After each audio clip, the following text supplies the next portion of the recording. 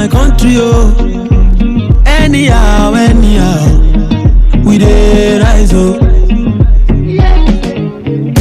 Honorable kings of the new school, we give it all that we have, cause the trophy must be ours. Oh yeah, make we do shakara, yeah, give them left, right and center, oh. Show the world say we get talent. Tell the people yes we can, yeah. We must get our trophy. Oh, if them say we no fit, oh. Hey, when we get our finish, oh. Ride the trophy back, yeah.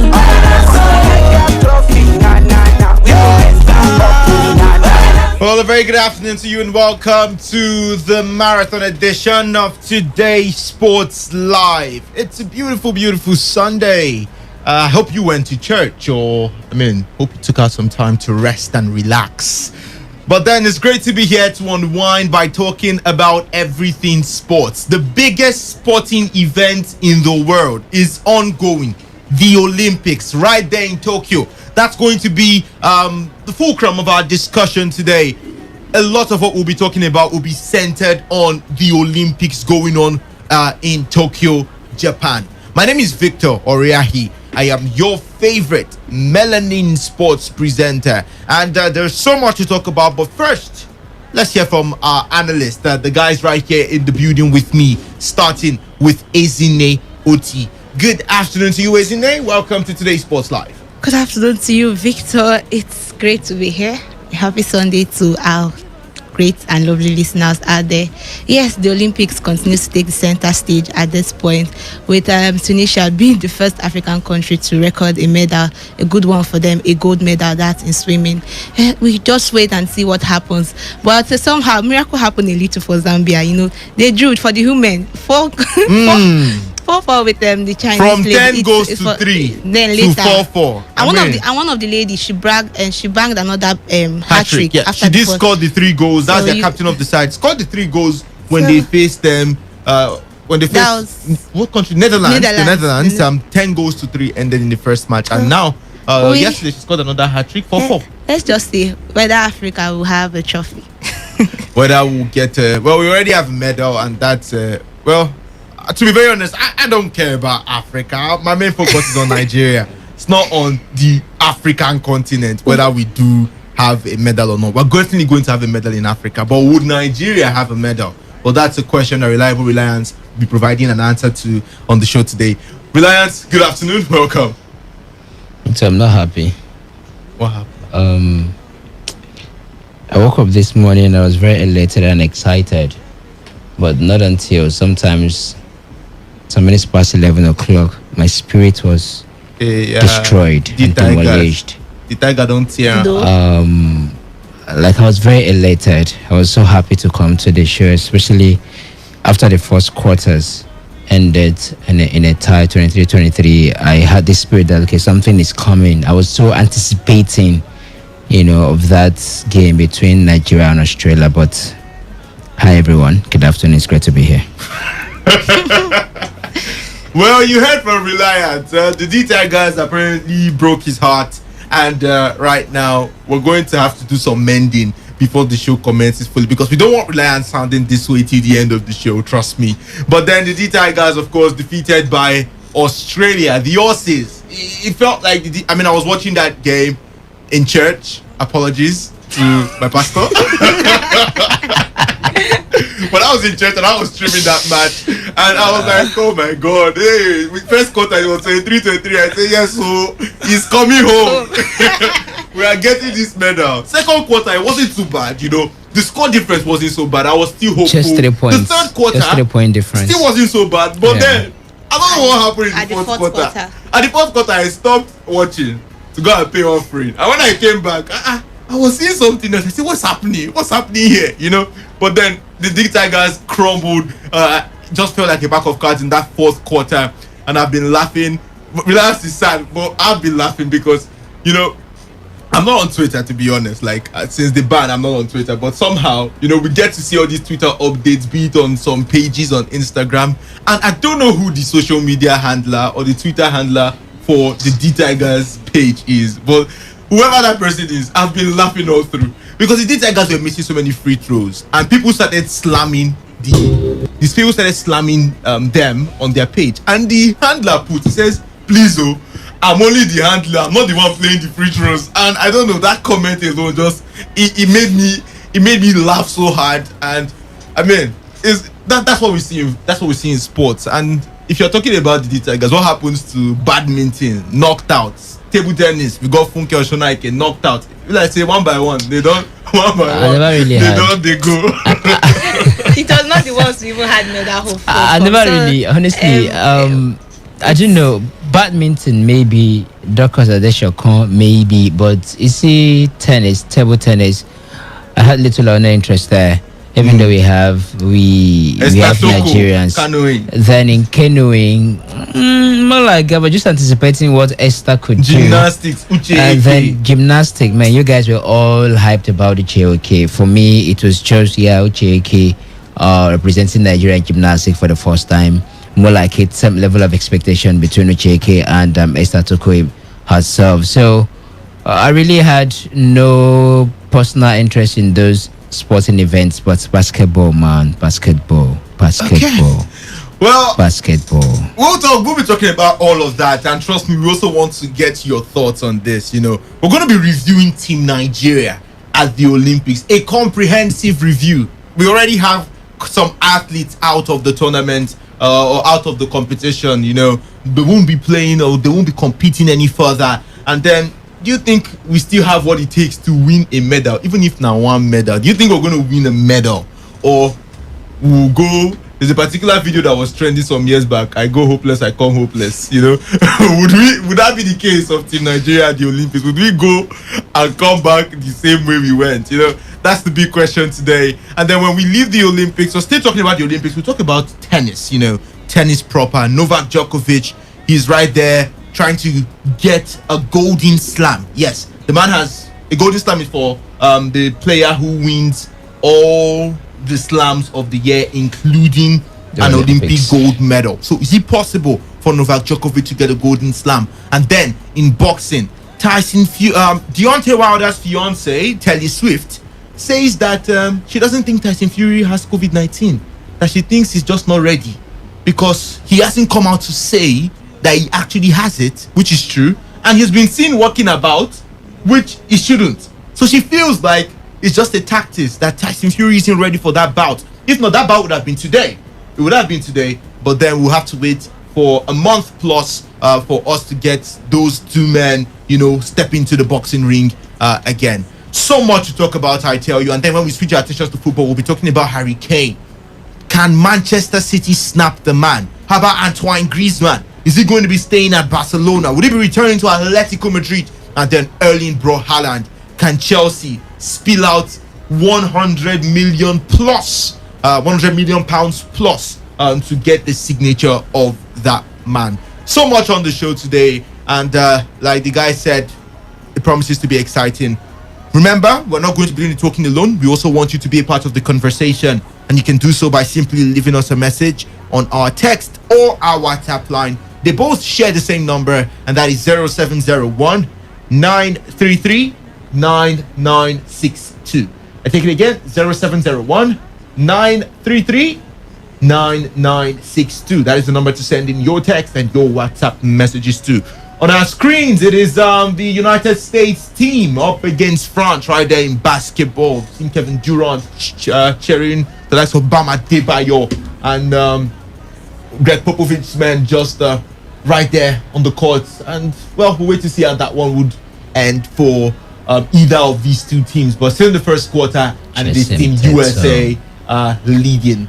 All right, well, just before we go to the show, I mean, it's no news. Ahmed Musa has left the Nigerian Professional Football League. Now, I saw a report on my way to the studio, and it made me reconsider again about if I wouldn't just go into football. Reliance, Ahmed Musa is supposed to receive 1 billion naira annually, and that is apart from bonuses and some other things. But from what the contract says, he's going to be paid 1 billion naira annually. at the age of, I think it's 28. 27, 28. And Why is Ezine looking at us like that? while I did not say anything. I said, why are you looking at us? here in Nigeria, we are looking beyond Ahmed Musa. I feel like the man is getting old, and there's little to nothing he can offer our Super Eagles. We all hyped about on the negative when Gennaro invited him, even as at the time when he had no club and all of that. So we all we felt hard done by Gennaro and all of that. But there are people over there who value the services of the man. Because in as much as I want to agree to people who believe that there is this lack of hard work, more like it in quote, from Nigerian players each time they leave the shores of the country. They don't want to. They are not ambitious or adventurous. They settle for whatever amount of money they are getting, so they don't want to break records and all of that. But sometimes we have these players who are all doing as much as they could for our country, but we tend not to value them for one reason or the other. And I want to believe that, or I think Ahmed Musa falls into that category. There are people who value the services of the man, trust me. Right. And $1 billion naira or $1 billion? $1 billion. 1 billion Naira. naira. Yes. No, not million, no, billion. $1 billion naira annually. That's like a state budget. It's an annual budget. It's an annual salary, more like it. So Yeah. not the most of expensive kind of deal. Yeah, true. That. Not the most of expensive, because I'm just looking at $1 billion naira. I'm looking at 12 months, so not. But I mean, for a man we thought we feel is finished. That is why he came to Canopilas in the first place. To be any $1 billion. any $1 billion People they are naira. amazing the whole thing. It's a good deal for him. MPFL wouldn't have given him that kind of money. MPFL didn't even give him any amount of money. And he just that I feel it's a good one for him. He's not in the best of his career. His age is coming in. He's not playing the When I best need to of. talk this thing Okay, again. well, He's coming in. He's not playing the best. When I need to talk It's this a good deal for him. He There are has gone to the Turkish there are side. players that are way above his age, and they are still earning something better than what the man will be getting in his new contract, and they are still playing better football. Okay, what has been When you're looking at a player, okay, you see this- how old? No, when I know best, when for you to talk about a big when a Odion bigger Igalo deal. signed for Manchester United, how old was he? Odion Igalo was 20. I can't remember again. I think he was close to his 30s, if not 30, when he signed for Manchester United. And was he doing well? Yes, he was doing well. Despite the criticism that we will always come up and criticize, he was doing well. If not for Ole Gunnar Solskjaer, who at some Odion point, Igalo was already 30. fine, at some point choose not to employ the services of the man. He was like the face of Manchester United. Was it FA Cup or Carling Cup? Scored in almost all the matches he started. So, but down here, what do? We are bent on the man don't old. The man no dey play again. You will not compare him Hello, and Igalo okay, because okay. Igalo was scoring more from his other club side. Hello, Then he came to Igalo was way older than he but you is can't Okay. compare at the moment. Ahmed Thank you, Musa. ladies. He has Tell been- me how this many thing. games Thank did he you, play ladies for and Kano Pillars? gentlemen. Can we now Before he move on moved. to the Olympics? He played all the matches. Give us the accolade, yo. Now that's what we will win now.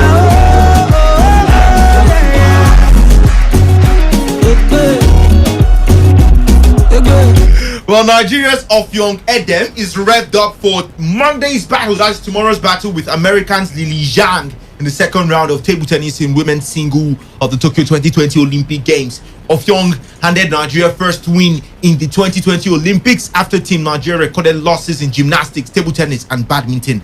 Edem made a great start to her campaign at the Quadrennial Sports Fiesta, trouncing Hungarian Dora Madaras 4-1, that is 11-8, 11-9, 11-9, 9-11, 11-4 at Tokyo Metropolitan Gym on Saturday. She expressed her delight in a statement on Instagram after securing the first win for Nigeria after veteran Olufunke Oshonaike succumbed 4-1 to America's Juan Liu in the preliminary round on Friday, ending a record 7th appearance at the games at the first hurdle. He says, off to a great start. Big win. Let's continue tomorrow. That's according to Edem, who looks set for the big clash with her American opponent in March 37 at the same venue on the 26th of July. One of Nigeria's entrants in the men's event, Olajide Omotayo, lost 4-1 to Portugal's Thiago Apollonia in round 1 yesterday, while Africa's number 1 and the country's brightest prospect in the event, Aruna Quadri, would play his first match on Tuesday, the 27th of July, against the yet-to-be-decided opponent in round 3. Alright, let's start with Offiong Edem, who gave Nigeria our very first win. Not a medal, but our first win at in the Olympics, rather. Is it one that you thought was her name among those names that you felt okay will probably go far, or you're surprised that she was even able to scale the first hurdle? I won't say yes. When we talked about the prospects, those going to the contingents for the table tennis aspect, we looked more at the one we know. That's from the male side, Aruna Quadri. Knowing that just Edem Effiong, she's the only one for the female. After Funke Schneiker dropped out, she didn't qualify. We just felt, let's see how they will do, because we didn't expect so much for the table tennis guys, knowing that looking at their recent form, they've not done so well. For Effiong Edem, it's a good one for her. I think it's a morale booster going in, getting that first win, a 4 set, taking the first 4 sets out of the 5 sets. She won 4 and lost just 1. I didn't see it coming, because I just felt these competitions were not where we thought of getting so much. Maybe she did well getting past the first round. We'll see how she'll do then I don't know how far she'll go, because you look at the next opponent she'll be having, Lily, a strong one when it comes to, she has competed in different many different championships, even the Pan-African. She has got too many gold awards, but not to take anything from Effiong. She is good when it comes to Africa. She has conquered a lot. She has done so well. Even in all African games, she has a gold medal. She has different gold medals to her name. But going out in the bigger center stage, you wonder if she can hold on to her own. You wonder how far can she go in this one, knowing that, yes, you might not say she might have had many competitions. She participated in different Olympics. Even the last 2016, 2012, she went, but still no medal to count for it. And you wonder at this point, can she do it? No, it's been so long. When she was at the best of her career, was during the 2007 and 12 eras. Now at this age, you wonder how far could she go. But I hope she does better. It will be a good one for her if she keeps going at this good form, continue at this pace, try to win the different sets of your game at this center stage. I just hope she qualifies to the next round, but I don't see her going all out to get a medal. For our own Funke Oshanaika, she has done it, gotten her record, 7 appearances in 7 Olympics. That's the best she could do. No medal to count for it, but for her personally, she has a record that will always stand for her. All right, she has a record that would always stand for her. Reliance, do you think some of these veterans, it's high time they consider retirement, with Funke Oshanaike being on the spotlight today? Well, I am not one of those who send athletes to retirement against their will or campaign for the retirement of athletes, but there are some cases that are very, very obvious, and you just know that at this point you need to pack your bags and consider something else. It was the same line I used for Conor McGregor when he was defeated by Dustin Poirier. You know, you could see that it was glaring that the man needs to pack his bags and leave MMA, because he was making a fun of his career as at that time. So when it gets to that concentrated level where there is no longer momentum, no stamina anymore to continue, then I could say or more consider it. But there are athletes you can quickly start calling for retirement for them, because as much as they could, they qualified up to the Olympics, didn't they? Apart from Aruna Quadri that qualified via rankings in Africa, attended about 2 or 3 qualifying tournaments and couldn't win any of them, couldn't qualify through them, and then had to be the rankings. And at that point, you want to believe that the man is not, you know, doing the best he could anymore. Probably thinking of retirement could do it. So I try to leave athletes to themselves. You know, as long as your body can carry you. If at some point you feel that your body is no longer pushing you, then you might want to leave the sport and do something else. Maybe you could venture into punditry in the sport, or coaching, as the case may be.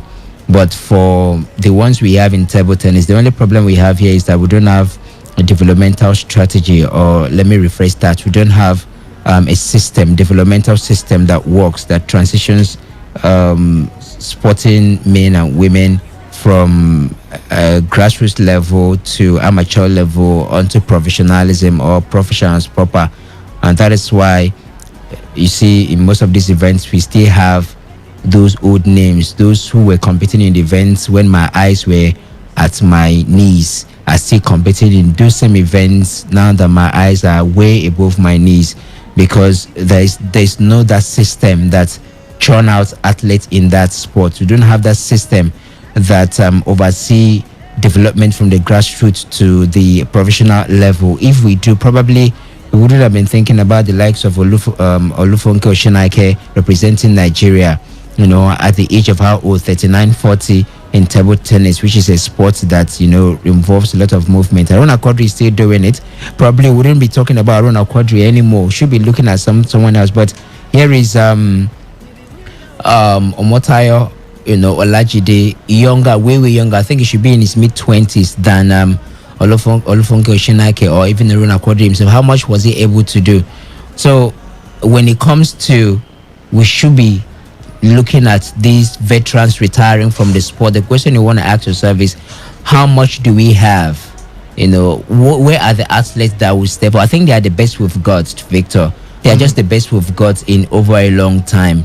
We don't have, athletes, younger athletes coming in to take over, and I will blame that on poor development in sport in the country, and I'll also blame that on I think it's basically about that poor development, poor developmental system of sports in the country that is churning out athletes and overseeing their progression.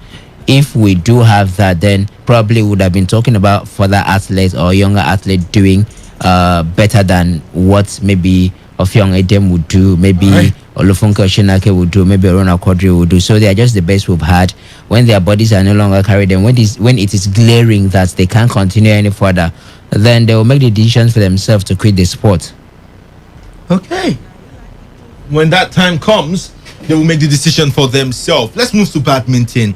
As Team Nigeria, of course, we handed a tough draw yesterday as they faced Japan at the Badminton Sports Plaza. The duo of Anoluapo Okpayori and Godwin Olofwa found Japan's duo of Hiroyuki Endo and Yata Watanabe. It was a hard nut to crack, and they suffered a 2-0 defeat in the group game. The Japanese walloped the Nigerians in doubles events 21-2 and 21-7. So the Japanese will now face the Danish duo of Kim Ashrop and Anders Skarup on Monday in the next group game. Yes, we can. We must get that trophy. So defeat for Team Nigeria in badminton, and we also had them on Motayo. When we get them finished, we go or Motayo Olajide. There was the top Nigerian in action yesterday, and he had a game to forget. Despite showing some moments of brilliance, he still suffered a defeat. It was Tiago Apollonia of Portugal that handed him a 4-0 defeat in the men's singles game. The breakdown of the game, that Omotayo succumbed to 7-11, 9-11, 6-11 and 5-11, and eventually crashed out of the event. So Omotayo out, and the badminton guys didn't impress. Uche Eke out already. The graduate of the University of Michigan in the United States, whose father is a Nigerian, earlier represented his fatherland in May 2021 at the African Championships in Cairo, Egypt. He competed at the men's all-round artistic gymnastic event, and he was placed in 36th position with a score of 74.765, which was not enough for a place in the last 8. And he was Nigeria's only representative in the gymnastic event. So Uche Eke also out of the Tokyo Olympics. Esther Toko, we said that earlier as well, she would not be progressing any further. She's actually not in contention for a medal, although she's going to be still representing, or she's going to, I think she has a race or so, but she's not in contention for a medal in the event. But who knows? She could just end her campaign on a high note in automatic qualification for future major championships. So Esther Toko, Uche Eke, Funke Oshonaike, Olajide Omotayo, and the badminton duo. The badminton duo, they lost their game, so it's not really over for them yet. Isn't it? What do you think we're doing wrong? Is there something we're actually doing wrong? Because now this seems like is there something we're doing wrong? I don't know how to explain it. I know how to explain, but I'm not supposed to be the analyst, so let's just leave it there. It depends on the sports you are talking about. When it comes to the rowing for Esther Toko, this is not the sports we are known to do so much. We just went there because we felt this is the best we could get when it comes to rowing aspect in the events. Esther Toko, the only contingent with that. Now, even when we talk about the Olympics, when we did the preview, this is not where we ever envisioned of getting a medal, and it happened that way. I won't see it as we doing something wrong. It's just that we've not developed on this sport. We are not known to do this. We don't have any medal to hold for it. And when it comes to international events, like Esther Toko, yes, she has been doing that, and she was able to qualify us due to her brilliance in the qualifiers in the All African Games, and then she went there to Tokyo. For Uche Eke, we know that still the same sport. This is the first time we are representing the country in that event since 1952. The Olympics started. We've never participated in artistic gymnastics, and you don't expect him to go so far. He has not done much apart from the that was then in Cairo, Egypt, where he qualified for the Olympics. He has not done much for the country. We just invite him when this comes up. These are not sporting events we know we do so much. These are not events that we have an advantage over other countries. Going back to badminton, I expected the same thing. We didn't qualify for the last Olympics in 2016, and for this one we had only 3 contingents going there to present them. I didn't see anything going so high for them. I did not expect them to do so well. Still, they are still in the competition, but we'll get to see how far can they go, how much can their energy, their strength, can they be able to keep up over there at the Olympics, knowing that you are facing other contingents that have been preparing, this is their own advantage. They know that they can do it so well. And if you look at the people they play against, they are ranked above them. It's not the same thing when it comes there. Going out to table tennis, we did not expect, for me, going in there, we did not expect anything from Funke Oshonaika. We just knew that record, that was the main thing we wanted her to do, and she has been able to get that. For Effiong Edem, good one, qualify to the next one. Wait to see. It's still not yet time for us to talk about a medal to her name. Other games, we've not seen their basketball today. We see. I thought about it then. We have not gone past the group stages when it comes to the male football at the Olympics. So just because of we won those exhibition games, I know it gave us a lot of hope that maybe something fruitful could come out. But not to take anything away from them. Yes, we lost, but you could see not as bad as you would expect. During the exhibition game, the loss was much massive than this one we had. Somehow, I think they're getting it right. It's just the first game. Maybe we'll see how it go, but I don't expect so much from these games when it comes to the basketball, the table tennis. We're already out of gymnastics. We are out of rowing. Then we'll just see how it goes. But the other ones, the place we know we have strength, we've always talked about, is in wrestling. We are hopeful. We just have that hope. It's not like it's all clear for us that when we get there, we won't have anybody to contend with. Yes, we surely have, but we have hope in this due to their good preparation, the different competitions they've gone for, the different intensive training they've had. Then you talk about our athletics. Yes, a lot of motivation going down there. We just hope they could give us. But you see other sporting event that we've crashed out, I do not see it as a surprise. It was expected. These are not sporting events that we are known for. We just hope we could develop it as time goes on. Okay, not the events that we're actually known for. Hopefully we develop as time goes on. But the big question for me would be, how long is too long? But then let's move to basketball. Reliance, you have something to say? Yeah, before we move to basketball, the truth is, you asked a question, what are we not doing right? Yeah, we're still going to talk about that. But what are we not doing right? The thing is, when in 2016, when Chiruka became the first Nigerian athlete to represent Nigeria at the rowing event, if my memory serves me right, we didn't have a federation for rowing, canoeing, and which other sport that has to do with water in that line. Within that period of time, Nigeria was still trying to set up, maybe sailing, was trying to set up a federation for that sport. Chiruka himself had to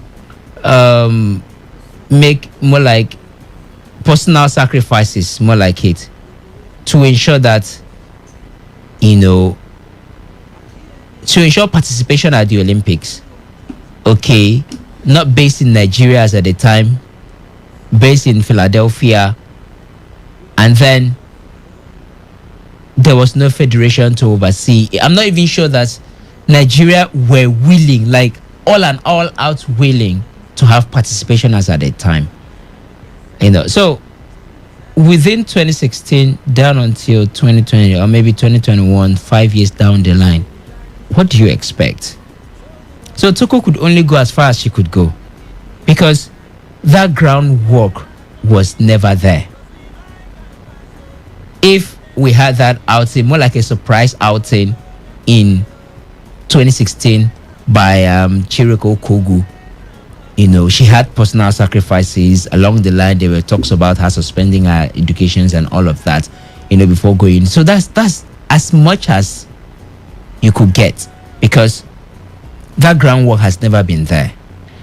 Now we go to gymnastics. I'm not even going to say anything about gymnastics, because agreed, first time you are participating, and the participant itself or himself is not even a Nigerian based athlete, based abroad. When there, it's like living his dream for Uche. That's the most we could get. So when it comes to what are we not doing right, there's a host of things that we are not doing right. Now, I've said it before now that this set of athletes representing Nigeria at the Olympics have had unprecedented financial support. Why did I use the word unprecedented? Because since I was brought to this earth and I started following sports, the Olympics proper, I've not seen the kind of financial treatment method on these athletes given to athletes going to represent the country before at the Olympics, courtesy of the adoption initiative introduced by the sport minister Sunday Dare. But yes, it's key, it's very important, but the extent or the duration of time at which this preparation come is also something to be considered. And let's also not forget that these athletes, or most of these sports, are not sports that we have advantage. Let's also not forget to factor in COVID-19 disruption. Now, if there's COVID-19 disruption, you're going to tell me that it didn't affect only Nigerian athletes. Quite all right. But are there athletes from other countries that can step into this sport even when you wake them up from 12 a.m. and deliver a gold medal? Yes. It has become a part of their DNA. Now, do we have athletes in Nigeria who can boast of that? Maybe a few within the African continent, but at the global level, how much can we boast of? So it's going to take a system of 10 years, a system of 2 further Olympics, before we can talk of going into an Olympic Games and then think of areas that, as at this time, we should be talking about medals. If we had a basketball team, I would have had serious hopes that surely something can come out of football, because football we are known for football. We've won a gold medal in football before. We've won a bronze medal in football before. It's a very strong sport here in the country. We already in fact, naturally, football has a level playing ground by itself in the country. You don't need to do much in football. Just that, unfortunately, we don't have a structure that even make it a little bit more attractive or a little bit more productive than we have at the moment. But it has a natural level playing ground already, football itself. Okay. That's what makes it an area which we have a strong capability to do better. But if you look at other sports, see, Nigeria have had 25 medals in the Olympics. I think 25 medals altogether. And then since we started participating, how many gold? I think 3 goals or 3 gold or thereabout. Now, where is it coming from? The most number of gold medals we've had in Olympics have been coming from athletics, followed by boxing. Other ones is just maybe 1, 2, 1, 2 since we started participating. So it is going to take long-term plannings. In my own words, 2 more Olympics. Can we start now and look at after 2020? The next Olympic is going to be in 2024. Can we start looking at 2028 Olympics? Can we start looking at 2032 Olympics that's going to be hosted in Brisbane, Australia? Do we have that kind of system that can have that kind of preparation? That kind of long-term plan, what it will require for Nigeria to step into the Olympics and start delivering medals as much as we could expect or as much as we could get. No discredit whatsoever to the preparations given to the athletes at the moment. The wrestling guys, they are yet to start their own participation proper. Probably anything can come out. The preparations they've had have been massive. The financial welfare have been there for this one. But we can only get as much as we could get here. But for us to do something right, it's going to take that long. Have a system. Have a system that works. Have a system that works over time. Have a structure. And trust me, it's not just going to be something about the National Olympics Committee. I think it's all encompassing. It brings the federal government itself into the conversation through the Ministry of Youth and Sport. Let there be a developmental ground for sports to thrive in the country. And again, we will talk about administrative tussles. Is there any way we can eliminate it and minimize? So there's a host of things that we are not doing right. But one thing stands out. Let's have a system that look at the next 2 Olympics of what we can do in sports. All right. Well, we're going to examine Nigeria's progression in the Olympics and also compare it with some other countries, particularly the likes of China, particularly China from the 1996 Olympics. We'll be doing that, but after we talk about basketball. In the meantime, let's welcome Henry, who joins us. Welcome. Good afternoon, Victor, and good afternoon to the rest of Port Harcourt. It's great to be here.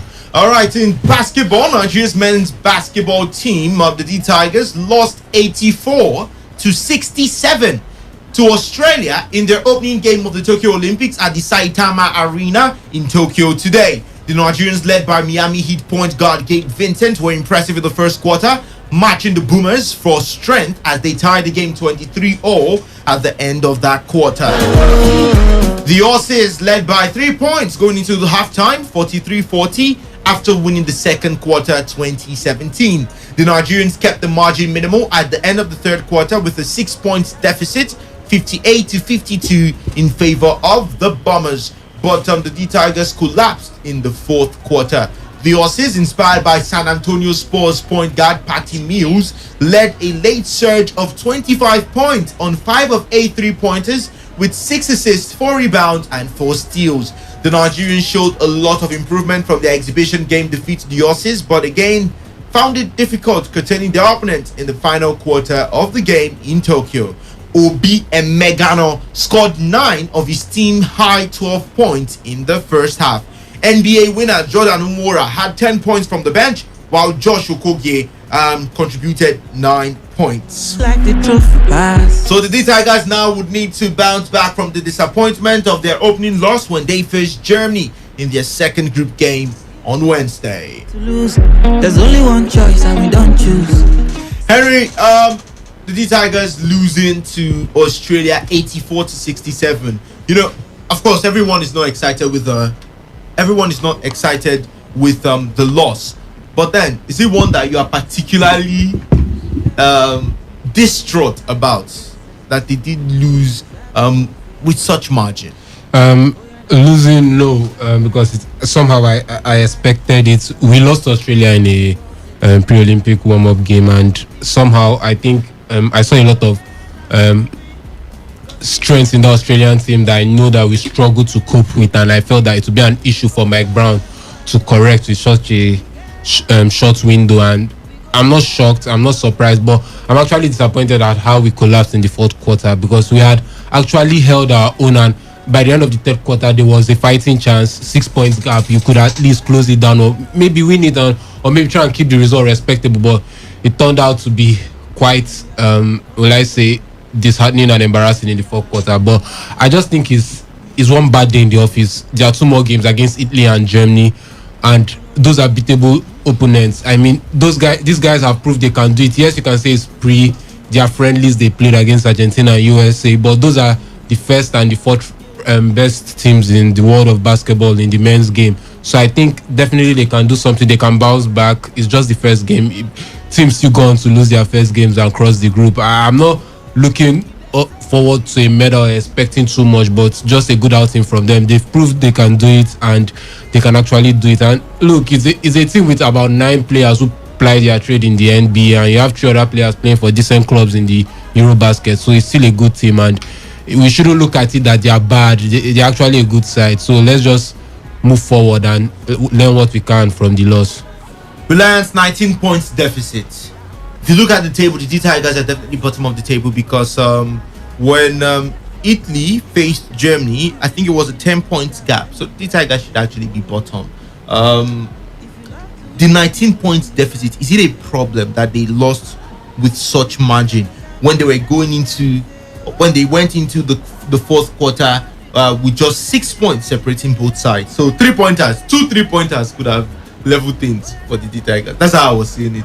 I was like, how you just need to score 2 3-pointers? Easier said than Victor, if Nigeria were defeated by Australia by a margin of 3, 5, 6 points, I'll be fine. I won't be so disorganized the way I felt this morning.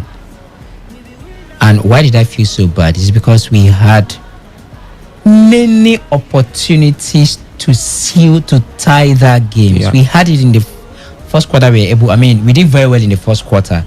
We were down by 7 points. At some point it was 21-14. We came from 14 to end the first quarter 23-23, courtesy of some brilliant shots by Obi Emegano, some 3-point shot by Obi Emegano. I was even thinking the man was going to continue like that, because if you could recall against USA, Gabe Vincent was the man that dropped 3-pointers. See, in basketball these days, 3-pointers win you games. If you can't do it, then it's a big minus on your part. And I saw the Tigers team that would take 12 3-pointers shots and miss 12 of them. And they didn't just miss in a way that looks like some of the 3-pointer shots were just like it. At some point I was like, are you sure there's no the atmospheric condition in this court? Are you sure there's like the breeze is not blowing away the ball when they shot them toward the bucket? Because you see Jordan Nwora attempt a shot, and it feels like breeze just blows it away from the rim, so it wouldn't even hit the rim, let alone enter into the basket. So they fell seriously short in 3-point shooting. They fell massively short in free throws. They were able to draw some fouls, but Precious Ochoa scored free throws now. In the second quarter, Precious Ochoa's free throws, 2 of them would have been enough to seal it, to tie it in the second quarter. Probably will go out into the third quarter with a draw again, or at least 3-point lead, a point lead rather. But he missed free throws. Gabe Vincent missed free throws. Obi Ebegano was almost lost in the third quarter. So what's my point? My point is we had so many opportunities. The Australians were not so brilliant, to be very honest.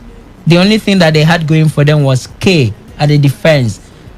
Jordan Nwora and Precious Ochoa were contending. They couldn't contend the height and the hugeness of K at the defense for the Australians. Then there's another player that also had massive defense or massive body size that they struggled to contend. And here's another thing: these guys were slow.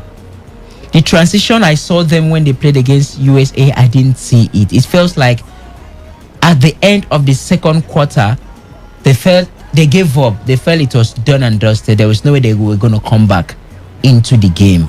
And so they were slow, because let me tell you, in basketball, there's a strategy called double teaming. Once you are double team, there's an opening. If you can dribble, I saw Jordan Water make a couple of those dribbles. If you can dribble, there's an opening for a player to have a 3-point shot. But the Australians were not only double teaming the Nigerian players, they were triple teaming them. So when you are triple teaming, you are giving a very open opportunity for 3-point shooting. The likes of Caleb Agada was there for the 3-point shot. But in a couple of chances, you will make the 3-point shot. They enter. Some of the 3-point don't even hit the rim.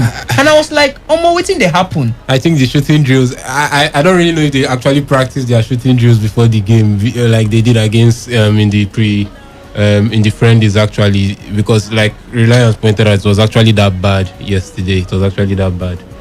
So it was very shambolic. Their shots were not going on target. You make the dribbles. You have Australians triple team you, and there's an opening. Now, give a pass that will lead to a 3-point shot. They wouldn't. So it was like they gave up their spirit of the game in the third quarter, and in the fourth quarter they were eventually torn apart. They felt like it was not gonna. We were watching USA against France.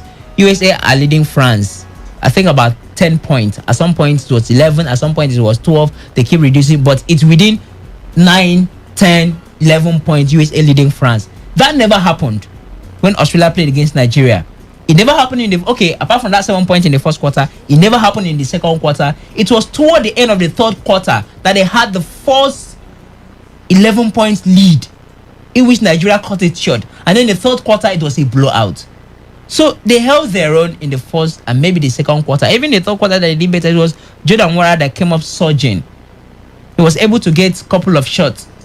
Now, if you're not doing better from 3-point shots, then these guys, you could bulldoze them into the perimeter. You could bulldoze them. They were not so brilliant in their perimeter defending. So Jordan Water had those opportunities to shake them off into the paint proper and then attempt a shot. But once you get there, you are just a little distance from the rim. Make a shot, make layups to enter. But the layups themselves wouldn't even enter. Basically, it was about one thing. It was about a few things I'm going to mention. I hope they find a way to correct it, because I'm fully convinced that if they had that momentum, if the shots were entering, which is basically what wins you games in basketball, they would have either reduced the deficit or they could have even won that game. So first off, their transition was slower from the third quarter to the fourth quarter. Third, shooting drills. They need to up their ante in shooting drills. You need to shoot and get the bucket. If you're not getting it, the 3-pointers, Miles was smiling, Ingles was smiling, dropping 3. Each time the Australians make a 3-point attempt, it goes straight into the basket. But for Nigeria, it looks as if Breeze just blew the ball apart from somewhere. So the shooting drills is one other thing they will need to work on, and then the precision. Apart from those things, it's a game that they should have won. They should have easily won. These guys were not so brilliant the way they were when we played them in the exhibition game. They were more brilliant than that. And I think they've been able to up their games. But, capitulating that much in the third quarter, when you had that opportunity to more like reduce the deficit or even go on to lead, it was just shambolic, honestly speaking. So if they could improve on those things, probably they could stand against Germany or Italy, but you don't lose like that in just one quarter. Come on, man. As in, you don't lose that shambolic. It feels like I was the one making basketball shots. Like, they shoot. I don't have that precision. I don't have that accuracy as much as these guys have.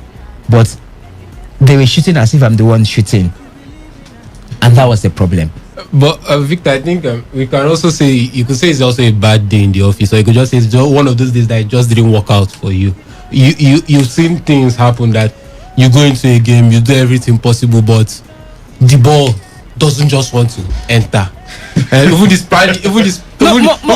Spaniards, they have a term for it. I can't. But honestly speaking, the ball just doesn't want to enter. Like that was what I concluded. At some point, I was like, they just couldn't get it. When they play football, you shoot in Akbar. The one way they like you don't enter. Want to happen along the line. like you try. It was just like that. It was just like that for the guys. Like all the attempts, all the shots, none of them was going anywhere close. So at some point I was like, maybe it's just a bad day in the office, but it's The point gap was actually bad. I don't know. They shouldn't play like that. But look, we shouldn't dampen our morale and hopes. Italy and Germany are good sides, no doubt, but there's still hope for the Tigers, definitely. I mean, the more the commentator reminded me of their brilliance against USA and Argentina, the more I was getting angry. The more I was like, this is not the Nigeria I saw when they played Argentina and USA. They did better. They had.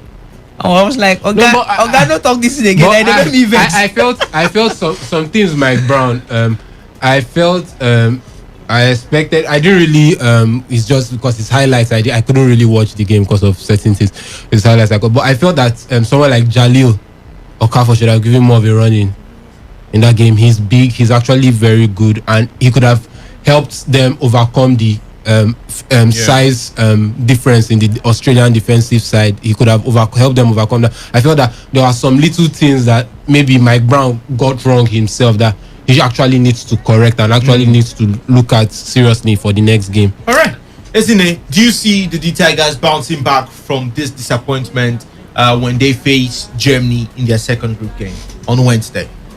I feel it's possible when you look at the way they performed the first quarter down to the third quarter. They could see they springed up a lot of surprises. They did better than what you would have expected them to even get at some point. Maybe win, and especially the first and second quarter. I followed that. I was seeing the update. I saw what was up. I even felt we had a chance of winning at the first and second. Win that game. I felt we had the chance because it looked too good to be real, and somehow they proved us surely it looked too good to be real, and they didn't win that one. But if you go into the next one, Mike Brown has to think about his mistakes. Where did I get it wrong? How did we capitulate at the fourth quarter? Is it that we can't have that endurance to end a game? What didn't we get right? Just like Enrique said, our 3-pointers, we need to know how to get them. It needs to be against the Germany side. Yes, you might want to call them. They are no pushovers, but still we have a chance ahead of them. Unlike the Australia we play, they are ranked number 1 when it comes to this one. They are higher than us, but you could look at the brilliance from them. I feel maybe the next one they could get it right. If they could compose themselves and know that yes, we lost the game, that doesn't mean it's over, because we have a lot of hope from them. Winning those exhibition bouts, having those good play, you don't come into the Olympics and look like a shadow of yourself or a mirror of it. It doesn't say well, but going into that, I feel they do well. Just like during the game today, Obi Megano, he did so well. He was the highest one that got 11 pointers for 11 points for Nigeria, for the Tigers. So I feel they can. Against Germany, they could do it, but it depends on them. Can they hold on?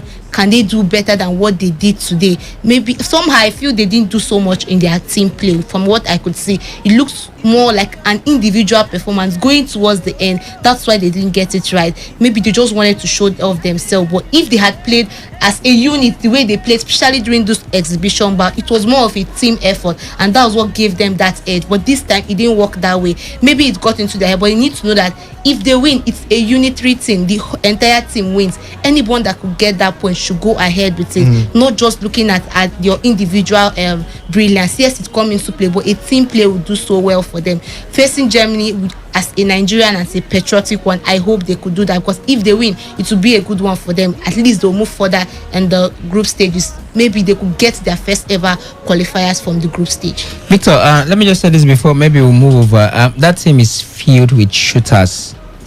That team is absolutely filled with shooters.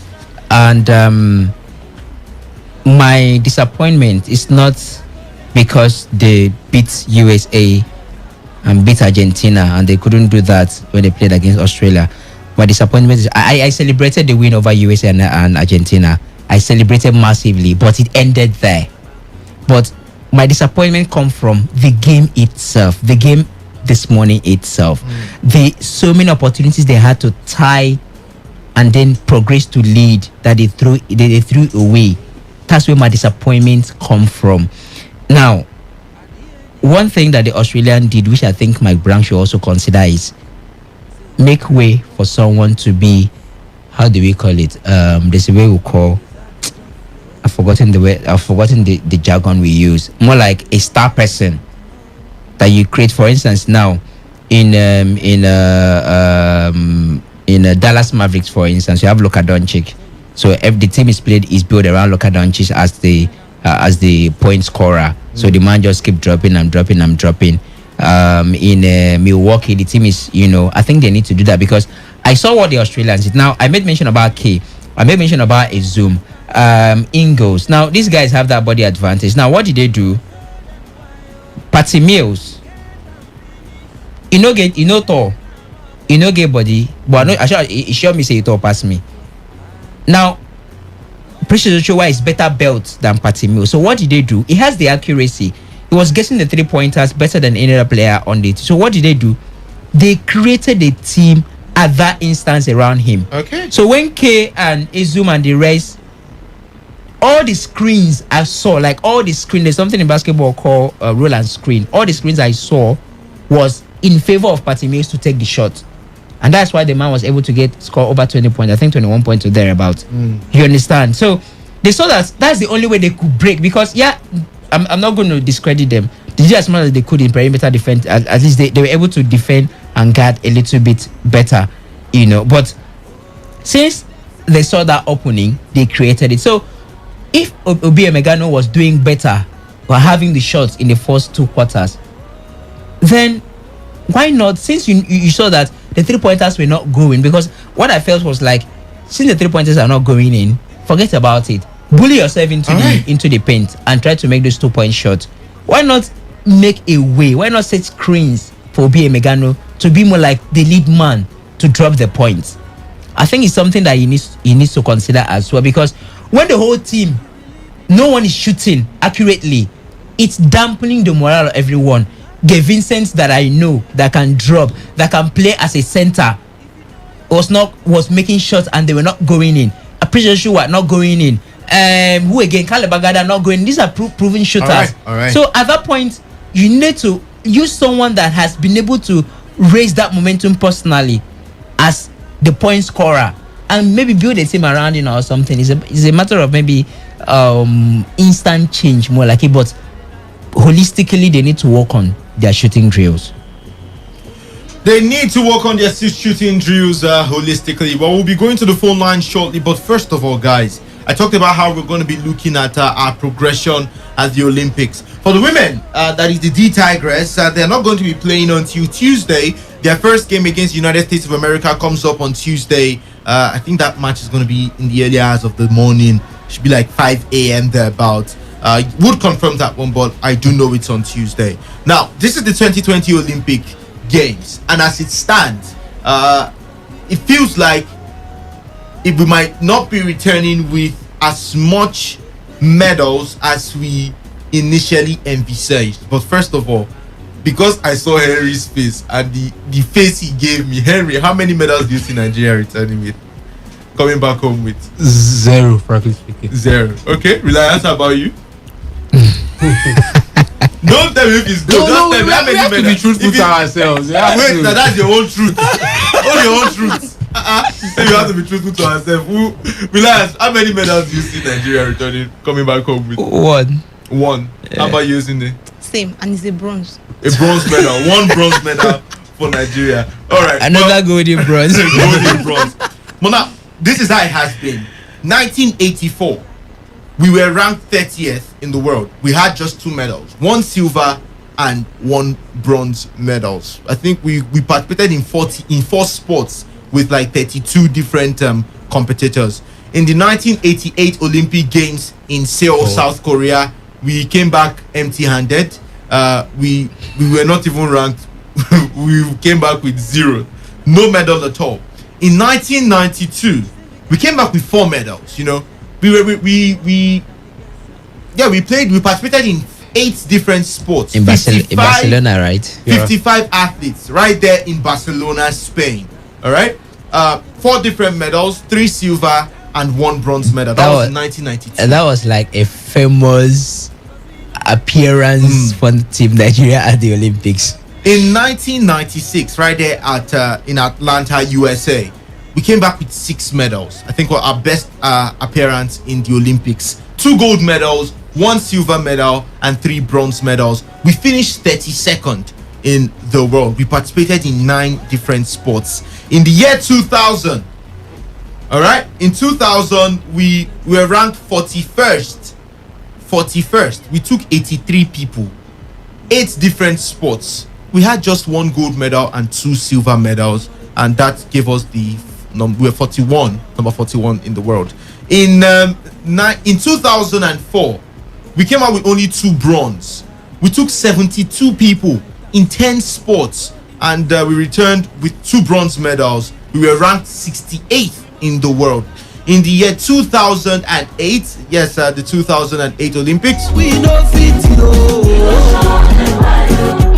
where we get our finish, right there in Beijing, China, we came back with 5 medals, 3 silver medals and 2 bronze medals. We were ranked 59th in the world. Then came the 2012 Olympic Games. That was in Rio. No, London. London rather. London, of course, in England.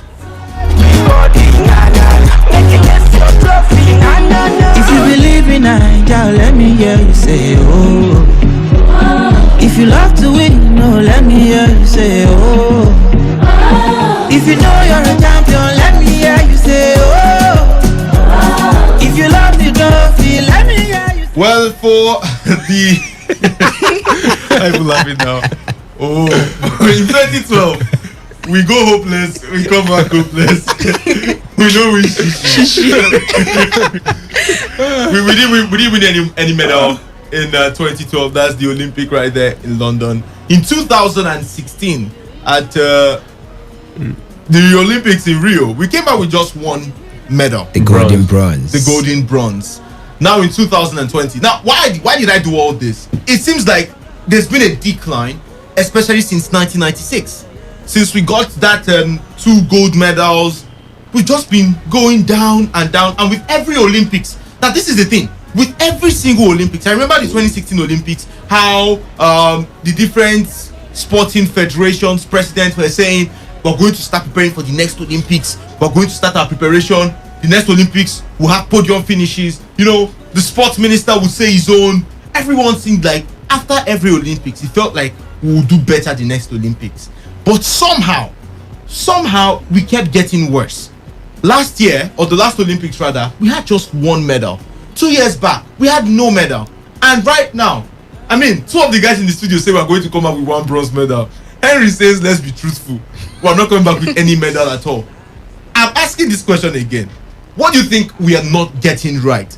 What is the issue with our preparation that's making it look like as we keep progressing, we have no medals? It looks like now maybe next Olympics we'll never have any representative. You know, with the way we're going, it feels like the next Olympics we'll not have any. We'll not have anybody to represent. If the participants, we will get them. Fiji and 30 people who carry 30 people who got. This time, guys, 60 people. This time 60 people. No, look, I think Victor will have definitely Fiji and Cook. Samoa descent, definitely. They have people there, but it doesn't mean they come back with anything. Look, like you're saying, the problems are enormous. But let me just break it down on my own part to this. Administration, stability, and lack of planning. I think all of them still ball on that. Still, that first thing I said, administration. Let's start with our federations. There's always in-house fighting. We always have, since we've known Nigerian sports, or even politics, is always faction upon faction. I want to be president. They don't want me. The ethics committee bars me from contesting an election. I take some members of this thing, go to another state, run an election, and declare myself president. While without, so it's crazy. There are a lot of issues. That is one of the major issues. So when the house starts fighting, or there's fighting inside the house, like now we see basketball, our local league was not going on for a long time. We start seeing a lot of efforts that should be put into the grassroots. Nobody's putting it. New athletes are not being discovered. better training is not being done, coaches are not being brought in to help, and it now affects a lot of things and the mindset of the athletes tied to such federation and a lot of things. So there's lack of proper preparation on that point, and the administrators are not keen on the athletes when such things are happening. Even on a normal basis, we're even wondering whether they are keen on the athletes. Talk more of when they are fighting over who will be in power and who will not be in power. That's one issue. I think stability and continuity. I'm a federation president. I start something. Peradventure I leave. The next person, what does he do? When he come, he break anything where you don't build. We push him kill one side. We overhaul the whole system. He will probably overhaul the whole system. Look at the progression of a country like China in the Olympics. In 1996, they've always had the number of representatives in the Olympics. But in 1996, they were ranked 4th in the world. Rather, when it comes to the Olympics medal table, they got a total of 15 medals. You move 4 years later, in the 2000 Olympics right there in Sydney, they were ranked 3rd. They finished 3rd, 58 medals. You move 4 years later, 2004 Olympics, they were ranked 2nd, 63 medals. You go to the 2008 Olympics, they were ranked number 1. You could see the progression. This one say if you don't like China, then go see Karen. Right now, China were 4th in 96. 96, Nigeria was ranked higher than Great Britain. Yes. In the medals table in 96. And the plan they said then was that by 2008, that they want to be in the top 10 in the Olympics by 2008. And they did it. So, like, you're even going too far by saying China, because China have the population, they have the manpower to literally participate in every sport they want to. They're plenty. They always have the next largest. Them and the US always have the next largest contingent after the host of the Olympics. All right. So definitely China has always been on there. I'm talking about, look at the UK, look at the Great Britain. We were better than them. As at 96.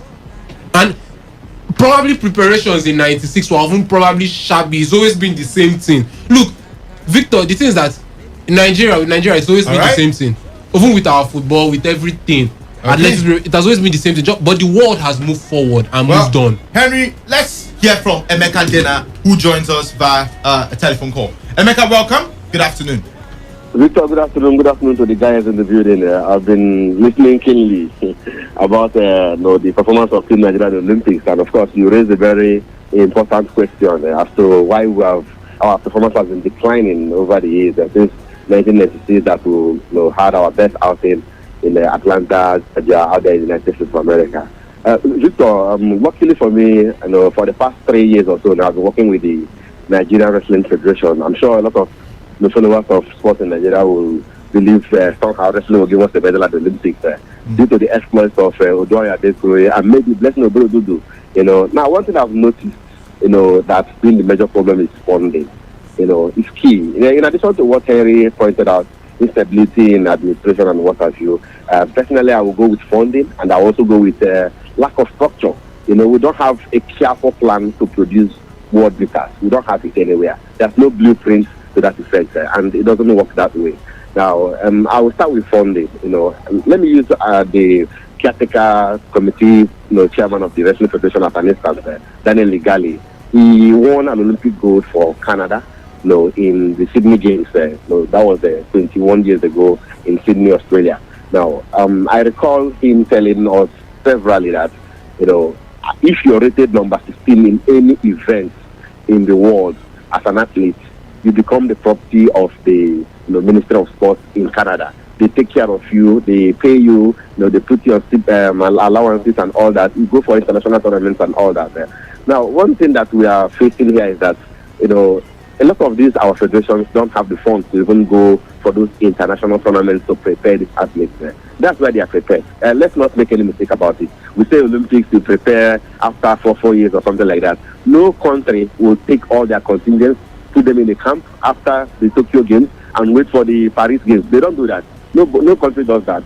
What they do is to expose these athletes to international competitions where they will be ranked, where they will be exposed, where they will gather the experience, where they will fight or compete against their peers. I mean, those that they will eventually meet when it comes to the Olympics and those World Championship tournaments as it were. So that's what they do, and it takes a whole lot of funding to do so. Now, take for instance the boxing team. We didn't field a single athlete in boxing at the Olympics, and come to think of it, in the history of Nigeria at the Olympics, athletics and boxing have given us our best medals, our strongest sports in the Olympics. Let's not forget it. If Ajagba we are celebrating today, it was just 5 years ago at the Rio Games that he shot to limelight, getting to the quarterfinals in the heavyweight category.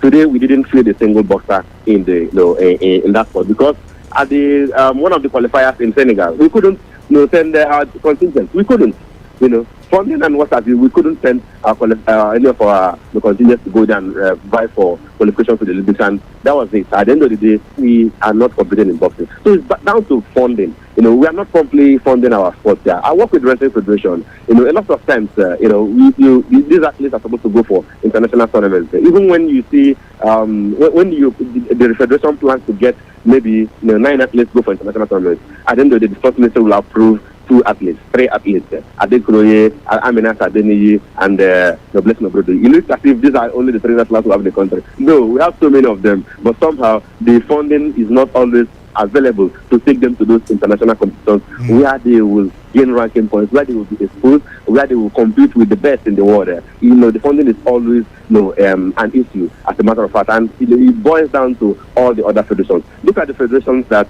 you think they are even doing well. Wrestling, the president of the federation dips hand in his own pocket to fund that sport, as a matter of fact. To a large extent, the governor of Bayelsa State is helping out. The other time when we hosted African Championship, it was down to the River State Governor, Jason Wike, who even single-handedly hosted the African Championship. The first time Nigeria ever hosted, in spite of our dominance in the sport. And that's a common thing in North Africa. Tunisia, Algeria, Morocco, they scramble to even host. So at the end of the day, it's basically down to funding. When you don't expose these athletes, when you don't have the money to send them out there to go and compete, it's not rocket science. They will not be exposed. Look at the people we are talking about now. These are the ones that have been exposed over the years. It's a Brume. She's not even based in Nigeria. She's based in Cyprus, where she's schooled. Toby Amuso, based in the United States. The same thing. These are the athletes who have been exposed. They have somehow personal funding from sponsors and from state governments and what have you. So if we really want to produce world beaters, if we really want to go back to the 1996 era where we dominated in 1996 as a matter of fact, Nigeria performed better than Great Britain. Google it, check the medal table. We did better than Great Britain. Today, we don't come anywhere close to them again when it comes to the Olympics. What have they done between then and now? What have we not done? You can't talk about funding in Great Britain when it comes to sports. There's a heavy budget for it. So, and the elite athletes are well taken care of. That's not the case here in Nigeria. So, if we must do well, we have to improve funding. Then, secondly, careful plan is there should be a blueprint if you want to achieve something. You set out. Nobody goes out there to build a house without counting his costs, what you will do, how many laborers you will employ, how much it will take you, and all that. We don't have that plan here in Nigeria. We don't have it, unfortunately. There should be a blueprint, that will give us that roadmap to success at the Olympics. We want to achieve anything at the Olympics. We should carefully sit down, come together. Where are our strong areas? I'm not a fan of taking rowing athletes to the Olympics. They're not doing anything there. I'm not a fan of taking equestrian athletes to the Olympics for a Nigerian perspective. They are just doing that to make up the numbers. Let us sit down. Where are those strong areas? But athletics, these days, we look at wrestling. Weightlifting gave us a medal in the past. In 2008, great Ruth Obey won a medal for us in the past. We can do well there. What are we doing to encourage such sports?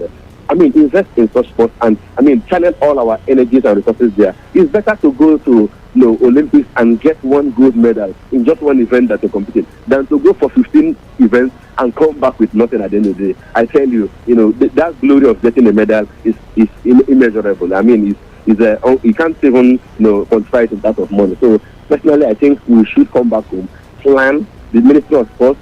Thank God they are coming up with the sports industry bill that will make sports a business in the country and all that, where people will invest and the government will also invest and hope to make profit at the end of the day. That's where all these other big countries are, of course. But we're just waking up now. Nothing bad about it. Going forward, we have to sit down. This is what we want. what are we going to achieve between now and the next 10 years, the next 15 years, there should be a careful plan. These things are not rocket science. You look at all these athletes doing well over there. They didn't just wake up today and stumble into good medal positions or go to the Olympics and start winning medals. No, it doesn't work that way. They have planned over it. We're talking about Adekure today. Adekure in the 57 kilogram, in women's freestyle. She's not even the best in the world in her weight class. There is a Japanese, Ritako Kawai, and a Chinese lady in that category. That's even better placed. Olympic and world champions. We're talking about that. So at the end of the day, you have to give your best, in those areas where you have that competitive advantage, so that at the end of the day, when you go out there, you will not be playing second fiddle. I mean, we are tired of investing so much and getting little at the end of the day. Okay, thank you so much, Emeka Dena, for your contribution on the show. Thank you, Victor. Tell the people, yes, we can. We must get our trophy. Well, you heard it from the media officer of the Nigerian Wrestling Federation, Emeka Dena, speaking on the reason why our own athletes are not performing when it comes to the global sporting fiesta. That is the Olympics. Well, it is time for us to hear from you. We want to get to know what you think as regards everything we've discussed. Well, we've been talking about the Olympics. I said the Olympics is the only sporting event right now going on, but then we just can't help but talk about it. And Nigeria, Team Nigeria, we've got a number of athletes already out of the games, and our D-Tiger is also beaten by Australia. Let's get to hear from you and know your thoughts. 0817 00 951 and 0810 9510 951. Hello, good afternoon. Hello. Okay, sorry, silent caller. Let's switch to this line. Good afternoon. Hello, good afternoon. What's your name? My name is Xavier. I'm calling you from my phone. You're welcome, Xavier. Yeah, this is my first time calling. Oh, great to have you here with us. Talk about if we will qualify for, we will win any medal for the Olympics or for that year. As he said, as they progress, not so they degrade. As they go forward, they go forward, they come back. Hello? Don't see I'm not. If you look at it like this way, even from the sports crew, if you look at the Nigeria entirely, our glory days now for the back, our glory days not there for front. Starting from how they grow up from today, even from this Olympics, even our football, even from our MPFA, everything they go down. Why? Simply because of waiting. Our leaders no get focused. They don't know waiting they do. They carry people not supposed to do there. We put on there by people supposed to do there. Just for street, they suffer themselves. Whereby people not supposed to do there. Go there, go they represent us. I go still say, person when no get eye, we can't do person will get eye. So now so about Nigeria country there. So we know we go forward for anything unless our administration come back together. If you see this one go drag all this time, and me go be the president simply because they want chop money. This one go say no, and me go say look at this people now. This one go carry some go court. This thing go there for court for how many years? They actually go there for 3, they suffer themselves. This one will carry this one go up for many years. Just for that side. If they don't come back, men they come out themselves. No, they go there, they disgrace ourselves for outside. The time we disgrace ourselves for content and not the group. Now they couldn't say our MPFA for television because they know what made the world see our disgrace. So now they come out to that one. Your wisdom, thank you so much for your contribution with us, Xavier. Hello, good afternoon. Hello, Victor. Lawson, welcome. Yes, greetings. I greet you. Great. And in sports school. Yes, seriously, I was just listening to Henry. I was analyzing the basketball. Oh, Nigeria, yes, first quarter, second quarter, top. In the end, it's always rest in peace. That's the story now. Rest in peace. See, let me tell you, it is criminal for you to think that you are going to get medals when you have not prepared. It is criminal.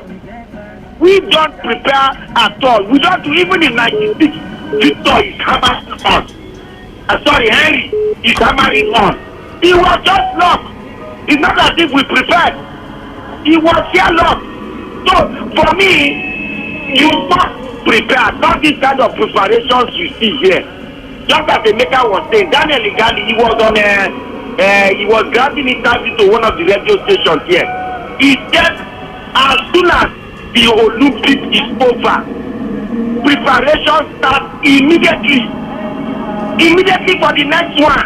And according to him, 2 years after the next Olympics, they already know gold medal hopefuls, silver medal, bronze medal hopefuls. They already know how many gold medals they are likely to get, how many silver medals, and how many bronze medals. That is the kind of preparation. According to him, lots of money. In fact, according to him, if you represent them, you will not even like to live because they take care of you adequately in excess. So why will athletes not perform for them? So we have not prepared. Stop looking for one reason or the other. We don't prepare. We don't do anything when it is time jamboree. And the worst part of it, what is actually annoying me is that we will be going for so many sports that we know that we don't have comparative advantage. We will be going hoping that with some luck we may win. As the thinking of Nigerians, we may win. And you are going to compete against world best. The world best, is not a place where you go and play. You meet the very best in the world, so you must also prepare adequately. That is not done. Nothing is done. Jamboree, as soon as it is time, we just list one or two, call the federations, and then they bring some little money, and then we are there. So for me, we are just wasting our time, and most of you are sitting down here thinking we are going to get medal here, get medal. Even the basketball that Henry is talking now, we are good. We are very good. I wonder what it means, because all of these people you see, we just assemble them, trained by other people. You see the Nigerian representative in Rwanda, that the last African whatever they call it in Rwanda, that went and crashed out. Yeah. That is our level when it comes to basketball in Nigeria. Underline it, that is our level. So you are not developing the game here, you are not doing anything here, but you want to go and represent the country, knowing that you are going to meet the world best. So for me, it is criminal what you have been doing all this while. Look at Egypt. Egypt look like a country that is in their European level. In the African games, see the way they sweep medals. So let us not waste our time. Let us not, maybe with some luck, we can win medal, we can get medal. That is the thinking. For preparation, I am telling you, nobody is going to bring money. No, as soon as this one is over now, everybody will come and rest and sleep until maybe time for the next one. We'll begin to assemble people, look for people here and there. It is criminal. Thank you. Thank you so much, Lawson, for your contribution. And let's hear from this caller. Hello. Hello. Okay, well, that's a silent caller. We switch to this line. Hello. Hello, good afternoon. Good afternoon. What's your name? My name is Love God Wilson, calling from Abua. Welcome. I want to, in one way, I want to disagree with Emeka Dona for what he said. I think exposure is one of the factors responsible for their failure. You think it's one of the factors responsible for their failure? Yes, exposure. So these guys. Well, let me get you straight. Did you say exposure is the factor for one of their failures in the Olympics? Yes. Okay. Because why I said so is because these guys, some of them, they've never traveled abroad.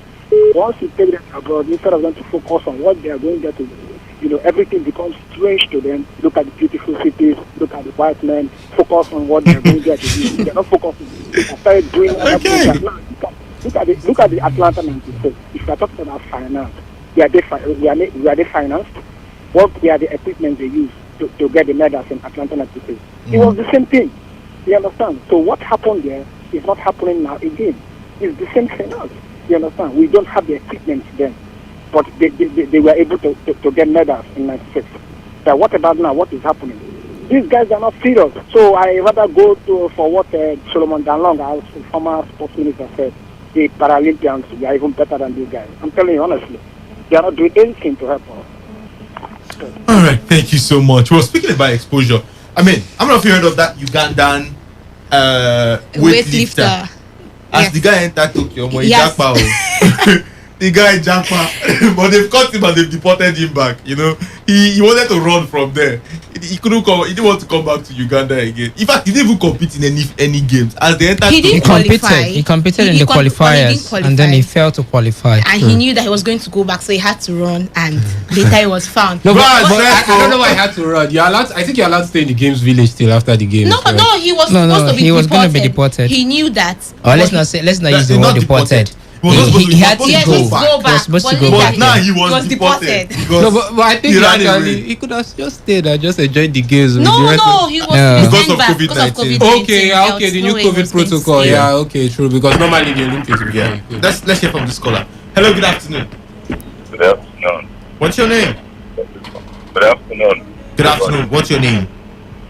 My name is Emmanuel. Yeah, please. Hello. Can you speak up a little bit? My name is Emmanuel. All right, welcome.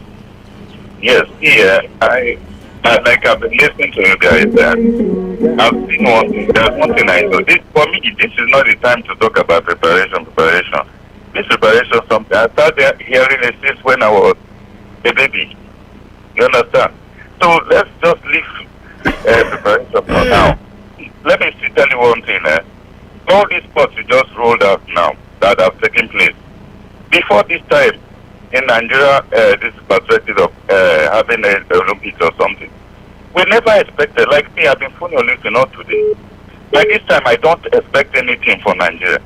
Even the basketball before this time, we don't look at it. We will know the time. When the track and field come, that's when everybody puts his mind on boxing. You know, but now, basketball are giving us hope, you understand? And they are doing well. So let's just look at it. But for me, I never saw anything coming from this roaring person. No, this is not our time. Our time comes from athletes. That's when we start choosing. And so for now, for me, I don't think this is the best time to talk about preparation.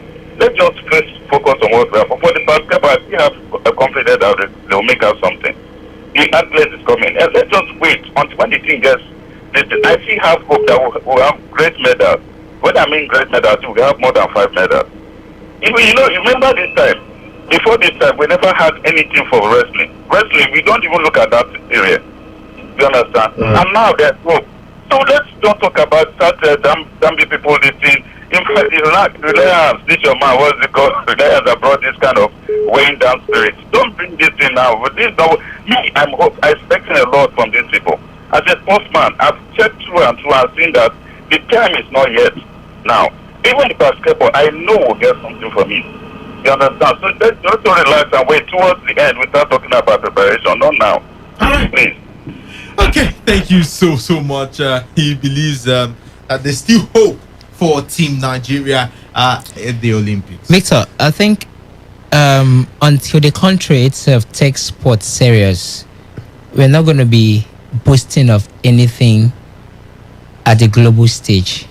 Because on the look of things, the country, the government of the day, or the government in time past, or the government generally don't take sports serious, which is different from some other countries. Until we learn to take sports serious, and then we shouldn't be expecting things to come up from where they are not. Because apart from wrestling, athletics, just look into it. The Tigers and the Tigers, they are 98%. The Tigers now, I'm very sure 99.9% of foreign-based players.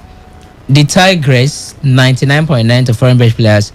It's a Brume, all of them, they are foreign-based athletes for the country. It's not a crime for us to have them based overseas. Some of them go for schooling and they eventually do better, all right, in one or two sports, and so we have to invite them to represent the country, and they eventually yield or agree to represent the country. It's not a crime, it's not out of place, but I'm also looking at in-house, so we are not taking sports serious. That's why out of the 60 athletes we have at the Olympics, just careful observation, you see that up 40, if not 50, are not based here in the country. So that doesn't really, like I said, let's strike a balance. It's not a crime. It's not out of place to have foreign-based athletes of Nigerian descent represent the country. But it also goes to show that in-house, in the country, we don't take sports serious. Because if we do, we will have a level playing ground. We will have an avenue for our athletes to thrive in here in the country. So until the country learn to take sports serious, to take sport as a business, which is what is obtainable elsewhere, we'll keep going the way it is. I want to believe that, for me, 1992 was like ushering in an era in sport for Nigeria at the Olympics, because that was when we had how many medals before we eventually had 6 at 1996. That was like an introduction, and I tend to believe that within that period of time, I'm made to believe that it was more of the raw talent and potentials we have, or we had as at the time. Because there are ways that you could just have athletes. I mean, you could just have talent that you can't just hide them, or whether they are preparations or not. Once they are given the opportunity, they excel. It feels like it was just like that, because even in football, 1996, 1992, 1994, we had players that were so hungry and want to perform for the country. You could read that passion in them. So it feels like it was like that across board, more like it, and that was why we had more like a springboard as at the time into our sport. So, but now that we really have to take the sport serious and make it as a business, and also bring infrastructures, equipment, and all of that to help our athletes thrive, we are not seeing that. So when we learn to take sports serious as a country, realize that people, they make better money from sport. Other countries are making better money from sport. It feels like we'll keep declining the way we are declining. Victor, one of our callers said the other ones, the one that won 1996 Olympics, that they didn't have so much preparation. What is there? They just brought them up. That is how far talent can take you go. Not to talk of now. Things have changed. It's not like before that you could just bring up people and you expect them to spring up surprises. It's the way it's done before. It's not the same way it's being done now. And you want to talk about, I feel one of the problems we're also having is our coaching crew. You wonder what is the level of experience they have. Most of these coaches we have before running down, most of them, they are local based coaches, and these practices, they change over time. Changes come as the time progresses. These games, they're not done the same way. So it's a matter of we doing the right thing, following it as time goes on, you progressing as the game is progressing itself. Let's go back to the phone lines. Hello, Victor. Rawson, welcome back. Yes, I call back. Now, let me tell you that it is a crime for you to sit down, wait, and when it is time for a sporting activity or event, you go and look for people that have been trained abroad. Take France for instance. Most of their players are based abroad. Look at the development of the game of football in France. America is the home of basketball. Look the way the basketball is. Most of these people even coming are people in America as they decide not to use. If America is ready to use them, they would come. Now, take basketball in Nigeria. When we talk about basketball, we are going. I get angry because you don't have any basketball facilities in the country. The one that we are using at Surulere, it was built in the 80s. Look at what Rwanda, look at basketball arena. Go and see it. Small Rwanda. So let us not, it is criminal because you must develop the game both at home and then abroad. It is criminal. Look at CR basketball. Basketball is dead in Nigeria, practically clinically dead. And you tell me it is not a crime? You kill the game here in the country, and when it is time, you go and look for people that are based abroad and you bring them, and you tell me that it is not criminal? No, you use just abroad and also develop. Look, Clement Westerhoff, when he came to Nigeria, the foreign player, in fact, he has two teams, both the foreign and the home place. They were as good as each other. No one was better than the other. Here, he developed that thing here in Nigeria. Why? Right. Because he's a white-skinned man. Let us not mix it up. It is criminal. Thank you so much, Lawson. Let's hear from this caller. Good afternoon. Hello. Hello, good afternoon. Oh, sorry, we lost that call. Hello, good afternoon. Hello, good afternoon. Nigeria is corrupt. What's your name? My name is Telford Udo. Okay. Go on. Nigeria is corrupt. Everybody, both Amadu Pinnick. Thank you so much for your contribution. Let's take some more calls before we move on to other matters. I mean, we do say when you come here, be civil in your communication. I mean, look at your first statement, your first line, and then you now have to put in someone's name. You know, you can't do that here. 0817 000951 and 0810 9510951. Hello, good afternoon. Good afternoon, please. I want to chip in something again. You see, like Mecca said, we have these athletes, keep them in Nigeria, get the best facility here. They don't go anywhere just within themselves, they'll not go anywhere too.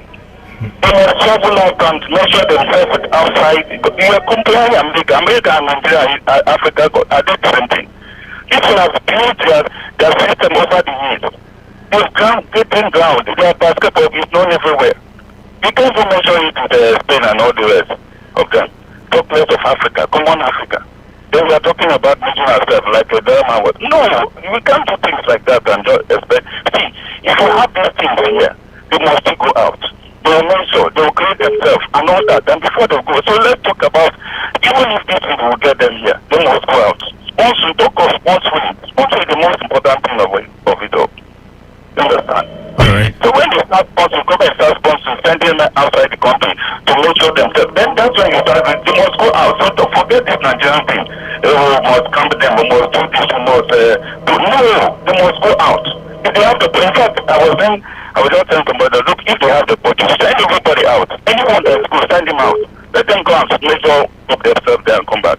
Within this country, they don't even do it because they were thinking, this is my level, so who am I competing with? You understand? You must go out and get this exposure and then measure up all these things you see out there. Hello? Go on. Okay, this blessing we're talking about now, until she left, before she made this, start making 10 points. 10 point something. All before this time is 11 20 something, went to something. So you must go out and measure up yourself. That's the most important thing. All right, thank you so much. Let's take some more calls before we move on to other matters. 0817 000951 and 0810 951 951. Hello, good afternoon. Hello, good afternoon. What's your name? Yes, sir. This is Mr. Liverpool, Obibo representing. Mr. Liverpool, welcome. Yeah, calling from Oyibo.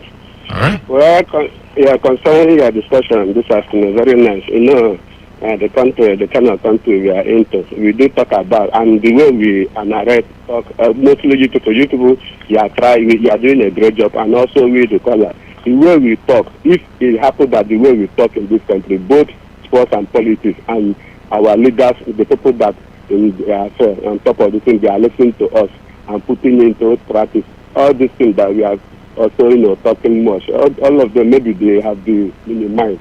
See, every time we keep on talking, from the grassroots to the upper. Like now, I think I was listening to you people within the week. I think one of your this thing, talk about this thing. If we are not good in all the whole sport, we should pick one. Like now we this River Nile area, we are good in swimming. We have we have good people that can swim, and maybe this wrestling, we have people that can do wrestling, all those things. On Thursday, I did listen to one of your sisters' station, Big John, to talk about. I think it should be wrestling, all those things. We should pick like wrestling and swimming and football. If we stay, it's okay that we are good. We put into practice. The people that can represent us very well in the Olympics. Not every time we be, I'm sorry to say, we will be going there to mess ourselves up. Imagine, even Paralympic, I can remember some years ago during Winter Olympic, I be what? Paralympic, they even did well than the people, the people, the physical people, the people that have normal this thing, the people that don't have normal all those things, can do well more than the people that have legs. What is going on? We're supposed to sit down. If you okay, let me just cut it off. If I'm the sports minister, I will say that maybe the coming Olympic we should just cancel it. If it's 4 years, if it's 8 years, we should use 8 years to prepare very well. Sit down, think. If there is anywhere, anything that we are not doing, right, we should put it where. Stop going there to go and look how, like now they have went there to go and look how Japan is or all those things. To look all this beautiful there and all that. No. They should stop it, even from our Minister of Sports and other people that is on top of our sport business should put our heart in order. It's not good. They are not. We love sports. They should put everything right. In terms of football, Nigeria they should put it on the television. So if we don't have access to go to stadium, we can stay at our home and watch it. All those things. They should feel something well. If we talk, then let them listen to us and put something well. Thank you so much for your contribution. Well, let's move on and talk some tennis on the show today as Novak Djokovic launched his quest for Olympic gold yesterday with a straight sets win at the Tokyo Games as the tennis star toiled in the searing summer heat on the opening day of the tournament. The world number one, Djokovic, the undisputed favorite for the men's title in Japan, easily dispatched Bolivia's Igor Delian 6-2, 6-2, avoiding a repeat of his first round exit 5 years ago in Rio. He says it was challenging, but I'm pleased to overcome the first hurdle.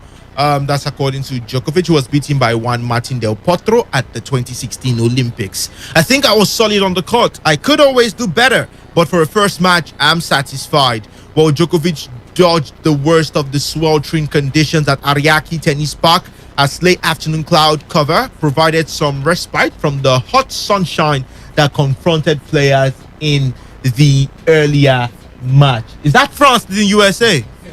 Been doing that. It's been interchanging. It's France has been giving them a tough time in this one. Is that a foul? That should be a technical foul on Bama Debayo. Okay, well, Djokovic is targeting the fourth part of a quintuple that would make him the very first man in history to win a golden slam of all four major titles and Olympic singles gold in the same season. Steffi Graf is the only player ever to have achieved the golden slam, winning gold in Seoul back then in 1988. Djokovic said just earlier in the week, I worked with Steffi Graf's husband, Andrea Gazzi, a few years ago, and I also had a chance to spend a little bit of time with Steffi. Isn't it? Do you see Novak Djokovic winning that golden slam? It's in for the taking for Novak Djokovic. It's his time. It's now or never for him. Who wants to stop him? I feel anyone that can stop Novak Djokovic at this point is himself. Him not getting to the last Olympics. Yes, he didn't get past the first round, but now you see him at the best of his level. He has been the first seed for God knows how long it has been. He has been consistent this year, winning all the other Grand Slams that's happened this year. The French Open, he took it. The Australian Open, he took it. And just recently the Wimbledon too. He has taken and equaled his own record now, equaling that of Rafael Nadal and Roger Federer to the 20th Grand Slam title, all at par for the three legends in that game. For Novak, it's time for him, knowing that there won't be a Rafael Nadal in this one. There is no Roger Federer. No, it's not in this one. He withdrew from the competition. You look at the people in this thing; they are not the bigger names. They've not proven themselves. Daniel Medvedev, I doubt if he want to do so much. He won't be able to stop Novak. It's been there for him. He just feels. I feel this year it looks like that year when Novak would do the impossible. And in this Olympics, knowing many withdrawals are taking place, many of the bigger names you don't see them in this one due to the COVID-19 and all many restrictions. They had to let it go. He is the top seed going into this Olympics. You expect him to win, except something out of the ordinary happened, like in the 2019 US Open that went into Dominic Thiem. That's the only thing that could happen at this point. There's no one that you can compare with him per game now in the men category, because he has been consistent this year. He knows how to take the set. First set in this one, he took it 6-2, 6-2, very easy for him. Yes, not the best of name, but for a Novak side, I feel it's going to go his way. Anything that will stop him, it will be himself. But you know, Novak takes every game as serious as his last. He doesn't joke with this. For him during the Wimbledon, he said he wants to create his own record, and this is it, getting a golden slam. And how best do you do it now? Look at the opponents it have. None of them. He's the top seed, like I said before. I feel it's open. It's in for the taking for Novak. Maybe surprises could spring up, but it will be rare that kind of thing happens for Novak to lose any of the games and just crash out. I feel it's going to be easy. Getting a golden slam, we don't know. It's until he wins this one, then the final, the US Open. Then we can say, yes, he has finally done it. But has he taken that step towards it? Yes. And he's been doing that without fear. He's been going straight up. Every opponent he meets, you see them, he takes them to the distance, and that's when he wins it. He doesn't mind how he starts that game, but he knows that he just knows how to end it. I just know that he could win. He's likely to win. He's the clear favorite, except something out of the ordinary happens. All right, except something out of the ordinary. Even though do I'm now, he can't do it again. He can't do it again now. Even though do I'm you now, have to wait till 2024. He can't do it again. If he even doesn't win all 4 Grand Slams now, I doubt if he can win it again. The ascendancy, everything about Novak this season is just, we've seen incredible seasons of Novak Djokovic, no doubt, but this season it just get IB. So if you know Duam now, just no see the possibilities are quite slim. But Victor, 78-74. We have just 21 seconds left for the end of the 4th quarter between USA and France in basketball. The Americans led from the 1st to the 2nd to the 3rd, but this is what we call clutch time in basketball, and we are seeing the French team do it. They're about to win this one against the USA, the world number 1. Well, we'll see how that one ends. But then this French team have been brilliant against the United States basketball team, who, I mean, the last time, whenever the USA loses in the pre-Olympic qualifier, it's always difficult. They end up not winning the gold in any medal. major tournament. If you could recall 2019 FIBA World Cup now, where they finish, anytime they have these issues, in the exhibition games, anytime, it's always difficult. But all right, well, let's move to female tennis. As world number 1, Ashley Barty was stunned by Sarah Sorribes Tormo of Spain in the first round of women's Olympic singles in Tokyo. The Australian Barty, who won a 2nd Grand Slam title at Wimbledon in July, caught a frustrated figure in a 6-4, 6-3 loss to 48th ranked Sorribes Tormo. Well, the victory is the biggest of Sorribes Tormo's career. Japan's 2nd seed Naomi Osaka cruised past Saisai Sheng of China 6-1, 6-4. Osaka, who lit the Olympic flame in the opening ceremony, is the highest ranked player remaining in the draw. Barty will still compete in Tokyo after she and Storm Saunders reached the 2nd round of the women's double on the first day. She put in an error-strewn performance against Sorribes Tormo, making 55 unforced errors to the Spaniards' 13. The Sorribes Tormo said, it's something I've been dreaming all my life, being here and even more beating the world number 1. It's an amazing feeling. I still can't believe it. Well, beating Wimbledon finalist Karolina Pliskova advanced with a 6-1, 6-3 win over Alice Cornet of France, while Belarusian 3rd seed Arina Sabalenka beat Poland's Magdalena 6-2, 6-1. Spain's Carla Suarez Navarro claimed her first singles victory since her recovery from cancer as she beat Tunisia Ons Jabeur 6-4, 6-1.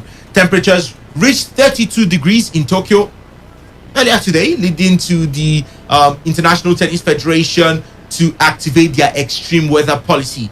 Players were given a 10-minute break between the 2nd and 3rd set once the reading went above 30.1 degrees Celsius, with change of ends and set breaks also extended by an extra 30 seconds. World number 1, Novak Djokovic and Dani Medvedev both complained about the heat during their first match.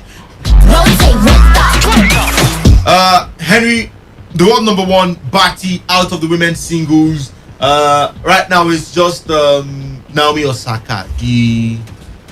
She's more like the poster girl for tennis in this tournament. You know, she did light up the Olympic flame and right now she's still in the competition. What do you make of the women's play so far? I think barring Batley going out, I don't really think there's really much I think that has gone wrong or that can go wrong so far. It's been the same old thing, regular names pulling through and going through. So I'm not really shocked or not really not looking at, not seeing anything fantastic or overly enticing yet. But we hope as we go further we see things. This is the Olympics. This is where dreams are made. So or dreams happen or come alive. So we've seen we've seen a lot of crazy and a lot of exciting things happen in the Olympics, be it other sports or any other thing you want to, like the US are about to lose to France here right now. So it's, we hope for excitement. We hope that even in the male end that probably Novak goes out or speak for yourself. Or a 50th seed comes and wins the gold medal. It's the Olympics. I mean, Katie Ledecky won an Olympic medal at the age of 15. So anything is possible. All right. Well, that your hope. You're the only one hoping. Because we want Novak Djokovic to win the Golden Slam. Let's move on. As Tunisia, and you follow him and use we. Yes. What if you are the only one? I'm not the only one.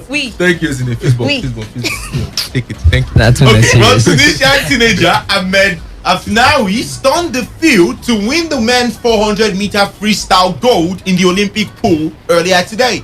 The 18-year-old raced a sizzling final 15-meter to touch in 3 minutes 43 seconds 36 microseconds and overhaul Australian Jack McLaughlin 3:43.52 and US swimmer Kerrion Smith 3:43.94 who took bronze. It was a major breakthrough for the young gun who has little pedigree on the world stage. He said, "I just can't believe that. It's amazing. I felt better in the water this morning than yesterday, and that's it. I'm the Olympic champion now. I just put my head in the water and that's it. I just can't believe it. It's a dream come true."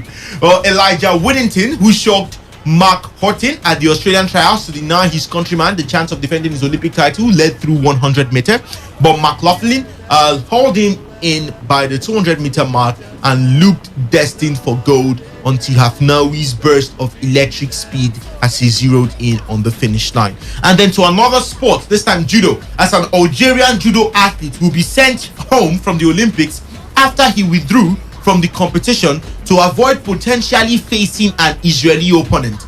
Fethi Norin and his coach Amma Beniclef told Algerian media that they were withdrawing to avoid a possible second round matchup with Israel's Toha Butbo in the men's 73 kg division on Monday. Nurin was drawn to face Sudan's Mohamed Aldar Rasul in the opening round, with the winner facing Butbo, the 5th seed. The International Judo Federation's executive committee has temporarily suspended Nurin and Beniclef, who are likely to face sanctions beyond the Olympics, which began yesterday. The Algerian Olympic Committee then withdrew both men's accreditation and made plans to send them home. The International Judo Federation said Nurin's position was in total opposition to the philosophy of the International Judo Federation. The IJF has a strict non-discriminatory policy promoting solidarity as a key principle reinforced by the values of judo. Nurin and Beniclef attribute their stance to their political support for Palestinians. Well, Nurin also quit the World Judo Championship in 2019, right before he was scheduled to face Butbo, who is a much more accomplished judo athlete than Nurin. Those World Championships were held in Tokyo at the Budokan, the site of the Olympic Judo Tournament. Well, Henry, let's start with the Tunisian teenager. He says stuff, I mean, when I was listening to him speak, he was interpreted, you want to say. But then, brilliant from the young lad, speaking about how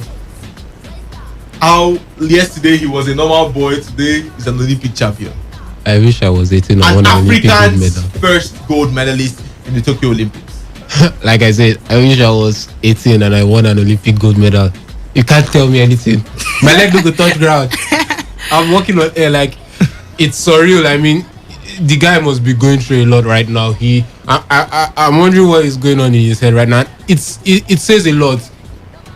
the North Africans, we know how good they are in swimming on the African continent. In the All African Games, they literally dominate it with the South Africans and the Zimbabweans. They are the ones that is their sports on the African continent. And now for an 18-year-old, he barely qualified for the finals and he was in the last lane. So it's like all the other athletes were just concentrating on themselves. And like he said, he just put his head in the water and he swam. He just put his all. Out, he was number one.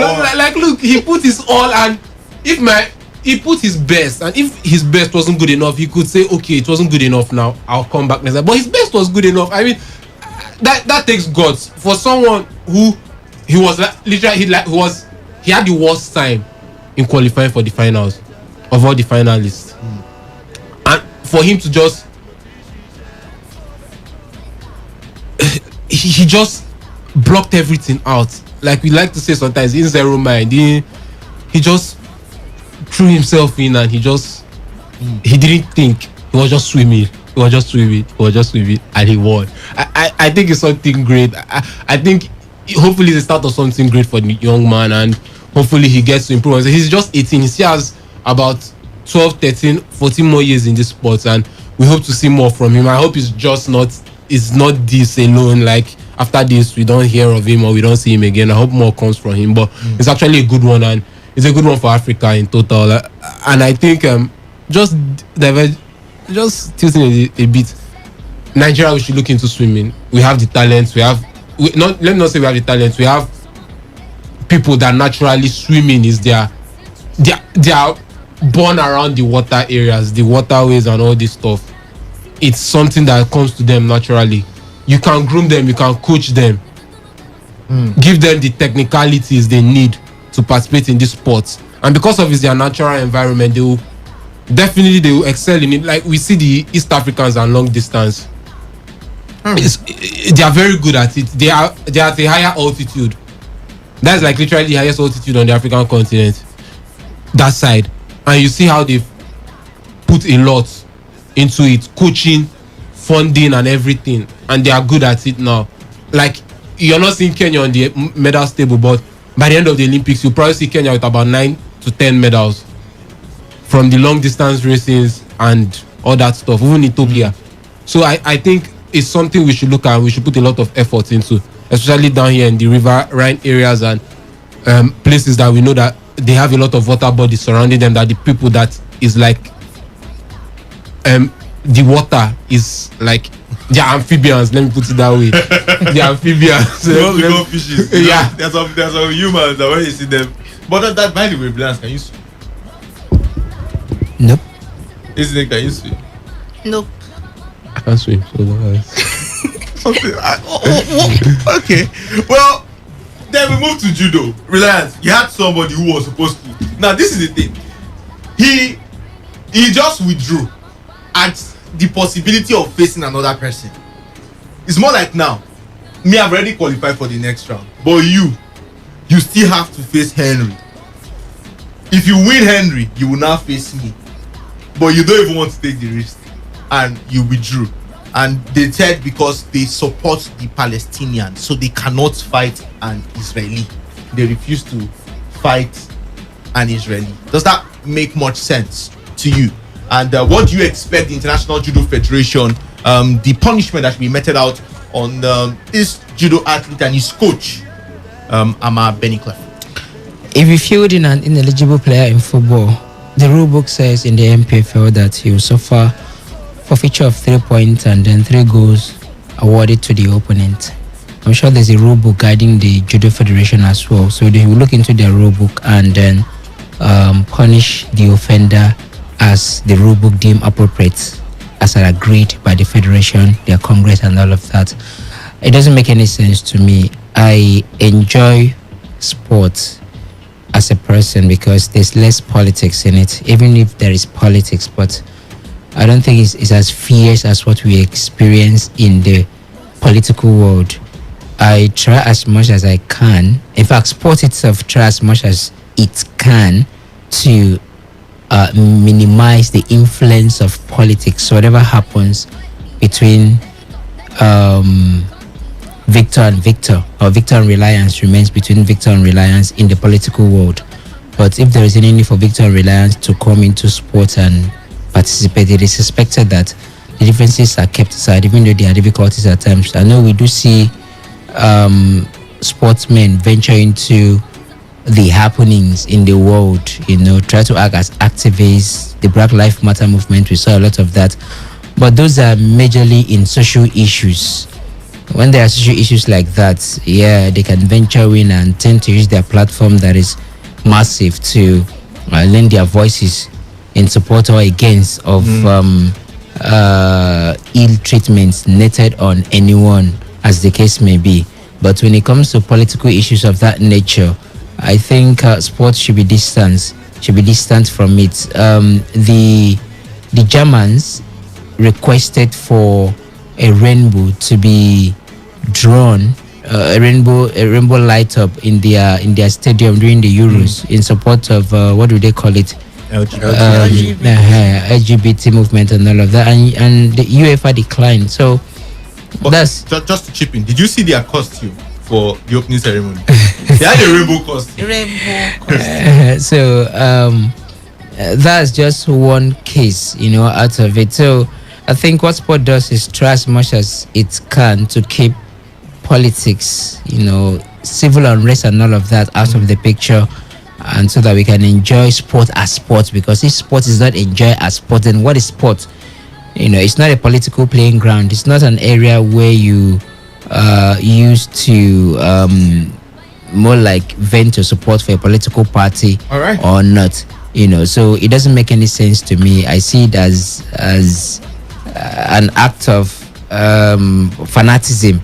It didn't have to go to that extent. You know that there are rules guiding this sport, and you are breaching one of those rules, and you should be punished accordingly. So I expect the athletes to be punished according to the rules and regulation guiding judo. Okay, let's move to boxing. As Deontay Wilder's fiance, Telly Swift, claims that Tyson Fury is simply buying time by delaying his trilogy fight with the Bronx Bomber. Fury has contracted COVID-19, with an outbreak having swept across his camp, and the anticipated showdown on 24th of July, which was supposed to take place on the 24th of July, that was yesterday, into the early hours of this morning, was eventually disrupted. But Wilder's fiance Swift has insisted that the fight should have gone ahead on the original date as planned, and she says she believes that the postponement is solely because Fury is not ready. Let's listen to Wilder's fiance Telly Swift speaking. I mean, he's pissed off. I mean, what can you do? You've trained so hard, blood, sweat, and tears, and then, for someone to have COVID, and Deontay's fight with torn biceps, broken fingers, burns on his arms, and he still fought. So I just feel like, with COVID, when you have 16 days to the fight, he should still be able to fight and make it happen. Absolutely, I don't think that he's ready. I think he's buying time, and I just feel like he feels Deontay is at the best looking wise. I've seen him in camp. He looks great. His head movement's amazing. His defense is amazing. So I just feel that Fury's buying time. Deontay's mine. He eats, sleeps, lives Tyson Fury. So he's ready for Tyson. This is the champion section, and anything less than that get a hasty rejection. I point you in the direction. Well, Deontay is definitely ready for Tyson Fury. Now, Fury has come under heavy criticism, including with Dylan White labeling him as a disgrace to British boxing, because the man has been seen walking around Las Vegas. And for someone who has COVID-19, Dylan White believes that that's a disgrace to British boxing. Now, the WBC heavyweight king has not officially commented on his positive COVID-19 diagnosis, but a statement was released by his camp confirming the test. Now, Ezine, initially Fury was expected to recover before the fight, but then his camp came up with the argument that he would have missed several days of crucial training, giving Wilder an unfair advantage. We have that fight eventually moved. Here is Telly Swift, Deontay Wilder's fiance, saying that she doesn't think Fury actually has COVID-19, and she's just really buying time. What do you make of this whole situation? The fact that Fury has not come out to say anything personally, and the fact that he's been seen by several what they call paparazzi, around different places in the United States of America. It's a two-way thing. You want to act. If she said yes, you want to think so due to the fact that he has been seen doing. When you are tested positive, COVID-19 positive, you are supposed to self-isolate, meaning that you have to be away from others, not move around. But you want to ask if she says that, that's just mere speculation because you didn't do the test. It was brought forward and they accepted it, and that was postponed. Yes, it might be buying time, we never can tell, but this came out from the camp, officially released, and they accepted it. The bout, it was a surprise though to us because we felt this bout was going to take place today. We all prepared for it to just see how it was going to go, but you want to look at it in different perspective. If it was moved, it's both of them will still be training. Yes, Fury, you say maybe he's buying himself time because he was preparing for Anthony Joshua, and the way you might prepare for Anthony Joshua won't be the same way we prepare for Deontay Wilder, because we were not thinking about this bout in the mix before it came up after the court's ruling. Now it just came in and you could see him talking tough. You expect him for the bouts to take place, but unlike the Fury we used to know, he has not really said, he has not come out to say anything. He has not done those verbal jabs you expect him to say. Maybe just COVID-19 setback, we could do this. No, he has not done that. He's been quiet about it. COVID-19 is something that once it's happened, you have to wait. If you say, okay, maybe he might have recovered, don't forget that some players, they still test positive for the second time again when they were tested positive. It takes time. It's not everybody that recovers as fast as possible, but seeing him moving around gives you kind of a worry. You wonder if truly he's trying to avoid this, but if truly he's buying time for the bout, because if that was done, he's supposed to be indoors. He's supposed to be away from the outside world. Just self-isolate, see how it could go, and then you get better. But he didn't do that, leading to Dillian White saying that about him. I feel it's still for the both of them. They'll still be training. Yes, you might say now because he said he's COVID positive, he will not be training with his he won't be training with those of his trainers. But still, for Deontay Wilder, it's still good for him. You prepare, he's preparing. We wait till October when we see that bout. But yes, it takes away. It's kind of takes that the hunger we want to see in this bout, the fight. It takes it further from we. But the date has been set. Hopefully, we don't hear that Deontay too has his own COVID. Hopefully, that bout takes place in October. Yes, because these things just happen. Taking back to that of Anthony Joshua and Tyson Fury, who would have thought that with all the preparation going, the Saudi Arabia choosing for that bout, that anything will come out from the court ruling. All of a sudden, it came. Many things can delay all these bouts. That this is the trilogy bout, and the result from this bout would change a lot. It could change what the next thing that will happen in the boxing history. So we'll just wait. Yes, it might look like an tactic from Tyson Fury talking about anything. As a professional, sometimes they might go the extreme way, trying to buy time. It's one thing that could help him. Maybe he feels he's not ready enough. It's not just him doing the verbal jabs. He has thought within himself, no, I can't do it. But you can't prove this. No, they brought out this result and it was accepted. The bout moved. It's normal for you to feel so, but I feel it's happened. We just have to accept it. If he is still seen that no sanctions have been put down to him, everything that is been made quiet. Yes, we just wait and see how that bout will go. Thankfully, we have the AJ and Alexander Usyk bout next 2 months. That's in September coming up. So yes, it's a pain that we can see Tyson Fury moving around and confirmed when he's been confirmed COVID-19 positive. It's a shame. It's not supposed to happen. You start wondering why then was this bout postponed, but it's been done and we just wait till the bout takes place in October. Do we realize we're actually saying Tyson Fury feigned testing positive for COVID? Well, technically, he hasn't come out to say it. So I just it feels like that's what we are deliberating on, no? That's what Deontay Wilder's fiance said. Yes, that Tyson Fury feigned testing positive. That is not COVID-19 positive. It's just talk, I beg. No, but you want to. Why you want to? I know they give her any chance. That's why I say you can't give her because nothing is proven. I'm not. See, he was seen around, moving. You don't do that. You know what? You know the rules. We get COVID-19 rules. If that guy don't breach COVID-19 rules for that country, where in there? No be UK. US actually. US, if you don't breach COVID-19 rule for US, if I don't hear I'm saying don't breach, you understand? So I don't take that talk serious at all. I mean, do you know the gravity of saying an athlete feign testing positive for a doping substance, for instance, or testing positive for something? That's the accusation she's laying. Just because you saw me outside. And did that report make clear the number of persons that were around Tyson Fury when she saw Fury outside? Did it make clear the whole situation? Like, how was the circumstances? Well, the report didn't even make clear that she saw him outside. So where is she even come? I don't even take her serious. I don't take her serious. I mean, no. If the guy, see what I'm saying here is, if Fury has breached COVID-19 rules, protocols in the US, he would have been properly dealt with accordingly, and the report will be there. For you to say that if any testing positive just to buy time, I don't subscribe to it, because the WBC know too well than to accept a test result that proof that that is fake.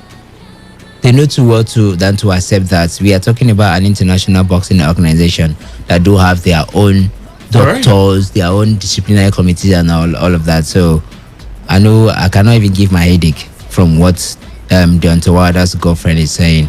All right. What do you expect? Is Deontay Wilder's girlfriend? Do you expect my girlfriend to come and go against me? Okay, well, we'll be going to the phone lines again, but before we do that, let's just give you a rundown of what happened in football in the Olympics. As it was an interesting match day 2 across all around, rather, with goals scored aplenty across different venues in the female football event at the ongoing Tokyo 2020 Olympics. It was all about records in the match between Zambia and China. Zambia's Barbara Banda netted her second hat-trick in Tokyo 2020, a thriller against China, to become the first ever scoring after a well-placed pass from Toby Heath in the 9th minute to give the USA an early lead. Lindsey Horan's late first half header saw the United States double their lead, and it was Horan's 23rd international goal on a 100th appearance for the national team. It could have been worse for New Zealand, but the United States had 4 goals disallowed, all for offside in the first half. An own goal from Abby Urseg extended the USA's lead to 3-0, but New Zealand denied their opponents a clean sheet with Betsy Hassett scoring a goal in the 72nd minute. Kristen Press, who came in as a second half substitute, scored the 4th with 10 minutes to play after Alex Morgan added another soon after. Another New Zealand own goal rounded off the rout in added time, while Sweden recovered to continue their dominant run in Tokyo with a 4-2 comeback win over Australia. Dominic Jansen's 79th minute goal pulled the Netherlands to a 3-3 draw with Brazil, with Vivian Miedema giving the Dutch the early lead in the 3rd minute, but De Binia countered with an equalizer soon after. The teams were tied on to the 79th minute when Miedema scored another. Marta scored a penalty kick to make it 2-2 in the 64th minute before Ludmila's goal about 4 minutes later gave Brazil a temporary lead. Yassen then fired home with 11 minutes to play to secure a point for the Netherlands. In another game, it was Canada defeating Chile in Group E 2-1 with Janine Becky netting twice in that encounter.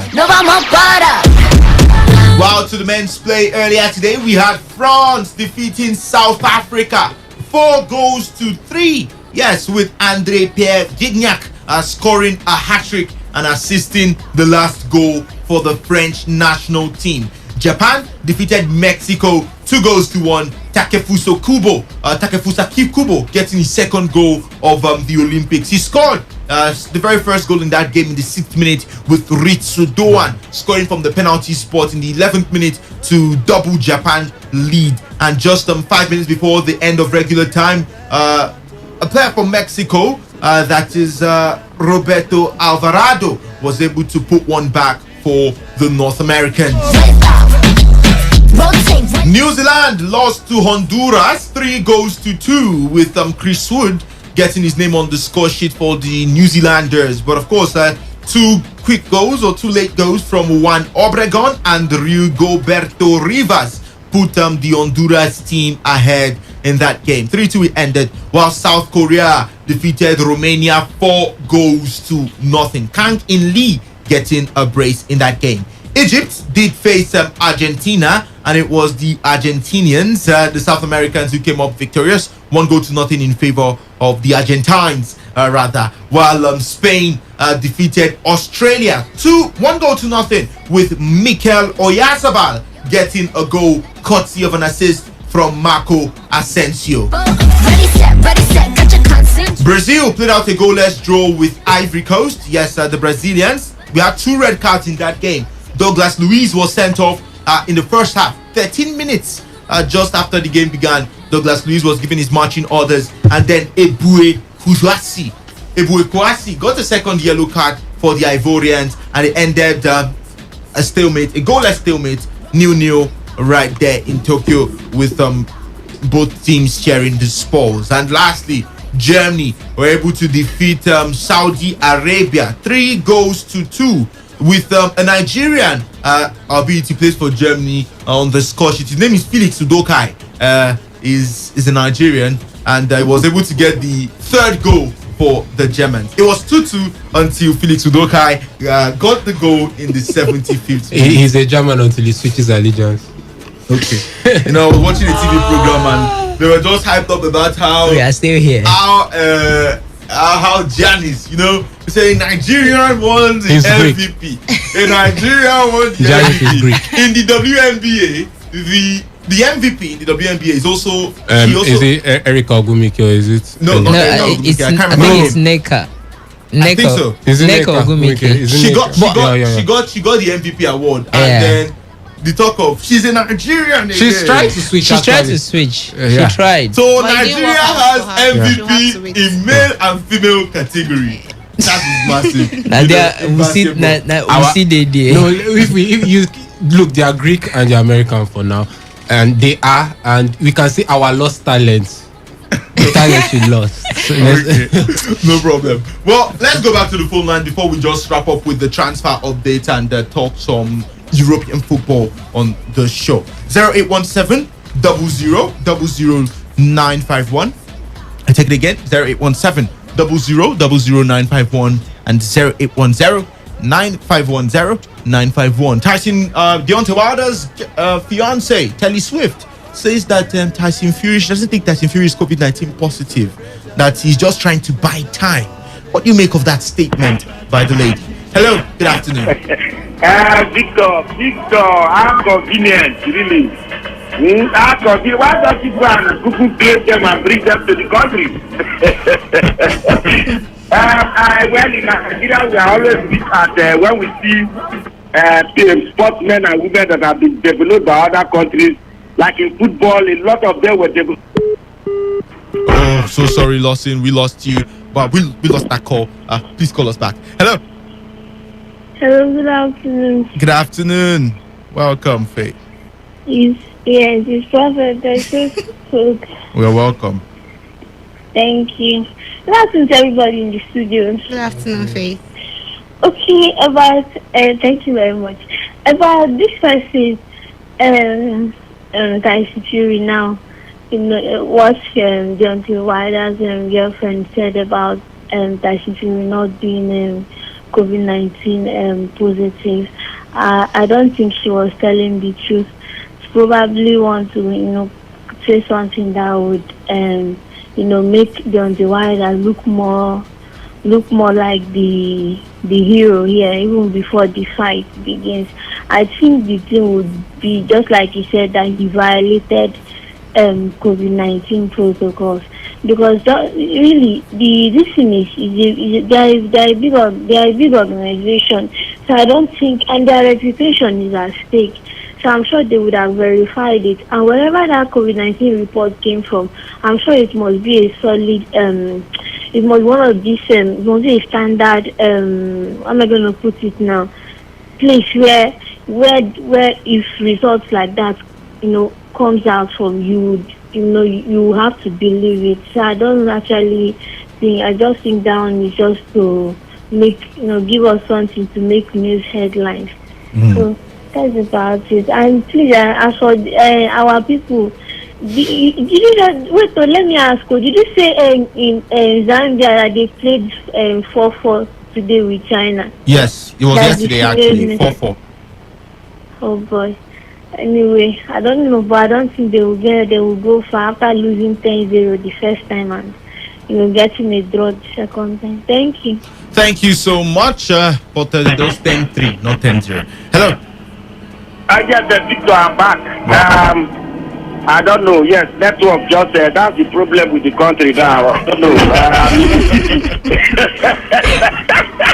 I'm in the city, and yes, network. Look at what network is doing to me. Yes, seriously, we like to point fingers. Oh, it's a Nigerian. Oh, it's a Nigerian. When you check, most of them were not even born here. They just have Nigerian parents or whatever. And then you begin to stress. What about we developing our sportsmen and women here for them to also go out? Really, we develop nothing. We build nothing. All those managers, you see them, some of them go out.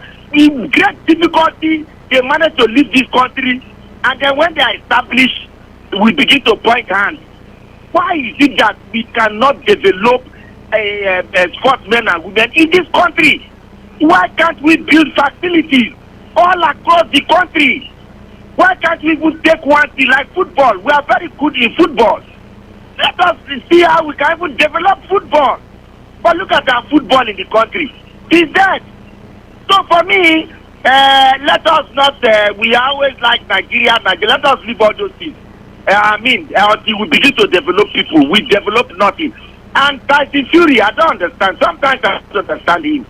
He wanted this fight quickly to come so that he can get rid of Deontay Wilder and then go for the main thing. Now, suddenly I don't understand. Well, he has started him moving about. The authorities will check. And then maybe in the incoming days they will tell us. But for me, I am thinking somehow he shot himself on the foot. Because Wilder wanted settlement. He wanted settlement. So, settle me and then let this big one take place. Tyson Fury, I don't know, maybe greed or what. He has the money. But said no, he will not settle. He feels he can beat Deontay Wilder anytime. I just hope that this is not going to go, negative for him. Because if it goes negative for him, this is the whole idea of unifying everything. I'm telling you, will just go up in smoke. I just hope he has not made a mistake. Thank you. Thank you so much, Lawson from Yenogwa, for your contributions. Well, let's see how many more calls we can take before we move on to talk about the transfers. 0817 000951 and 0810 9510 951. Today's Sports Live, good afternoon. Yes, I'm Victor. Good afternoon. What's your name? This is Oleka, the Nazi Millionaire Chieftain and Red Bull Chieftain. Welcome. Yeah. Victor, I never heard you this afternoon talking about Formula One. What happened? No, Olympics has covered everything. No Formula One today. Okay. But there's no Grand Prix this weekend. Yeah, I know, but you want to talk about it because show of shame happened last week. But I thank God that the whole world saw it happening, but there's no problem.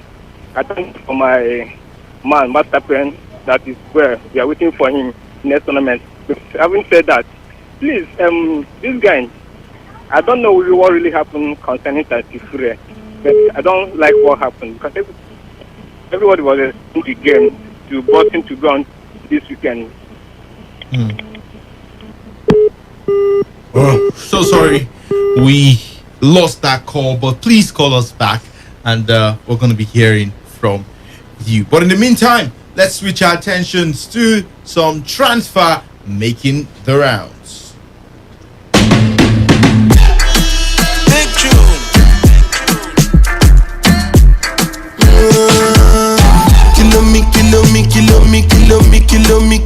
Kilometers. I don't come kilometers. I don't walk that many kilometers. Learn from the teacher. I don't take for the game, she no pitas. I decide bad mind from a distance. Not this sweet happy yellow my pitas. Oh, Doguni Misha, show you the confirm for your speaker. This time I call chopstick for assistance. Show we they blow your mind, Afghanistan. All right, well, the phone lines are still buzzing, so let's see if we can take some calls before we move on. But then, our next stop is Tottenham Hotspur, the Tottenham Hotspur Stadium, as we're going to be talking about Harry Kane. Yes, we're next for the Englishman. But first, let's hear from this caller. Hello, good afternoon. Hello. Good afternoon, what's your name? Good afternoon, I'm Osinachi by name. Osinachi. This is my first call. Yeah. You're welcome. Thank you so much for joining us. Thank you. Oh, Osinachi, I don't know what happened, but then I think this is what Lawson was complaining about, network. You know, people blame the government for everything. You know, someone was saying because of it's the government that is causing the network to cut. But then Osinachi, please call us back. We'd love to hear from you. And hello. Hello, good afternoon. Good afternoon. What's your name? I'm calling from in Abuja. We can barely hear you. For the dressing of the world are saying that as the group is playing tricks on the title belt. I think she's not right because they are broke. Yes, and the world is broke now. So you know the woman would like to see black money. So he knows that even if the world loses because money will go into his pocket. That's why he needs money and that's why he's saying so. And even that the student starting to will see big in the world black and blue. Come tomorrow, come anytime. All right, thank you so much. Quite difficult to get your thoughts, but we picked up some parts of it. Hello. Oh, good afternoon. Good afternoon. This sounds like Albert. Yeah, it's me, Victor. Good afternoon to everybody out there. And to be honest, I think starting to reflect to people who should the people, and they should know that the people don't understand exactly what is going on. And just like when Olive Masquer was about to fight with Samuel Peter, and the date was fixed for that very fight, so Masquer was very sick, and a medical report was sent that to WBC, just like what I was telling the Lions that very day. And the test result was already sent to WBC, the World Boxing Council. They have confirmed the result already, you understand? Mm-hmm. And so at one time also, the young man was already there in isolation. So I don't know where this thing is coming from. Maybe he's free now. He just recovered not quite long ago because I saw some video about him under the isolation process. You understand? So it just takes a few days for him to recover. But you know, in this game, and once you are healed, once the medical report is there, dates need to be, they have to adjust the main date. And that's what the WBC did. And they did the right thing for them to go back to get more preparation. You understand? Mm-hmm. So I don't know where she's coming with this something. And the report that was submitted to the council, don't what they knew about it. That's why they're not talking about anything. It's camp, they kept quiet, you understand? So I don't know. At times, you know how women used to be, they talk too much, so I don't take those things as anything. Thank you so much, Albert. This was the same comment that who was it? Tokyo 2020. That it was part of the Olympic chief. The chairman of the organizing committee. Yoshiro Mori. He says women's meeting take too long, and because of that, he lost his job. So Albert, it's not Albert. This is Albert that was speaking. So Albert, please, you said something. He said something similar. He said women talk so much. So this was the same statement that Yoshiro Mori made that ended up him losing his job. So let's end it there. But in the meantime, Harry Kane.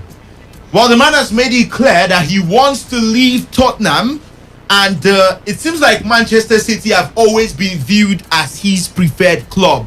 Well, he spoke in glowing terms about Blues playmaker Kevin De Bruyne prior to Euro 2020 and the manager Pep Guardiola. Reports first emerged in May that the 27-year-old might be leaving Spurs after 17 years. And last month, it was reported that preliminary talks have been held between the two clubs. Sources from both, though, distanced themselves from suggestions that an official £100 million bid had been lodged by City. But at no point have City attempted to dampen speculation about their pursuit of Harry Kane. City have also been monitoring Borussia Dortmund's Erling Braut Haaland, but the German club have ruled out the 21-year-old leaving this summer. Well, Guardiola aside, on the lookout for a new striker following the departure of record goal scorer Sergio Kun Aguero to Barcelona. although they won the title last season while playing much of it without a recognized striker. So, the first question today: would Spurs really let Harry Kane leave? Isn't it? I mean, we know that it feels like Kane has a gentleman's agreement with Spurs chairman Daniel Levy that would allow him leave this summer. But that is likely to be tested amid speculations and suggestions that Levy is not the kind to be pressured into selling one of his star players. Kane is 28 years old. Will be 28 next week, rather. He has still not won a trophy for club or country, and it is thought that he has decided he needs to move to satisfy his professional ambitions. Do you see Tottenham Hotspur letting him go, even with new manager Nuno Espirito Santo?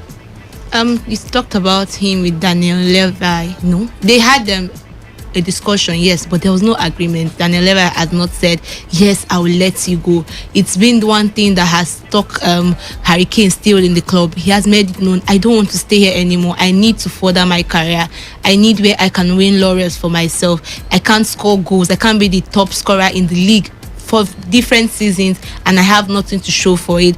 But you look at the Tottenham side, they just don't want to let him go, knowing that this is a proven goal scorer. Despite, even when they don't play so well, he still ends up to give them that goal. A proven goal scorer, one of the best striker, arguably right now in the playing field of football. It's not going to be easy for him, which is one thing we are sure of. It's not an easy task for him, knowing that it's just one. Many clubs have come for him, but it's one club that has shown so much interest, and that's Manchester City. And you know the Tottenham side, they don't like selling their stars to their own to rivals in the same. They prefer to send them maybe out to another league. They did that with Luka Modric. They did that with Bale. Despite other English clubs coming for him, they decided to take him to another league out there. It won't be an easy one for Harry Kane. Many football lovers, we pray. It's like a prayer now for him. It's a hope that he could leave that, because he can't get that. Tell me, Tottenham can win any trophy now. It's not possible. You could see the players they have. Yes, you want to call them a good average players, not the top of players there. Little players that you want, just few of them that top there at their games. This is not where he's supposed to be. He needs to win those laurels. He gets 28, age not so much on his side. Yes, you want to say he will play for other years, but when will he get it? If he doesn't leave now, it will be hard for him, because as the age keeps creeping in, that's how the value keeps dropping. If you cannot keep up to that standard, he needs to leave now, but it's not going to be easy for him. The price tag, which is one of it.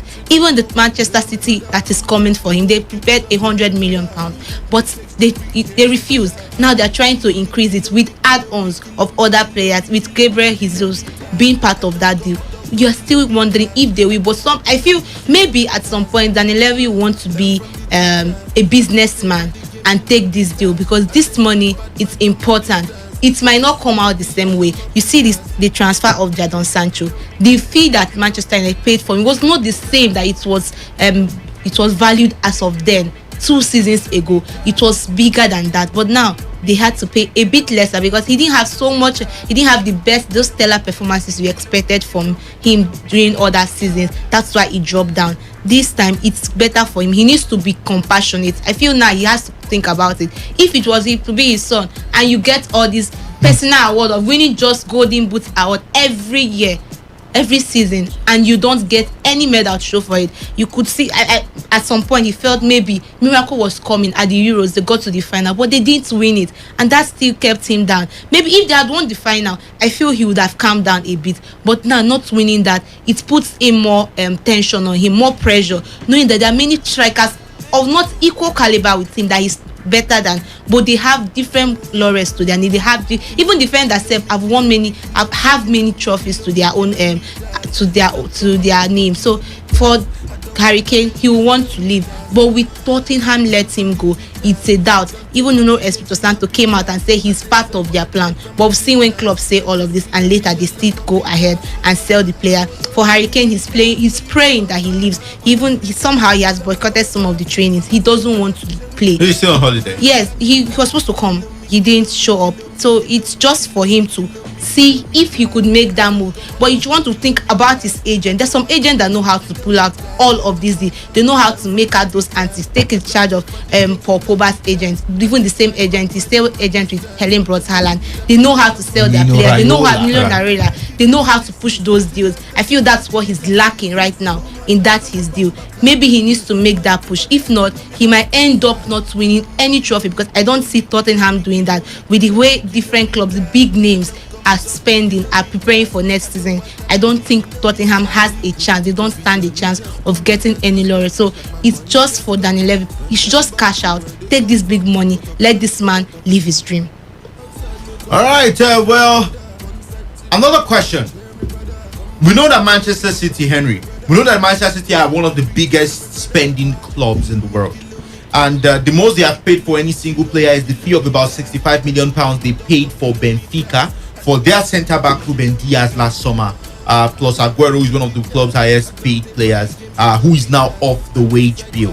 It is acknowledged that Kane would involve paying significantly more than that, but there are limits which City would not be prepared to go beyond. Now, if we according to speculations, Harry Kane is touted to be worth over £100 million. Man City has never signed a player for that amount. In fact, Tottenham Hotspur, according to the Daily Mail, said that £160 million is what they are actually valuing Harry Kane to be. Do you think Man City will pay that amount for the Englishman? And then, where does FFP, the financial fair play rules, come into play here? I think Man City won't, frankly speaking. Firstly, the money is too much.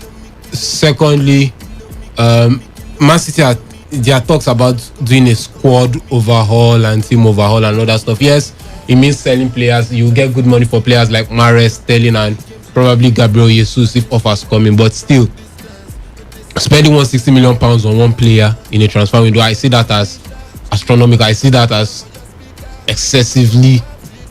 I see it as excessive spending, frankly speaking, because I think Kane is a good striker, no doubt, but £160 million is actually too much. £160 million for a player is too much. Even £100 million for me for a player is too much. But with the current transfer market situations and all that stuff, £100 million for Harry Kane is actually worth it with current values and all that stuff. So, are Man City willing to pay the £100 million? By the look of it, yes. Would they pay it if Tottenham agrees? Yes. You're talking about £100 million plus possibly Mahrez or Jesus. I think for Tottenham is a good deal, frankly speaking.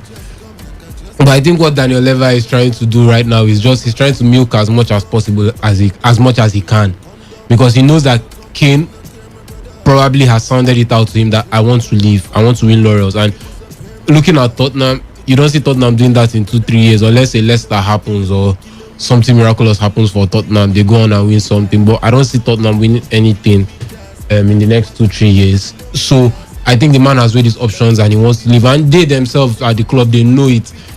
Personally, I'm of the opinion it's better to sell a player than keep an unhappy player. So I think he should leave, and I think Tottenham will sell him, but they're trying to milk as much as possible. But I don't see City paying the £160 million. 100 and maybe slightly above 100, yes, they could, but not 160. All right, not 160. Isn't it? Do you see Harry Kane moving at the end of the day? I feel he will leave, maybe because with the money they've shifted, the way this transfer has been moving, at some point Daniel Levy will get a point that he feels this money now it's enough, is worth to cash in from this from Manchester City side that have shown without doubt that they really want this striker. They want him to be part of the team. He could leave, but you get to wonder if it would happen.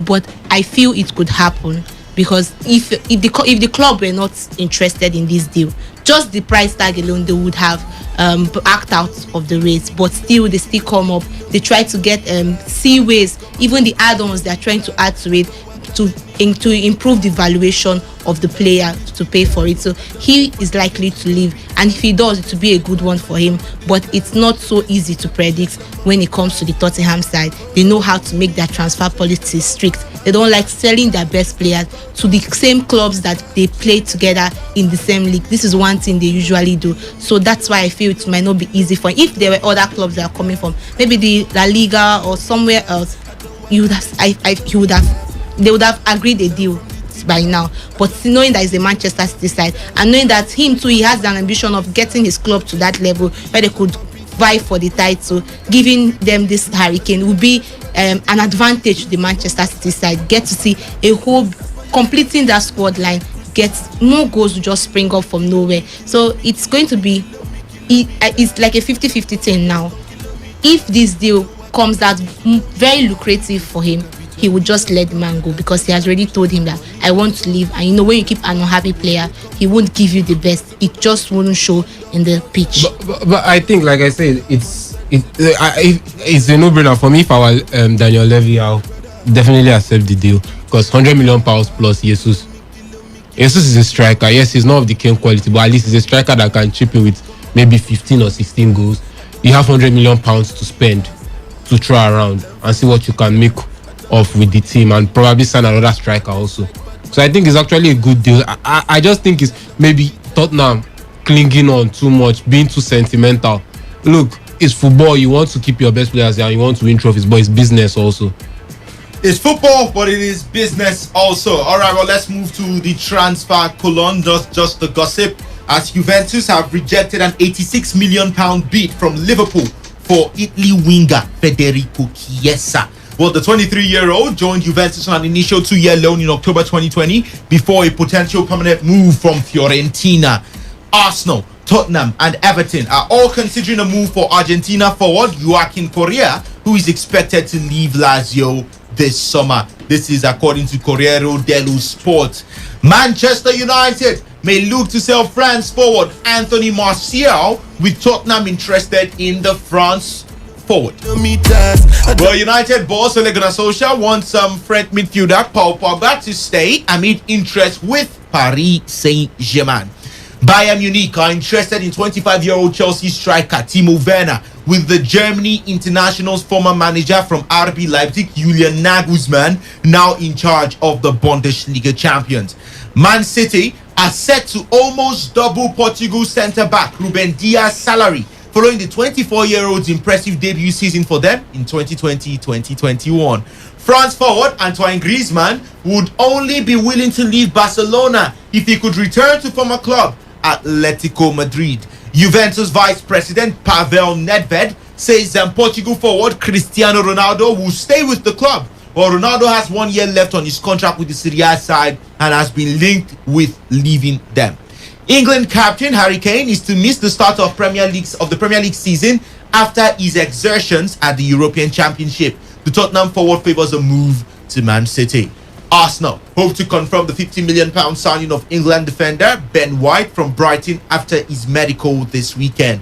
The Gunners are also looking at the possibility of signing Switzerland midfielder Denis Zakaria, who has expressed a desire to leave Borussia Mönchengladbach. Crystal Palace are closing in on a £20 million move for Lyon and Denmark defender Joachim Andersen and remain in talks over a deal for Schalke and Turkey centre-back Ozan Kabak. The Hornets, that is Watford, their long-serving captain Troy Deeney was called Tom Deeney on the team sheet for Saturday's friendly against West Bromwich Albion. And Watford have had a £15 million bid for Adam Armstrong turned down, with Blackburn holding out for £25 million for the former England under-21 forward.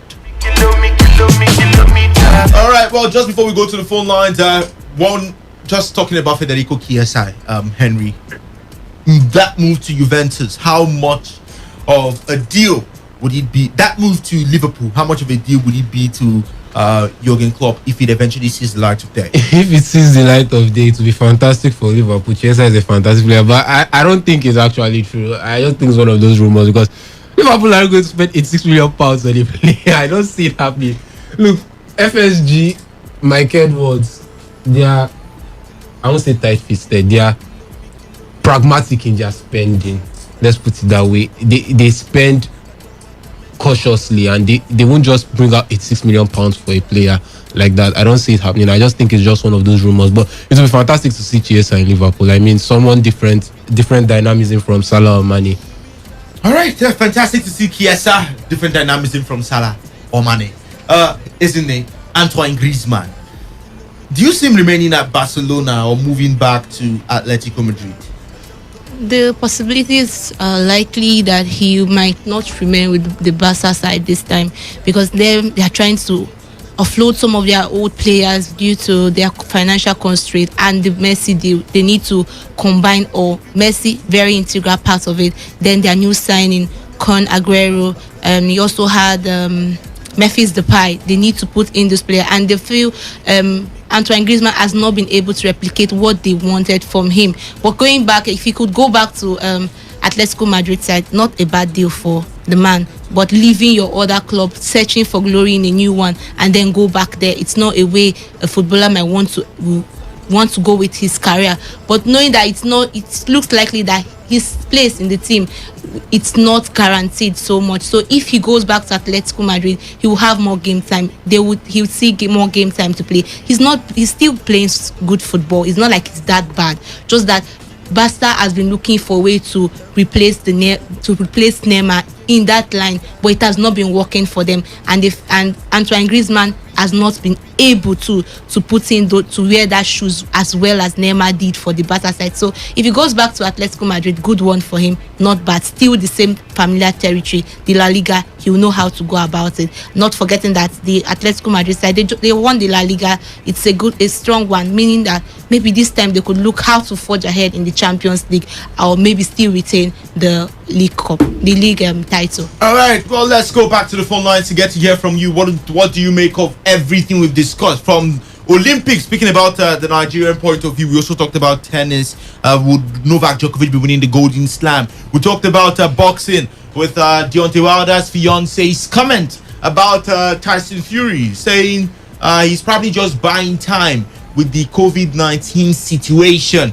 And then we talked about the Olympic football as well, both the men and women's football. And then we rounded the show with Harry Kane. Do you see him leaving Tottenham Hotspur? Where next for the man? Should he stay or should he go? Can Manchester City pay the 160 million pounds that Tottenham are asking for? Let's hear from you. 0817 0000951 and 0810 9510951. Hello.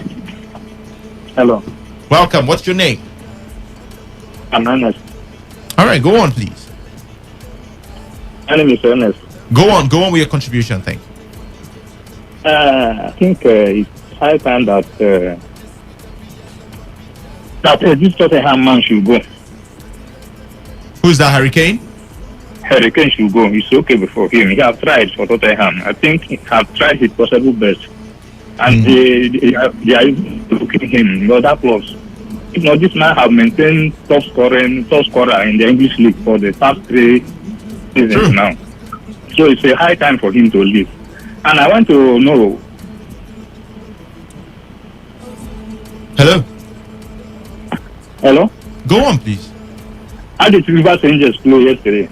Rivers Angels defeated Hasaka's ladies 2-0, but then they will talk about that in the second part. We ended 2-0 in favor of Rivers Angels. Thank you so much. Hello, good afternoon.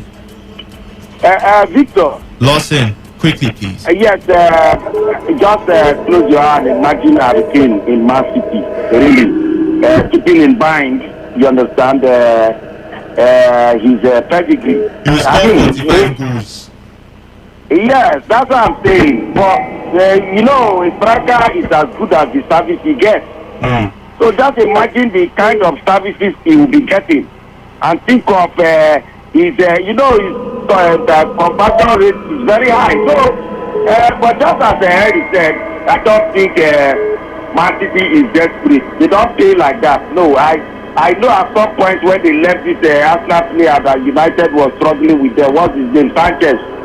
Yes, they decided to leave it for United when the amount he was asking for for payment was too much. So, yes, I don't think they are desperate. I don't think they will pay. That valuation is even too much. I don't think they will pay. But just as Henry said, maybe 100, or maybe they may push it to 120. But that 160 is not possible. But I think Man City should do everything to get him. All right, He's thank you going so to much, really take them out. Lawson, for your contribution. Hello, good afternoon. Yeah, good afternoon. What's your name? Yeah, my name is Bright. I'm calling from Port Harcourt. You're welcome, Bright. You see, the problem that Tottenham owner have is that he always holds on players. He doesn't allow players to go when they want to go because he always jealous, have all this mentality of jealous for all these big clubs in England, Man City, Chelsea, Man U. Allowing players, it's not good for a club to hold on player. If the player want to go, you allow the player. Look at the player like Harry Kane. He have not won anything in his career. It's unfair to him. You should allow him to go. Not that the amount that placing on Harry Kane, the real place that amount so that no club will buy him. It's too much for Harry Kane. I don't see what Harry Kane is playing to deserve such amount of money. So please, Masses should not waste their money on Harry Kane. Thank you so much. Wow, I mean, that's talk for another day. If Harry Kane is really worth 160 million pounds. Hello. Hello. Yeah, good afternoon. Albert. Albert, welcome back. Please keep it short. I think to be honest, the management of Tottenham, they have not done very well. The player has told you I want to leave the club because other players also left the club. Why must Harry Kane look different? Let him just go. Collect the money and bring somebody else to participate your team. So I don't know why they're making a lot of mistakes. You can't have a top player like that and your business is bad. So they should let him go, collect the money, and then look really different. Thank you so much, Albert. And let's see if we can take one more call before we make way for Wisdom Obina and the rest of the guys who will be talking about Nigerian football, the second half of the show. Hello, your last caller today. Welcome. Hello, today. Good afternoon. Good afternoon. What's your name? Okay, I'm Chibuke calling from Umofarale. Hello, Chibuke. Go on, please. Actually, I don't see Harry Kane leaving Tottenham. I mean, that price is outrageous. It doesn't even worth it for me. It doesn't. For me, presently, the best striker in the world now is Erling Haaland. He's young, he's energetic, full of speed. Understand? So I don't see Harry Kane for me. It's not a game influencer. It's not a game influencer at all. He can't make that much of a change in the game. So why would the team pay such huge, outrageous amount of money to get him? I mean, it's useless for me. Thank you very much. Thank you so much for your contribution. Well, this is where we end the show today. Big thanks to the likes of Ezine Oti, to Henry Ogugo, and of course to Reliance for being here. And of course, the biggest thanks has got to go to you for sticking with us from 1 p.m. till now. Well, we're not done. This is just the end of the first part. Wisdom Obina is already here for the second half of the show. Whether we're talking about Rivers Angels and Nigeria, the Nigerian Professional Football League, quite a number of exciting games to expect tonight. My name is Victor Oriahi. I am your favorite Melanin Sports presenter. Don't go anywhere. It is still today's Sports Live. Peters, I decide bad mind from a distance. Not this sweet happy yellow my Peters.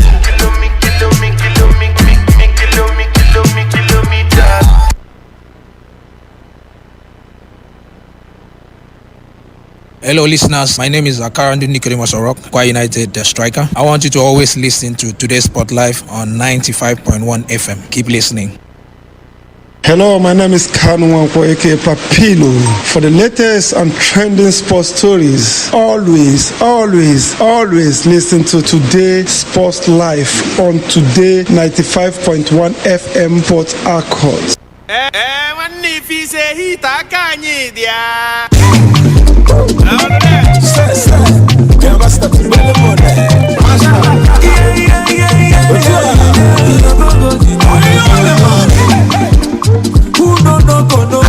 Na menu donyiru ni gama obodo dalu jim obute kashara nengi makalonya na kwero kekwe awe kwase kino neme mwani fene beka nebe ifuko na do isi get level ndagaba lele masese lele makwebe gaji jokole imani fede nede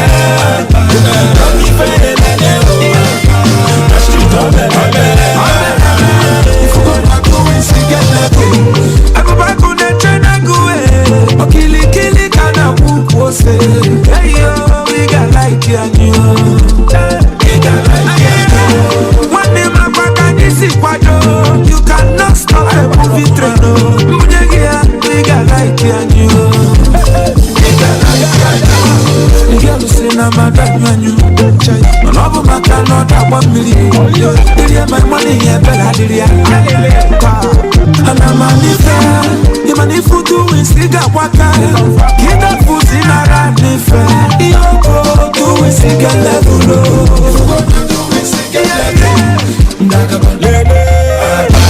A beautiful evening to you. Welcome to the second half of today's Sports Live, reaching you from the studios of a premium news talk and sports radio station, Today 95.1 FM, right here in the Garden City of Port Harcourt. My name is Wisdom Obina, and I'll be the man to lead the proceedings. The second half, I'm sure you enjoyed the first half, the Olympics and the fever.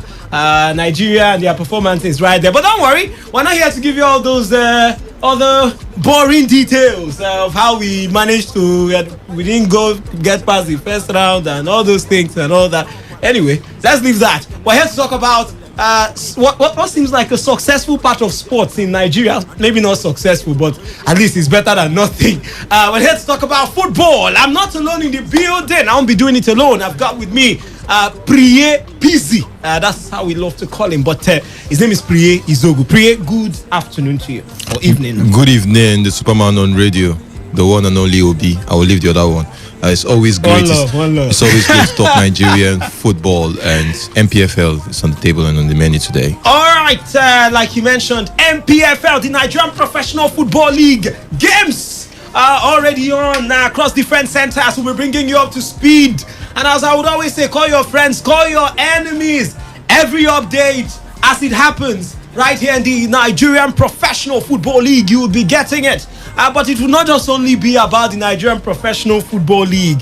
Our ladies, Rivers Angels, the jewel of Rivers. I like to also add the fact that they bring pride to the state.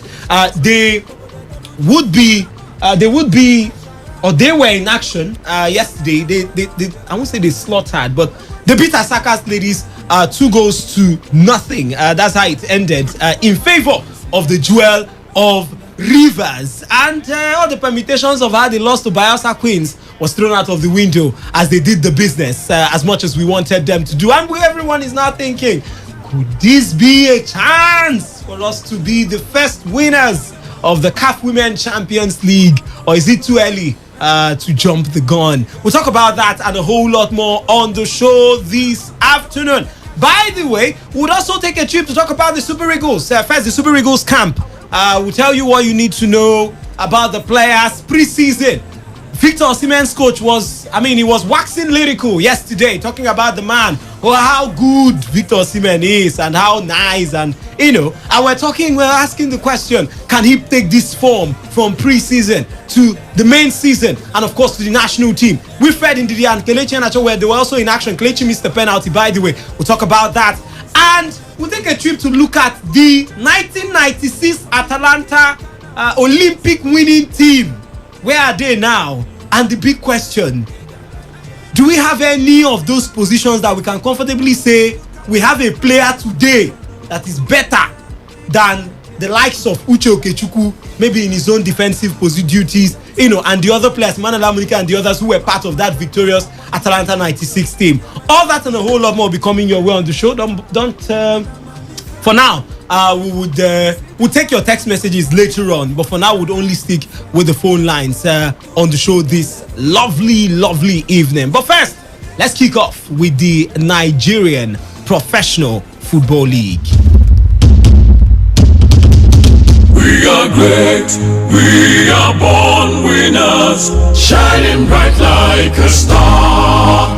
The gift of God to Africa, FC Ifeanyiuba, united we stand, hand in hand, bringing glory to our land. Anyị bụ ndị mmeri, anyị ga-adịgide, Football Club Ifeanyiuba. Anyị bụ ndị mmeri, Anambra Warriors, Football Club Ifeanyiuba.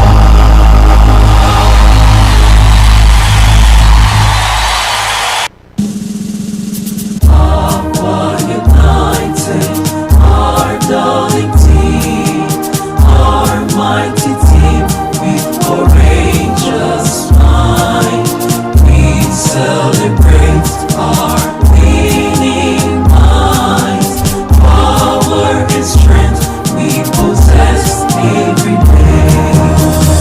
Aqua United, mighty united, winning our culture, goal for goal. We celebrate our winning minds. Power and strength we possess every day.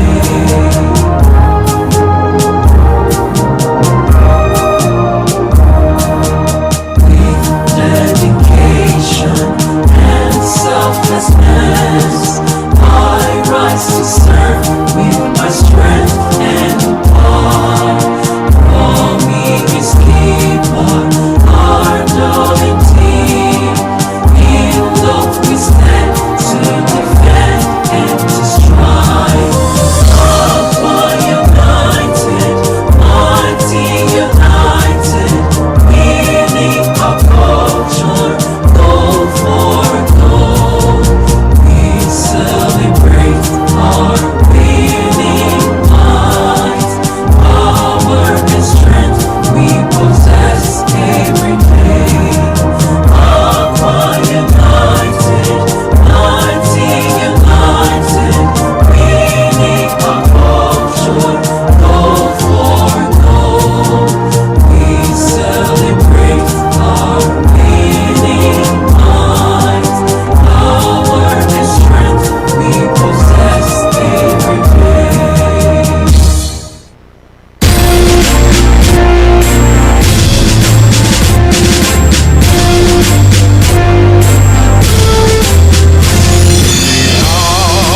Rivers united, united we shall triumph. Whether rain or sunshine, God is for us. We overcome all the giants and stand. All right, the Giants that would be in front of them today currently Sifanyoba. Rivers United currently up against FC Fanyoba right there at the Adokia Miesimaka Stadium. And of course, that will not be the only fixture of the day, but that will be the one that concerns us here in Rivers State the most. But I'm sure Aqua United fans are asking, and of course, the fans of Plateau United and the others. Well, I'll tell you, we have match day 35 holding across different centers. Right there, Adamawa United will be up against Enugu Rangers. Adamawa United confirmed they will be in the NNL next season. That's the lower ranks of Nigerian football. Aqua United, well, it looks like it's almost done and dusted. It's just a matter of semantics and time. They would be up against a team that you want to say are struggling for their lives, Jigawa Golden Stars. Currently that game is up already, and like I told you, across different centers, all the kickoffs, all the games have kicked off. Enyimba MFMFC also going down. We also have Heartland, they are currently up against Kwara United, right there in the what they call that, their stadium now. They've been moving, but it's Dananyam currently. Okigwa has been given to Abia Warriors at the Dananyam Stadium. They're currently up against Kwara United. Kano Velas, the same Sugida. They're currently up against Abia Warriors. Now, Katsina United are up against Dakada FC, the Miro Boys of... that's not their nickname, but don't mind me. But they are just the boys now. Aqua United are like the men right there in Uyo. Rivers United up against Ifeanyi, like I told you. And Warri Wolves, they're currently up against Wiki Tourist. Well, we're in for a big fight across the different centers. Teams fighting to survive, others fighting to stay on, some fighting for the continent, and the others fighting to win the league. Yes, for me, I think this is the business end of the league, match day 35. And this is the time you will know the serious club, the clubs that really mean business, that will be ruthless when it comes to getting those points. Just to cut you in right there, goals across different centers, I tell you. Katsina United already leading Dakada FC 1-0. Nasarawa United already leading Sunshine Stars by 1-0. I mean, it started pouring in already. Just an average of 10 minutes if you want to look at it across different centers. 8 minutes in the Pantami Stadium in Gombe, where Admo United are up against Enugu Rangers. 9 minutes in the game between Aqua United, potential champions, you want to say, against JGS, Enyimba and MFMFC. 13 minutes down in that encounter. And big chance for Rivers United. I'm sure the guys at the stadium would be reporting. The likes of Feme Kadena, Reliance is on his way. High Chief is already there. Big chance for Rivers United. And would confirm if it's a profitable one. By the way, the game between Kano Pillars and Abia Warriors hasn't kick-started yet. But Priye, go ahead with your thoughts, Priye. So for me, I think this is the most important time of the league. This is a time when you know people that mean business. This is a period of the league when you know teams that really are mean when it comes to getting those important points. Even away from home, you see teams try to get important points. So for me personally, I think it's a time when you see the serious heads, and this is when you see the likes of Ayimba, Aqua United will jostle it out to make sure that they get to the continent or win the trophy. So for me, I think it's kind of, for the Nigerian Professional Football League, it's more like a free-for-all. The most important thing is about getting those important points, especially avoiding relegation for some of those teams. Some of those teams just stay in the league and try as much as possible to respect yourself. Don't be relegated. Some other teams' ambition should be qualifying for the continent. Typical example, Ayimba. If Ayimba do not qualify for the continent, it's a huge failure. People will be fired for that. So for me, I think it's the most important time of the league. Let's see what will happen today. But the goals are coming in to show you how important this week is for Nigerian Professional Football League. So everybody will be just laying out for points. A very important and crucial week. Well, we'll come to Rivers United in a bit now, Priye, but you mentioned Enyimba. They're currently up against MFMFC, and you're talking about the continent, the fact that things might even get more tasteless if at the end of the day they don't make it to the continent. MFMFC, a very hard nut to crack anytime, any day. Party spoilers, if you permit me to use that word. And the Church Boys are also raring to maybe coast along properly in the league this, even if we know they are not particularly fighting for anything currently. You think Enyimba on their own would be able to, maybe at the end of 90 minutes, currently now it's 16 minutes in that encounter and still goalless between the two sides. Can Enyimba maybe pull it through? Like I said, they need all 3 points. But we've seen them falter, draw and drop points right there. They've even gone down. They had to come back from 1-0 down to beat JGS right there in Aba. Against MFM, a rather stubborn side away from home. You think it's something the People's Elephants can put, or a team they can put to the sword? I'm looking at the team sheet for both teams. Basically, the Ayimba side, you see quality oozing everywhere. They have no business actually not getting the maximum points. But you can also, we all know MFM over the years. For the past 3-4 seasons, they have been that people that have been consistent when it comes to Nigerian Professional Football League. But let's see what will happen. But for me personally, I think they have the team right here to actually cause an offset for MFM. Therefore, Ayimba, come on, we have Anayo's in the lineup today, and we know what he can do on a good day. The pace of the man, the strength of the man. We know that he can actually cause upset. Omoyele, there's a lot of quality players in that Ayimba squad. For me, I think it lies onto the manager for him to actually do the business, come up with good tactics, and tell the players to manage the game, because the tail end of the season can actually cost you a lot. And at the end of the day, it will not cost the players. I think it will be the manager. So it's about him making the right decision, because nobody will be fired. No player will be fired. The best they can get is maybe selling them to other clubs, maybe a rival club. But the most important thing is managers losing their job. So for me, I think Ayimba has their work cut out for them in this particular season, because not qualifying for the continent, even qualifying for the CAF Confederations Cup, is more like a failure for that team. It's more like you are either qualifying for CAF Champions League or nothing. So let's see what they will do today. But we know how all these things play out. I think Ayimba will be putting all their pressure and force in this game to make sure that they get something, because if you look at MFM, they have nothing much to lose when it comes to their stance on the table. And when it comes to qualifying for the continent, it's not like they are in pole position to win the MPFL. It's more like, let's just still remain in the league. But for Ayimba, a lot is at stake. We saw how they threw away the opportunity they had when they had like 3-4 outstanding games. We saw how they start out. We saw how they missed that glorious opportunity and taking a game at a time to actually close the gap between themselves. Then Nasarawa United was at the zenith of the league, but right now they are still struggling. Akwa United is there right now. So for me, I think Imba just need to do the business about redeeming themselves, qualifying for the continent to be more like you redeem your image. I think they will get this one over MFM. All right, because more is at stake for them.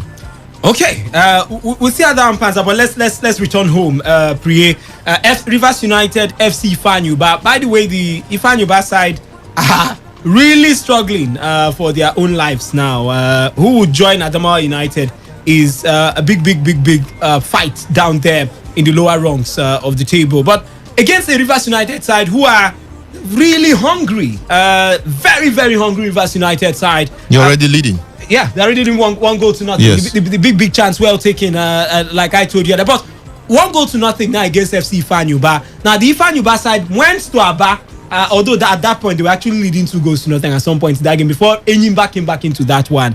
You think it's something? Yes, they've started well, bright and early. 1 goal in favor of Rivers United. You think it's something they can actually take to maybe clean it up? 2 goals, 3 goals to nothing to the good, because the Ifeanyuba side, like I said, are also fighting to stay on in the league. If there's one thing you can never take away from Stanley Eguma, is his ability to get results at home.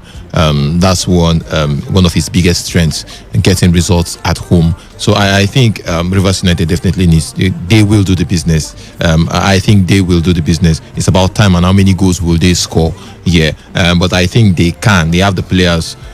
Omonewari, a lot of the squad is actually oozing of quality, and that's why people are actually complaining. Before the season started, they spent a lot of money in getting some of the best players around the country. At the end of the day, they are still, and even outside the country, and they are still struggling to even qualify for the continent. I think for me, it's more like an average season for Rivers United if they fail to even qualify for CAF Champions League. Come to talk of CAF Confederations Cup. CAF Confederations Cup to me will be more like a failure, not to more like an average season for the team, because they spent a lot. The Rivers State government have invested a lot in that team. But if you look at the Ifeanyuba side, they have been owing salaries. Financially, they have not been that stable. We know that the owner is a little bit distracted with politics these days, so it has not been easy for them. As a politician, you don't expect him to be throwing monies into the club the way he used to do as a businessman. And as a business person, you invest in a league that you're not making much money from. It's not wise. You still putting too much money in that particular business that's not giving you that much. So it's more like the Ifeanyuba, the owner of the club, is just soft peddling, like, I will not put in too much money in this project. So the club is suffering. So if they get relegated, it's not the fault of anybody. It's more like an administrative issue. So I don't think they'll be piling the pressure on Rivers United. It's more like, let's just see the game off. But for Rivers United, a lot is at stake. One of the most stable managers in the history of Nigerian professional league, it should be Stanley Eguma. Hold your thoughts right there. I can't keep it in, Priye. We'll come back to you on Stanley Eguma, Rivers United, but it's pouring. 3 goals in just 23 minutes right there at in the game between Nasarawa United and Sunshine Stars. Who says the fight for the continent is not a crazy one? Silas Wankwo, the man who continues to tell us why he should be the top scorer, got the very first goal. Now, in the 11th minute, the first goal came in 17th minute, and in 23rd minute, we confirm who that goal scorer was. 3-0 in favor of Nasarawa United against a Sunshine Star side that have not particularly been shining this season, but in the last few games, they've been able to stir the hopes of their fans. And I tell you, the live table is bubbling. Over there, Warri Wolves are already taking the lead against Wiki Tourists. 1 goal to nothing also right there at the Uzoro Township Stadium. And currently, Nasarawa United on the live table have got 61 points and are behind the Akwa United side, who are currently playing at a goalless draw with currently playing at a goalless draw. Yes, they are still goalless now in the 35th minute. Still goalless between Akwa United and Jigawa Golden Stars. And you begin to wonder, anyway, maybe things might actually change. The dynamics at the top. But 1-0 in favor of Rivers United. 3-0, 3 goals in 23 minutes. Amazing, fantastic for the Nasarawa side. And goalless between Enyimba.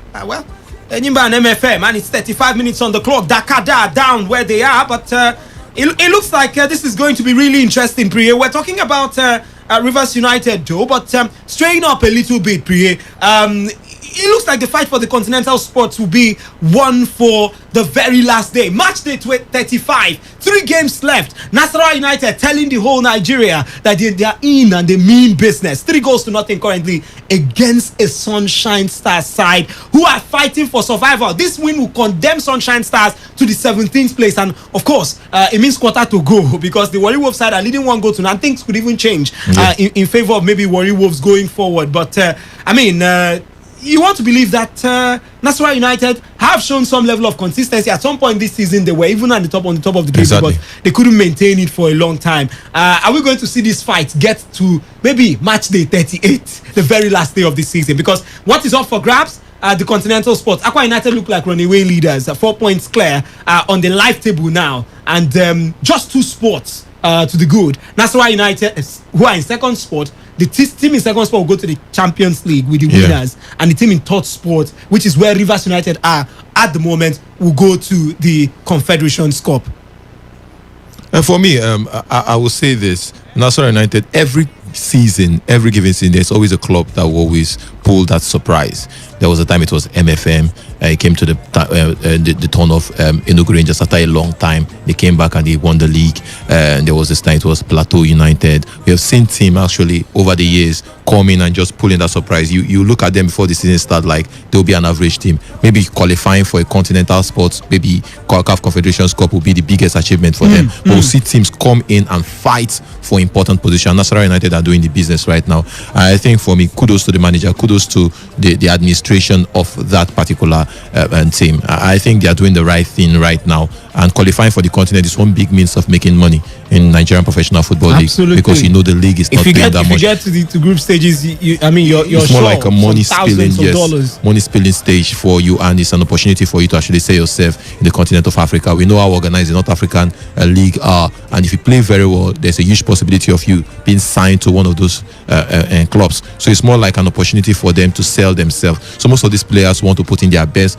want to put in the whole effort. But the issue I will have at the end of the season, it's not when this crop of players actually fight for them to qualify for the continent. Then once they qualify for the continent, they will remember that they need to get experienced heads. They need to get experienced players that are over 35. They need to get experienced head to come and play for them in the continent. I think that would be a very, very it will not be good for the club. I think they really need to stick with this player. Maybe get few additions. When I mean few additions, 3-4 players, 3-4 important players you can bring into the team, not signing 11, 12, 13 players, because the way Nasarawa United are going, definitely qualifying for the continent is something sure for them. So for me, I think they should just keep the ball rolling. And when they qualify for the continent, I will say this: it's not when they qualify they start buying players that they feel understand how to play CAF Confederations or CAF Champions League. You should remember that the only team that have won the CAF Champions League are Enyimba. Come on, we cannot even. Some kids were not even born then. That are men now these days. Absolutely. So I think Nasarawa United as a club need to stick with this set of players because they are doing the business now. So if they can do it this season, that means they can still do it next season. All right, and currently still on the live results across different centers. Goals only scored in 4 centers. The others still barring at the moment. Adamawa United still goalless with Enugu Rangers, and it's at Aqua United who are still playing out a goalless draw with Jigawa Golden Stars. Enyimba, the People's Elephants, Nzobu, right there in Aba, are playing out goalless draw with MFMFC, and Heartland, right there in the Danyanyam Stadium, currently up against Kwara United, is also goalless. And the game between Kano Pillars and Abia Warriors, it's not going to be on today from the way things are going. But we'll see. Katsina United 1, Dakada 0, Nasarawa 3, Sunshine Stars 0, Plateau United 0, Lobby Stars 0, and Rivers United 1, Ifanyo Ba 0, Warri Wolves 1, Wiki Tourist 0. And I tell you, the battle for the different sports, the continental sports, continue raging, really. And Priye, let me bring you in once again. We've talked about Enyimba. The real fight looks like it's going to be between Enyimba, Rivers United, and Nasarawa United. Nasarawa United look like things are going in their favor on this particular match day anyway. Exactly. But really, if you were to even consider which team deserves, based on how far they've come this season, based on their performances this season, which team do you think deserves to be in the continental sport, at least for the kind of performances we've seen them put in this season? You know, for some teams, they've blown hot and cold. Exactly. Enyimba being one of them. Enyimba, they've not even they've not even played in. They didn't play enough matches. They had too many postponed games, and then the life of the league hits them. They just barely manage to keep their nose above water. But if you were to talk about, okay, this is the team I feel would deserve to be, and if they don't get there, it will look like they should probably go home and cry. What team would that be for you? I think it should be Kwara United for me. Personally, when the season started, I felt they put in a whole lot of energy in actually fighting beyond the vote for continental sport, lifting the title. But at a point in time during mid-season, we saw them struggle. I think personally for me, Kwara United, if you look on the live table, you see the goal difference. They have 14 goals difference. That will show you the amount of goals they have been scoring for fun. That means they really wanted to qualify for the continent. You could look at the match and you could see the impact of Kwara United. For me, I think it would be more like a disservice if Kwara United don't make it to the continent. I think there's a huge possibility of them not making it. For me, teams that definitely should qualify, Aqua United. We've heard what the general manager of the team has been saying over the years. He said the government of the state have put in a lot of money is for them to actually pay them back with the league title. So for me, I think Aqua United needs to qualify for the continent because they have invested a lot in the team. Another team should be Nasarawa United. They have been the surprise package for this season.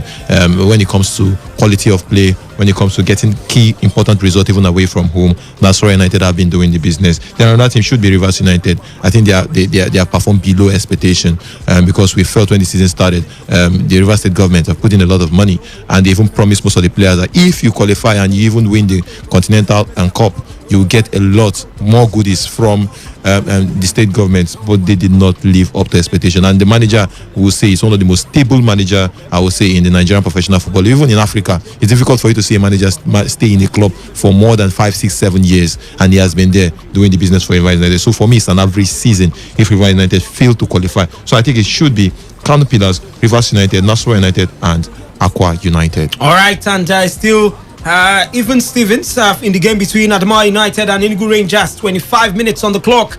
Aqua United JGS 27 minutes. It's still 0-0, and it looks like maybe we might see that party delayed a little bit, but then again, it's still early stages of the game. A lot could still change. Enyimba MFMFC still goalless right there in Aba. Heartland, well, they are not exactly in torrid waters. They are currently pronounced goalless or Kwara United, a team that are also interested, in the continental sports. Kasina 1, Dakada 0. It's currently 28 minutes in that game. 35 minutes in the game between Nasarawa United and Sunshine Stars. 3-0 in favor of Nasarawa United. Plateau United 0. Lobby Stars 0. Rivers United 1. FC Fanyuba 0. Binoyo with that goal that game is currently in the 32nd minute. And the last game between Warri Wolves and Wiki Tourists, definitely not the least, but it's 1-0 in favor of Warri Wolves right there at the Usoro Township Stadium. And we'll open the phone lines to get your thoughts. Who do you think will be making it the way things are going on this match day? Is your team even maybe showing promises enough to tell you that they will probably coast along to the very end? I heard the arguments yesterday on who wins, who qualifies for the continent and all that. Would you still maintain that your team will probably make it to the continent? That is if your team is in the continental sport. And for the guys who are down there, the Akure boys, the Sunshine Stars team, really begging for mercy. I tell you, 3 goals in 23 minutes, begging for real mercy right there. And down 4, it's Sunshine Stars, Warri Wolves, FC Fanyuba, and Adamawa United confirmed they're going to play in the NNL. So who joins them? It looks like those two teams might just be FC Fanyuba and another team between Sunshine and Warri Wolves. 0817 0000 951 0810 9510 951. Aqua United fans, is there any cause for alarm? It's goalless, and remember, if it ends this way, it means they will just be 4 points behind or ahead of second place Nasarawa United. Today's Sports Live, good evening. Good evening, my brother. Good evening. The case of Rivers United. Tell us your name now. I appreciate it on the line. All right, you're welcome. Rivers United, unless they do away with it, but that is not that place is not his birthright. It should not be doing cases as if we are trying to patronize him to give him a job where he will remain and take care of his family without minding whatever is there. A man is to leave Rivers United. Let them look for another person. Let's get another person to handle the thing. Okay? Who would you suggest? Sorry? Who would you suggest to take over from Eguma? I don't know whom they would like to bring, but let it not to be Eguma. Now, we have been there for years without achieving anything for that club. That is my take. Look for another person. Let another person try. All right. Thank you so much for your thoughts. Well, I think about Eguma, maybe time will tell because it seems like he always gets his job well cut out. I don't want to talk about the other part of the community slot thing, but gets it done. Maybe to what his owners want. Today's Sports Live, good evening. Good afternoon. Good evening. Your name and where you're calling us from? You're calling from my forum, Savior, you're welcome. Savior, which club do you support? Aqua United. Aqua all the way, but now go, let's draw now. Bro, you know the fear. I tell you, last we go see collect our 3 points. Nobody can stop us. Rivers United have made it 2-0. By the way, sorry to cut you right there. And that one, Abobo use then just come and let us say, "Guma, why they are people saying no go cut my ticket? No, Guma, the man I ticket no cut my ticket. That's it for that one." So wisdom. Yeah. Let me at the team men and go relegation. You see, fine, you want men and go that? Men and go that side. Maybe I wanna go to play politics. What? Na bad belle. No, not to say about Bele. Another people are for life, and then follow go via Atlant Day. Hey, this one about Bele. Atlant Day saved. They don't get problem. They get lost. I think then they use 80 bus. They go play match. Use all those kind of money. Get all of them now. Yeah, they struggle. Come out to win league. Come to even qualify for top 4. Say they no seats. Now they struggle for that. If to say them, they go follow join there for a few well. But what it was, they say what they carry last. But last, they are saying they go carry last this season because people going down. They might go down. Thank you so much for your thought. They fit go down, but they don't still carry last. So you see, that's the thing. They don't say Wari no they carry last. It's not mean they'll be number one. But they not say Wari no they carry. They always talk and say Wari they carry first. Why they come bend down? Wari no they carry, which means last any IB person must carry Pondo for class. Wari will just probably take 19th something, and it looks that way. I tell you, currently they're 18th in the live standings, and like I told you, it's 2-0 now in favor of Rivers United. And you want to say this one is done and dusted. 33 minutes, the second goal coming in right there from Sunday Adetunji with the goal right there for the pride of Rivers. And it looks like that this game at 3 points already in the kitty for Stanley Eguma and the boys and the lads, and it's still goalless in the game between Aqua United and Jigawa Golden Stars. By the way, the game we now gotten reports now in the game between Kano Pillars and Abia Warriors. 31 minutes on the clock is goalless right there in that particular encounter. The phone lines we go back to Today's Sports Live. Good evening. Thank you. Good evening. My name is Hello. Hey, we're struggling to hear you. Can you hear me? I shouldn't even be asking if you can hear me. I'm sure you probably have a device right there. Let's get to the other phone line. Today's Sports Live. Good evening. Good evening. Albert, welcome. Well, yeah, I think now the thing. You know someone style, you know someone doing very well. Things like that. There are some players like that. And if they are playing that thing, they don't have that big name quality players in the team. But the money to assemble these players, the money to assemble these guys, and look at the result. The result is speaking for these people. It's not only you just go there and you spend big money in this players. I mean, Silas Wankwa already has scored 2 goals today. And that's one thing. He keeps shifting over. Fine, it's not a big name player, you understand? Yeah. It's the technical ability of the managers to hold these players together, to make them useful. Now, it's not lended money to get to the continent. You see this Palace one for you see this guy. Nasarawa United have made it 4 goals to nothing. How about? I mean, it seems like you should sing their praise. Continue. Go ahead. Fine. Now 4 goals in 40 minutes. Go on. Now you can see that the young man is doing very well. If Rivers United get to the continent, you see this guy in Port Harcourt here. They'll bring him out to the back and the guy will come here and flop. It's the technical ability of the manager of the Rivers United that is causing this minute of bad luck. That is spending money now. I think that they're spending money, bringing big new players. What have they done? You understand? You know when this guy was talking about coming to Liverpool, Timothy, when he was pushing for that move, he was never speaking about the player. But what kind of player he wants to bring to Liverpool? You cannot click to my pattern. You don't go there and bring players like that because the players are good. Are they going to stick to your philosophy? Are they going to stick to your patterns? You understand? They're playing like that. That's why the result is not coming for them. I don't know what's wrong with the team. Okay. I get your pain now, but Albert, can you hear me? Albert, which club do you actually support? I told you Rangers. No, Hollywood is not doing very well. Because the government is not doing, the government has not done that football in Delta State. You understand? They don't play any football. They don't. If you go to the technical stadium, you see those competition to play competition. What they are doing like that is athletics. They don't need to use football in that state. Maybe they are focusing on their strengths now. No. Should you please advise people to focus on their strengths? Look at the midfielders with Paris. Look at the midfielders. Lots of Okocha, Luke Nirema, Sunday Newton. True. Look at lots of dictators. The dictators this kind of players. You understand? They don't know that. I'm so disappointed with that taking the football club here.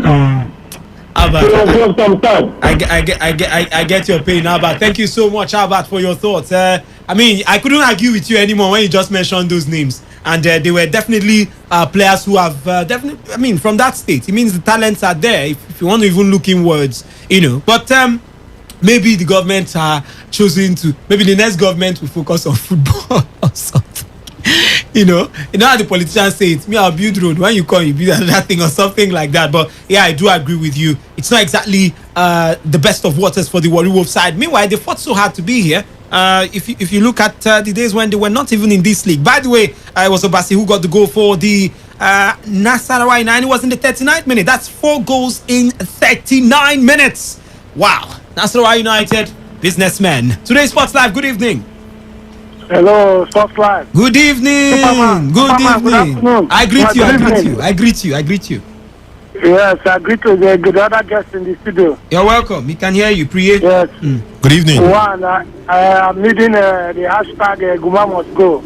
It's not a But he's right. winning today. Oh, he's winning 2 goals to nothing now. We have the likes of Imama Mapaka for Rivers State who can man that position. Okay. So Rivers, the pride of Rivers, should manage to qualify for the continental ticket and at the same time win the ITO Cup. So that okay, those are your targets. He must qualify them for the continent and win the ITO Cup. Yes, if he can do that, then he should stay. But if they cannot do that, it's the time for him to go. Wow. Okay. You didn't tell us your name again. Okay, Chief Crown from Upako. Okay, Chief Crown, thank you so much for your thoughts. Well, Chief Crown has set a target to Eguma. He says Eguma must qualify the team for the continent and win the ITO Cup. That's the only condition that he will accept from Eguma for Eguma to stay. Well, the good thing is, or maybe the funny thing is that he's not actually employed by an individual that is how do I put it? He's employed by the government, okay, and the government is controlled by a governor. All right, I'll leave it at that. But I mean, the government of the state is a state-owned club, and they'll decide whatever, depending on whatever they want from him or they would be okay with. Maybe that's what. But let's run through the results again across different centers, just in case you're joining us. Adwa United 0, Enugu Rangers 0. That game is now in the 38th minute. Right there at the nest of champions in New York is Aqua United 0, JGS Jigar Golden Stars 0, Enyimba, Zobu, where they've not been able to Zobola anything currently. It's goalless between them and MFMFC. Well, the People's Elephants these days, they're going through a lot. The coach will talk about the number of injuries. He said he's never seen this kind of injury numbers ever since he joined Enyimba, even as an assistant for Usman Abdallah. Is that enough excuse, Priye? At the end of the season, if Enyimba do not make it to the continent, can you agree with the coach that it's not his fault? Injuries were not fair to him. After all, Liverpool, some people would argue with that if not for Virgil van Dijk's absence, things would have changed or things would have been different. So would you take that as a tenable excuse that Enyimba did not make it because they had the demon of injuries actually visited their camp heavily? No. Personally, I think that's not an excuse. You have the transfer window to actually beef up your squad. I think your second, the backup players to your first team players should be as good as the first team players. I think that's the idea of actually going into the transfer market to get players. If you're bringing in Anayo, you should have a backup player that's possibly as good as Anayo. There's a huge possibility of you getting them there, and that's why I always say Nigerian Professional Football League, we need to start building our academy system. If we can actually graduate players from the academy, you don't even need to speak. 15-year-old, 17-year-old come in and do the business, and maybe he will become a Billy Gilmore, get his chance and make the best out of it. Exactly. Beyond even Billy Gilmore, we have seen Ryan Sterling back in the day for Liverpool. He started playing when he was 17, 16 from the youth rank. So the idea is about getting a proper football structure. You won't be complaining like this, and I think I'll blame it to the manager and also the administration of the club. If you plan very well, you get these players, you can actually cover up for these injury worries. You cannot tell me that you lose 2-3 players and you start struggling. Anaya is not playing, so you cannot be getting balls through the wings. No, you need to have good backup players. So it's not an excuse for me. I think he should have created a style that will actually suit different kind of players. If you have a tall player and possibly your striker, who is possibly an average striker, is not banging in the goals, try to create a formation or a style that can actually favor your second option, so he can be giving you those goals. I think that's the idea about manager. You are the technical manager of the team. What's the meaning of technical? Being technical, your ability for you to come out of difficult situation, bringing the best out of a very, very tight and difficult situation. So for me, I will say this: it's no excuse for any team complaining that you have injury worries, that's why you struggle. No, you need to have a very, very good bench. I've seen plays in situations where central midfielder, defensive midfielders are turned into centre back, and the manager still gets results. So there's no excuse for that. All right, there's no excuse for failure, according to Priye. But I mean, it seems like we're having barrenness in different centers. Barren draw currently. It's still goalless across. Just 4 centers with goals this afternoon. Katsina United, Dakada FC, and Katsina United, Dakada FC 1-0 in favor of Katsina. 4-0 halftime right there in that particular center. By the way, Nasarawa United going to the halftime mark with a 4-0 lead against Sunshine Stars. You can imagine if they decide to replicate what they did in the first 45, we might see as much as 8 goals to nothing in the second half. It's not something that happens in the MPFL every day.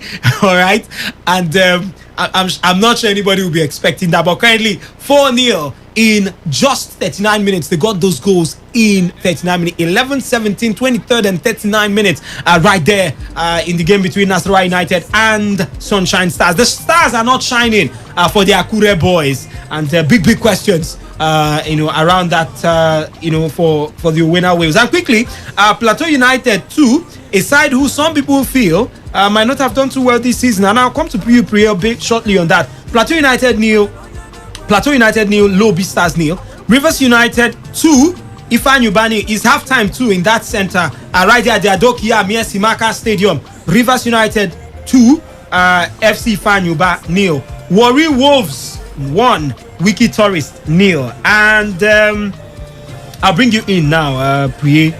Plateau United, I mean, one of the sides who were on the continent earlier this season. So when we are talking about Rivers United, we should also consider that there are other teams too that went to the continent this season, that tried the continent this season, and they did not even make it to anywhere. Plateau United crashed out before you could say Jack Robinson or maybe Wisdom Obina. They were already home. Currently on the live table, they are 10th. goalless now currently against Lobby Stars are even better than Plateau United so far this season after 34 games. And you want to ask yourself, where is the expatriate or maybe the expat technical additions of Abdul Mekaba, a man who has seen it through and through. I mean, we can't forget his heroics at a lot of these teams too. One of those who you can call fine coaches in the MPFL, play fine football, put the ball on the ground. I mean, the Barcelona fans in Nigeria like him a lot because he tries to bring in those kind of tiki-taka football, put the ball on the ground and play the ball. But somehow, they are playing the ball, but the ball is not getting to the net these days and it's not giving them good results. Plateau United, one of the teams you might term as struggling teams this season. They refuse to sign as much before this season. The coach came out to tell everyone that they are keeping 95% of the squad. And, you know, most times we criticize teams for, you just mentioned it, that if Nassau United should. So, but somehow, the willingness to keep 95% of the squad did not give them a good continental showing, and it's not also giving them a good or great time in the league, because Plateau United are ordinarily supposed to be the team or one of the teams fighting for a continental spot or for the league title. Abdul Mekaba started the season with lamentation and structure and strategy. He started complaining about the whole COVID-19, players not being prepared when he was actually competing in the continent. So it was more like he started in a very, very bad mental state for the players and himself. Psychologically, you need to boost the mind of your players. He said they didn't have good preseason. They didn't do this, they didn't do that. It affected every club. Now that mindset affected the entire team throughout the course of the season. I think most managers you need to have that positive mindset. Even when things are not going that well, your ability for you to boost the morale of your players, that's why you are there. That's why you're the technical manager. That's why you're the leader of the team. Abdul Mekaba started the season lamenting, and it's costing him right now because he said we did not prepare for the continent. Other teams had chances of actually doing preseason. That's why we lost woefully. That's why we were kicked out of the continent, and it affected the psychology of the team. Beyond that, it doesn't mean you don't have to sign players because you had a successful previous season. You could still bring one or two additions, but my issue is don't overhaul the team. Don't throw out everybody just because you've qualified for the continent. You could bring in 3-4 players, key players in key positions. Maybe the defensive midfield, attack, defense. You just bring in few players into the squad to strengthen the team. That's the idea about strengthening team. You look at your opponents, your oppositions, get players from some of these your rivals. You come to Rivers United, you could go to Enyimba, pick some of those their players that you think can actually suit in your system. It's not about just signing players. Can these players really suit in my philosophy and my tactics? That's the idea about management, and I think he didn't do the business, and that's why it's costing his team. And it's one person you think naturally should know better.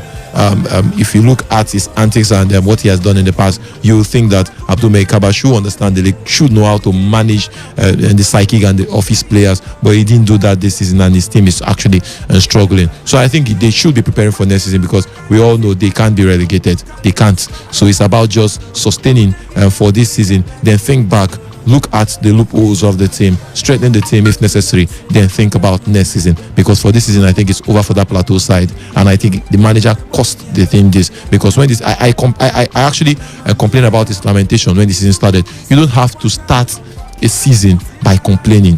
We've seen manager fail due to that kind of strategy. When you complain a lot, when you complain, before you know it, Aqua United have scored. Priye, sorry to cut you in right there. Aqua United have scored. Aqua United, our darling team, our mighty team, with courageous mind, we celebrate our winning. All right, that winning match has come to play. Ubang Friday with the goal in additional minutes of the first half. And it's the Aqua Bees, the Aqua United side, 1-0. The Kwaibo side are now leading Jigawa Golden Stars right there at the Goswill Akpabio International Stadium, the one we call the Nest of Champions. It's 1-0 now in favor of Aqua United. And I tell you, the title might just be going to Yo, and maybe they would have to do some parade or something. But I tell you, halftime across most of the centers. But in that game between Aqua United and Jigawa Golden Stars, yes, the halftime whistle have been blown right there and it's Ubong Friday's goal now that stands as the difference. Scored in the 47th minute, in 2 minutes of additional time in the very first half. Aqua United have made it 1 goal to the good against Jigawa Golden Stars. And Priye, before we do the halftime analysis, is it safe to say that Aqua United will be looking at the table shortly? By the way, let me just do that. If it ends like this, regardless of what happens in the game, I mean, Nasarawa United and Rivers United are already winning. So Aqua United will be on 67 points if it ends like this for them. And just 3 games left to the end of the season. It will just be all about mathematics, right? Beyond mathematics, I think Aqua United, they are home and dry, but we have seen crazy things happen in football. Would they lose all 9 points? Anything can still happen in football. And that's why football is loved more than some fictional stuff. And some things you know that is easily predictable. Football can never be predicted. We have seen games where a team will be leading 3-0 in first half. The second half they lose like 5-3, 7-3 in different cases. So for me, I think they just need to still keep their head up. They really need to take every match serious. It's 3 games, but it's still dangerous 3 games. We have seen teams struggle to even get 1 point out of 3 games. You've seen it in the past.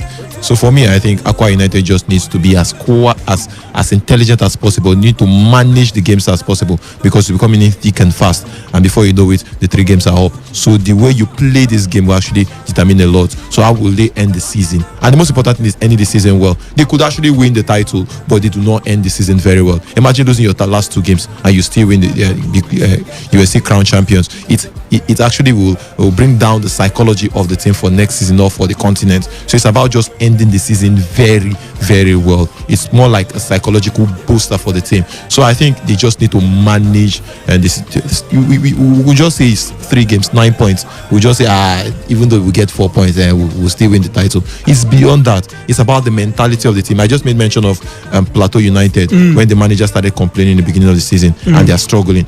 You don't have to end the season with a very bad note. They need to finish properly, and I think that's the mindset of any manager when you're playing a marathon, because league is a marathon. You need to end it very well. So it's about ending it well. I think they just need to be as careful as possible, especially the last 2 games. I think they need to get something, if possible, the 6 maximum points, so that everybody will know that Aqua United are serious. They mean business for next season.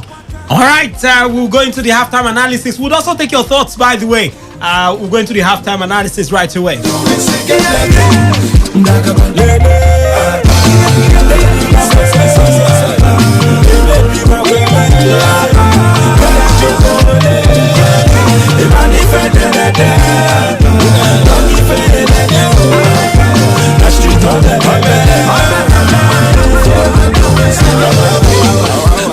All right, to quickly into the halftime mark, let me just run through all the current what we have across the different centers now in terms of the results. Adamawa United 0, Enugu Rangers 0. Halftime right there across all the centers. So Adamawa United, Aqua United good as draw with Enugu Rangers. Pretty quickly now on the Enugu Rangers side, and we're thinking maybe they still have a chance to make it to the continent. They still have a chance.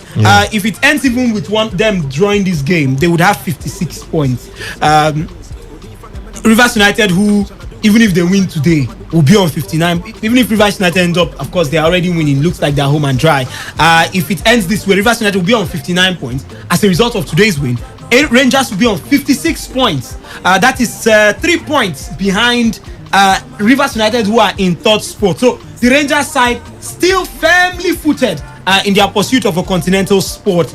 You think in the second half they can come back? Don't forget, Adamawa United have got nothing, absolutely nothing than pride to fight for.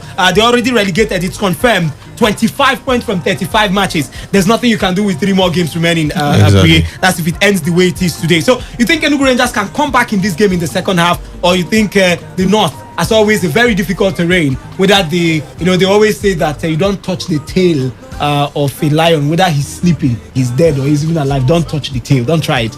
Maybe the northern fire would still come in and say, okay, the northern thing, you go to the north, struggle to get a point, or even all 3 points. Or you think the Rangers side, don't forget that coached by a northerner in Salisu Yusuf, probably the terrain will not be that hostile. They get all 3 points and come back to Enugu. They can. I'm just looking at their form. The past 5 games, Enugu Rangers, they have won 3 and they have lost 2, and 2 of those games are basically away from home, but against a team that basically they are just playing for pride.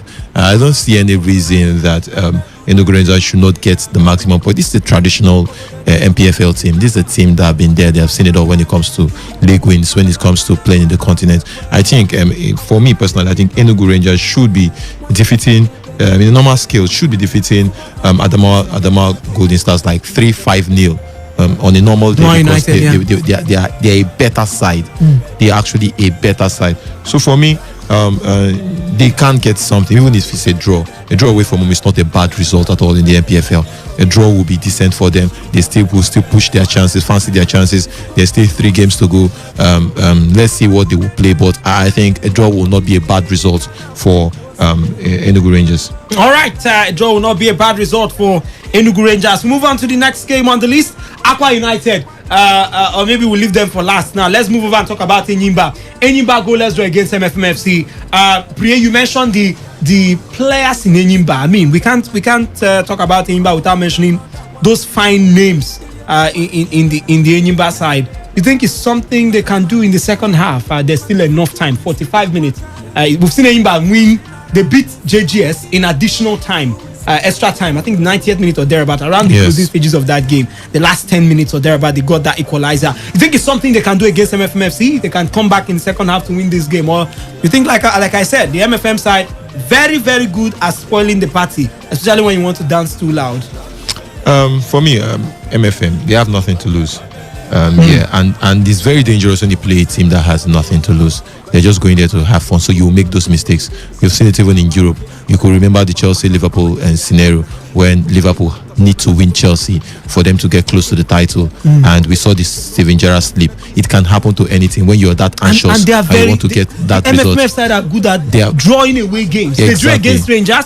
They drew against Sunshine Stars. I mean, they drew against Adamawa United. We can understand, but I mean, they're very good at getting this away. They have nothing to lose. We are not qualifying for the Wolves away, by the way. We are not qualifying for the continent. Let's just spoil the party for any team we're playing against. That's the mindset of the MFMFC side, the Church Boys. The idea is just go in there, spoil the party. Let's just play. Let's just have fun. And any team that wants to have fun, they fear no mistake.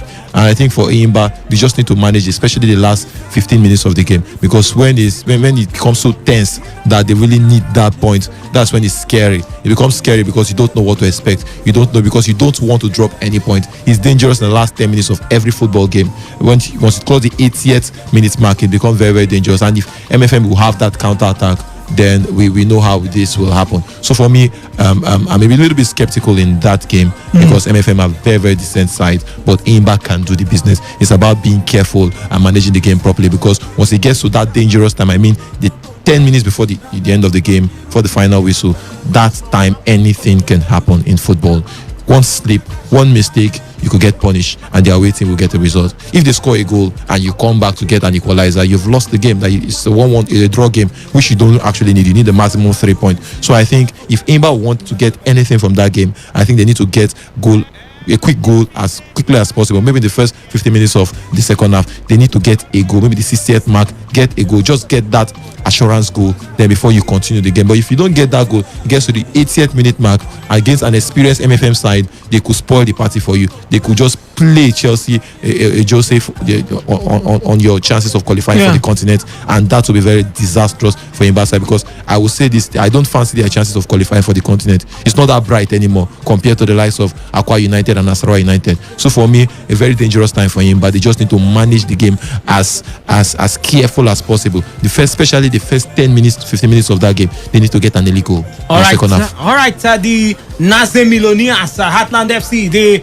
are currently playing to goalless draw with Kwara United. And to put things in clear perspective, the Heartland side, they look like they are safe, even though you never can say never. But we just have 3 more games left this season. So with 40, on the live table, they've got 45 points from 35 matches. So, they look very safe to an extent. But up against the Kwara United side, who are also fighting for the continent. Now, if it ends this way, Kwara United will be on 56 points. You think Kwara United can steal all 3 points from Heartland FC? Or you think the Heartland side, even though they are not exactly fighting for too many things, want to maintain their dignity. Don't forget, they are not safe yet. Mathematically, they are not safe yet. But they look like they. I mean, if you're 6 points or 7 points above relegation with 3 matches left, you just need one more draw or something to actually be officially safe. But you think Kwara United can say, okay, they are Kwara Apiatlan side, they are not really into this, they don't really need this point. They can actually steal all 3 points right there at the Danyanyam Stadium. It will be difficult for Kwara United, but if you look at the form of Atlant FC, the past 5 games they have lost 4 and they just won 1. That's an ugly form, to say the least. It's not something you should be proud of if you're the manager of Atlant. A very, very poor form, like if you look at their form. But also the Kwara United side too, they've not been that great. The last 5 games they have won just 2. So anything can still happen. So form is thrown out of the window when it comes to the tail end of every season. It's about which team wants it more. Do you want it more? And I think what is at stake right now, an Atlant side would easily get a 3 point before the end of the season. So there's a huge possibility of them being safe. But for this Kwara United side, they will want to qualify for the continent, and that will be a huge achievement for the team. So they will fight, and they will fight to the end. So it's about who wants it more. And I think for me, Kwara United could get an away result. They could get an away, maybe not winning, but they could get an away result, and that would be great for the team. How about Kano Pillars? Kano Pillars go, let's draw with. By the way, the second half has kick-started right there at the Nasarawa United home turf against right there in Lafia. In the game between them and Sunshine Stars, it's still 4-0. We are now in the 49th minute of that encounter. Second half also ongoing already at the Adoki Amir Simaka Stadium right here in Rivers State. 2-0 still in favor of Rivers United. Second half, okay, those are the 2 centers where we can actually confirm that actions have resumed. Oprie, Kano Pillars fighting for the continental spots also. We know where they are. They are 4th on the log now, tied on the same points with Enyimba. If things remain the way they are, can they actually nail Enyimba's brothers now, Abia Warriors, to the sword right there? If maybe 45 minutes, can they actually do it?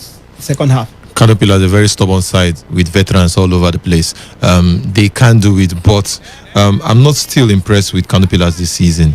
From the beginning of the season, this is a team you expect and that will be sitting comfortably in the first, second position of every league table for the past 8-7 season. They can do it, and they have the quality, have the pedigree, they have. But they are nothing like comfortable at the moment. They are nothing like comfortable this season, and it's shocking.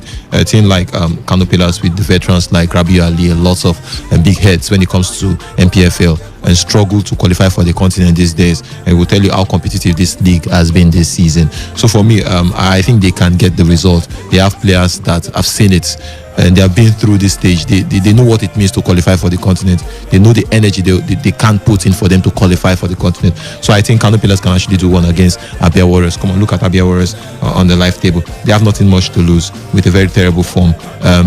If they don't get the result today, they can still get tomorrow, and at the end of the day, they will still qualify for and they will still not be relegated because they are placed 14th on the live table. So for me, I think Kano Pillars know they have a lot to lose if they don't get a result from this game, and they have players that can do it. That's the different thing. The difference between themselves and the Abia Warriors team. They have players with that mindset. We all know that Imam Apakabo is building something new for the Abia Warriors side. People are not expecting much from him this season. They are thinking about next season. Are you sure? Yes, that's what I feel. In the MPFL, we build? Because we just buy players and get the job done, and the man has spent money in buying players. Yes, but I feel personally they'll be looking at him from next season. Okay. If he doesn't do much next season, I think he could be showed the way out. But right now, it's about just keep the ship steady. Let's just see off this season. So for Kano Pillars, it's not about seeing off this season. It's about qualifying for the continent. So I think a lot is at stake for them, and it's surprising to show you how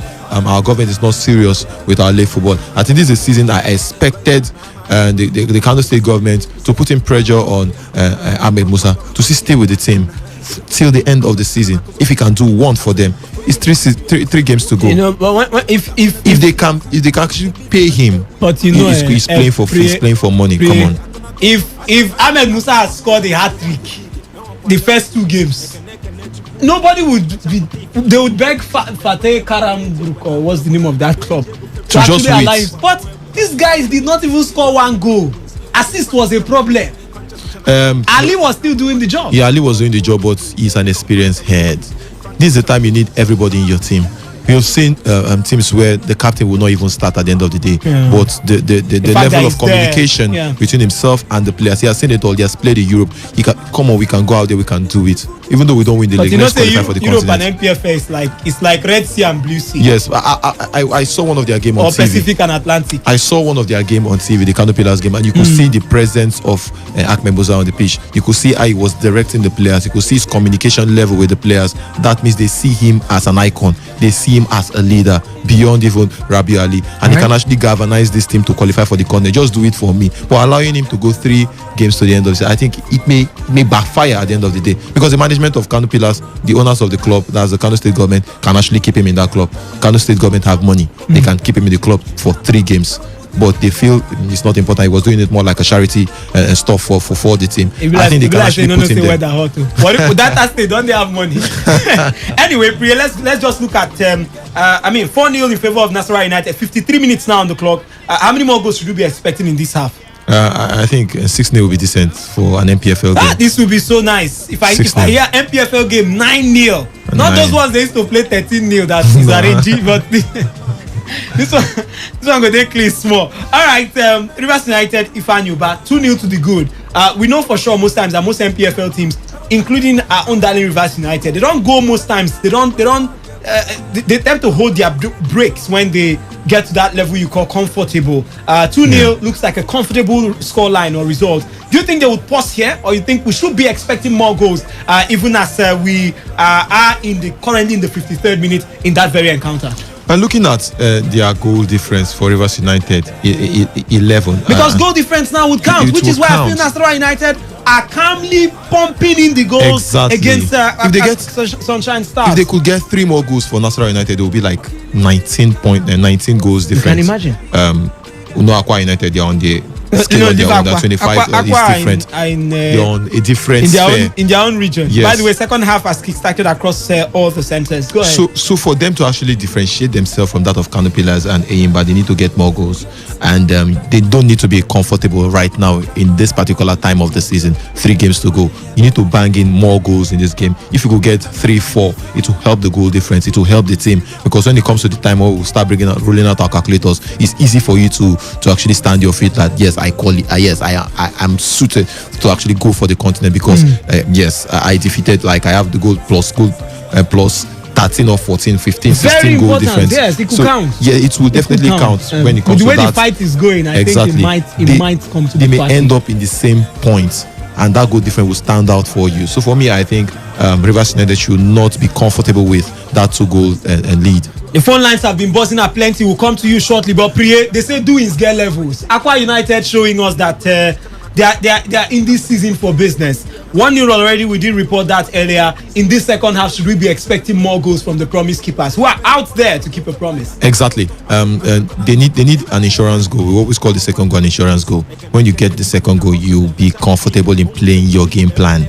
But when you don't get that, you become anxious because you don't know what the opponent has in store for you. So it's about just securing the game. So getting an early goal in the second half will actually pull the pressure off the Akwa Ibom side. So it's about getting that important second goal. The second goal is quite important, especially the first 10 minutes of the game. If they could get a second goal, it's more like the relief for the team and the manager. Just have fun. That's when the manager will say, go in there and have fun, play and enjoy yourself. But you need to have that insurance goal, which is a second goal in every game. It gives you that relief. It pulls off the tension and the stress from the team. All right, let's get to the phone lines. It's been buzzing at plenty. Let's take your calls. Rivers United fans, Nasarawa United fans, I tell you, Nasarawa United is about to spell stars first. Before they get into the name Sunshine. It's 4-0. Now, Ifan Yuba fans, you think your team would survive? The Seime Isugida fans, Kano fellas, and of course, Aqua Bees, it's time to celebrate, I think. Today's Sports Live, good evening. Hello, good evening. Hey, Louis, Aqua United on fire. Hello. We can hear you, Louis. Okay, this is Louis calling from Ukmoku. Louis, we know you. Go ahead. Okay, first of all, I want to ask, were you surprised that Aqua is coming? Were you surprised about that? I was not surprised they scored now, but we are still watching them as they, we are thinking which day would it be, would they lift the trophy? So because I was so surprised for you to be on an age to play the national anthem after that beautiful goal was being scored. Because even let me come. Even the date and the leading in Akwa Ibom State know that they're going to win. So there is no way to play the national anthem. Just wait when they win the league. To make the national anthem and advert in the field for 1 month. You understand? Don't stop now. Because they will not clean. You see this thing? I really like the way league is going to do. I really like it. And I think that Akwa United should not be, let me say, calling them a champion. They are deserved champion. Because from the start to the finish, you guys did well. Yes, the consistency was there. They are start to finish. They scored the highest goal in the league. They conceded the least goal in the league. They played the most highest possible. That's why they're on top. Oh God. That's why they're on top. In the league. What else do you want from them now? That's why they're on top, Louis. What again now? That's why they're on top, Louis. Louis, thank you so much for your thoughts. Big chance right there in Aba. With the People's Elephant and it's in. And Enyimba 1-0 to the good against MFMFC. Their fans can just ease a sigh of relief. Today's Sports Live, good afternoon or good evening, rather. Good evening, the Superman of sports. Simon, if you like say you don't know when to call. As if you like say you call, I just give him back good luck. 1-0. Go ahead, Simon. I'm waiting for my regular team to score goal before I call. Simon, it matched. Go ahead.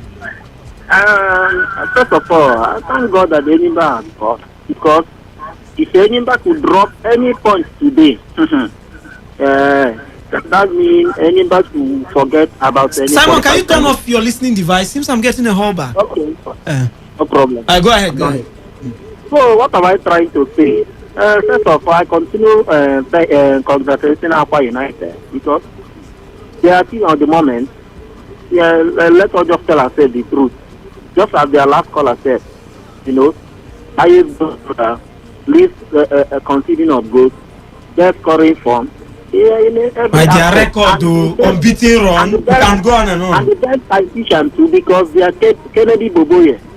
For me, is the best coach of the moment as far as Nigerian League is concerned. Best tactician of the moment as far as Nigerian League is concerned. There is no two ways about it. And Mekaba, even I continue wondering, Mekaba was signed by Akwa United. Akwa United can give you what you want to succeed as a coach. He left Akwa United again, not going back to Plateau United, because he's from Wikitory. So I don't know that kind of move. I don't understand. So maybe something is wrong. Something was wrong before he left Akwa United. So when in back to just consolidate and make sure that they at least, even if they don't score, because this season we don't score much goals. Even if we fail to score another one, let them make sure that people did not equalize. Yeah, because if it stays like this, they will be in third position, level on points with Nasarawa United. Yes, because I'm still hoping that Enyimba can even finish second. See, it is all about who can get any away result. Yeah. Enyimba, and Rivers United. Very true. And Kano Pillars too. Away result. Any person that can get away result with his own home matches become second between three of them. Thank you. Thank you so much, Simon, for your thoughts. And by the way, the team with the highest number of goals is actually Nasarawa United. 51 goals scored so far. They've conceded 35. But in terms of goal difference, you definitely have to give it to Akwa United. Akwa United have scored 44 goals and they've conceded 19. And it's their time. That's all I can say. It's their time. Let's get back to the phone lines. Today's Sports Live, good evening. Hello, good afternoon. Hey, Sele West, welcome to the show. Yeah, the match between Rivers and Jigawa, what was the result? The match between who and who? Rivers United and Jigawa. Rivers United beat Jigawa away now, 2-1. No, they beat Rivers United. Sorry, you mean Jigawa Golden Stars Rivers United, the last game last week. Jigawa Golden Stars beat Rivers United 2-1, yes. Yeah, they fielded on range that some player that eligible, ineligible player. Exactly, ineligible player. So what was the result? So it's supposed to be 3 points to Rivers United. Okay. It's still being discussed though. Nothing yet. That's the problem of the MPFL.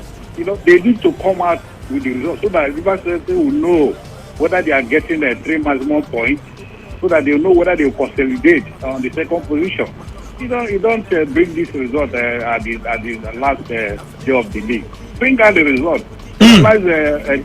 Jigawa, if finding them, making them to lose 3 points, let us know so that we know where we are. Yeah. Because if Rivers United have 3 points with this 59, we are challenging Aqua United. Yes. Like I doubt that result. I doubt that result will come out. 3 games to the end of the league, a lot of strange things happen. Just like what your colleague said there, a lot of things can happen. A lot can actually change with 3 points. Yes. Really. A lot can change. You can see Aqua United start fumbling. Possible. So the league is not yet won. I still know that the league is still open. Are you sure? Even Yimba has chance even to win the league. Yeah, mathematically, yes. Yes.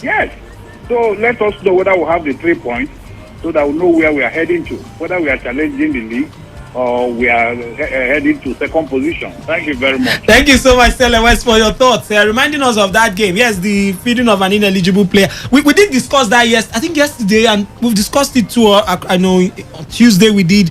And the big question was, when would that decision be made? Because I think I was on the analytical side of things, and you might be shocked. Maybe it's when the season, 3 weeks after, that will probably. But that's by the way. Kano Pillars won now. Rabi Ali with the goal. Kano Pillars now leading Abia Warriors 1-0. And the dynamics of the table is still turning. This table is still turning. It's turning around. Kano Pillars are now third. Level on points. Nasarawa United 61 points. Kano Pillars 61 points. Enyimba 61 points. It's a fight to the very death. Today Sports Live, good evening. Superman, I call back. Simon, go ahead. West. If you still looking for any other team to win the league, for me, it will stick in Venice. I would like Enyimba, my team Enyimba, to win the league. I know that it is not impossible, but it is not also possible. It is possible, but it's not possible. The truth is that they are talking with 6 points. Just 3 matches, because after today night, it will be 3 matches to go. 6 points. 3 matches to go. 1 away match and 2 home matches. The team that are second, can they win the 3 matches? Is any one of them win? Can any one of them win all the 3 matches? With 2 away matches with their home match. So that's just the problem. And even there's any team now that has more home matches now, they will be thinking that maybe they win their home matches. But all of them, Simon, as you're talking, they've made it 2 goals. Aqua United have even scored another one. Nothing. It's just second position that every other person that is just second and third position to qualify for continent. If you are telling me about but if they do that, eligible, ineligible, so if it favors Rivers United. Even if they give Rivers United, Superman, even if they give Rivers United, it will keep them on 61 points, Sha. That's true. It will be the system that we are talking of is not for Rivers United. They are talking Rivers United with more than 6 points.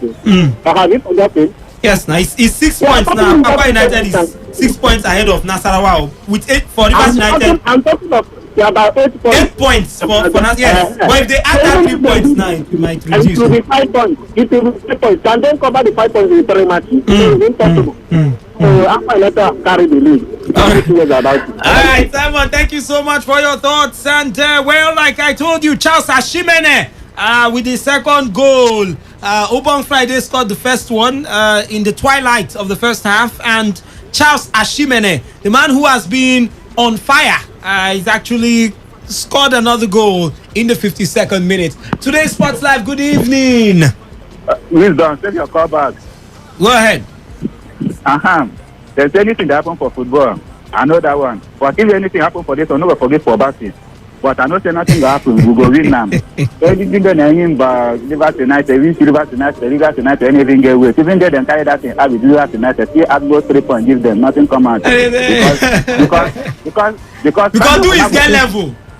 Doing get level now. Sunday go see go away there. Then we go Qatar and like 3-0, 4-0 for that. I know people. After Chicago Stars beat them 2-1. Even though the problem now is an ineligible player. Other than carry that point, give them nothing come out. So men just go relax. And even shout out them will qualify for the continent. Better say Sunday go there like say the club now run. After this one we go read protest. Let's after they say for Riverside the supporter for United. After this one we go read protest. Let's they go come out. All right, Xavier, thank you so much for your thoughts. Well, whether you leave protest, the best way employ am go. Anyway, just do your own. You just write petition or something. The owners, because they've given, I'm sure they gave him a target, and it doesn't look like Rivers United have failed to qualify for the continent. If it ends currently now, yes, they are in 5th place with 59 points, but you never can tell. They still have games.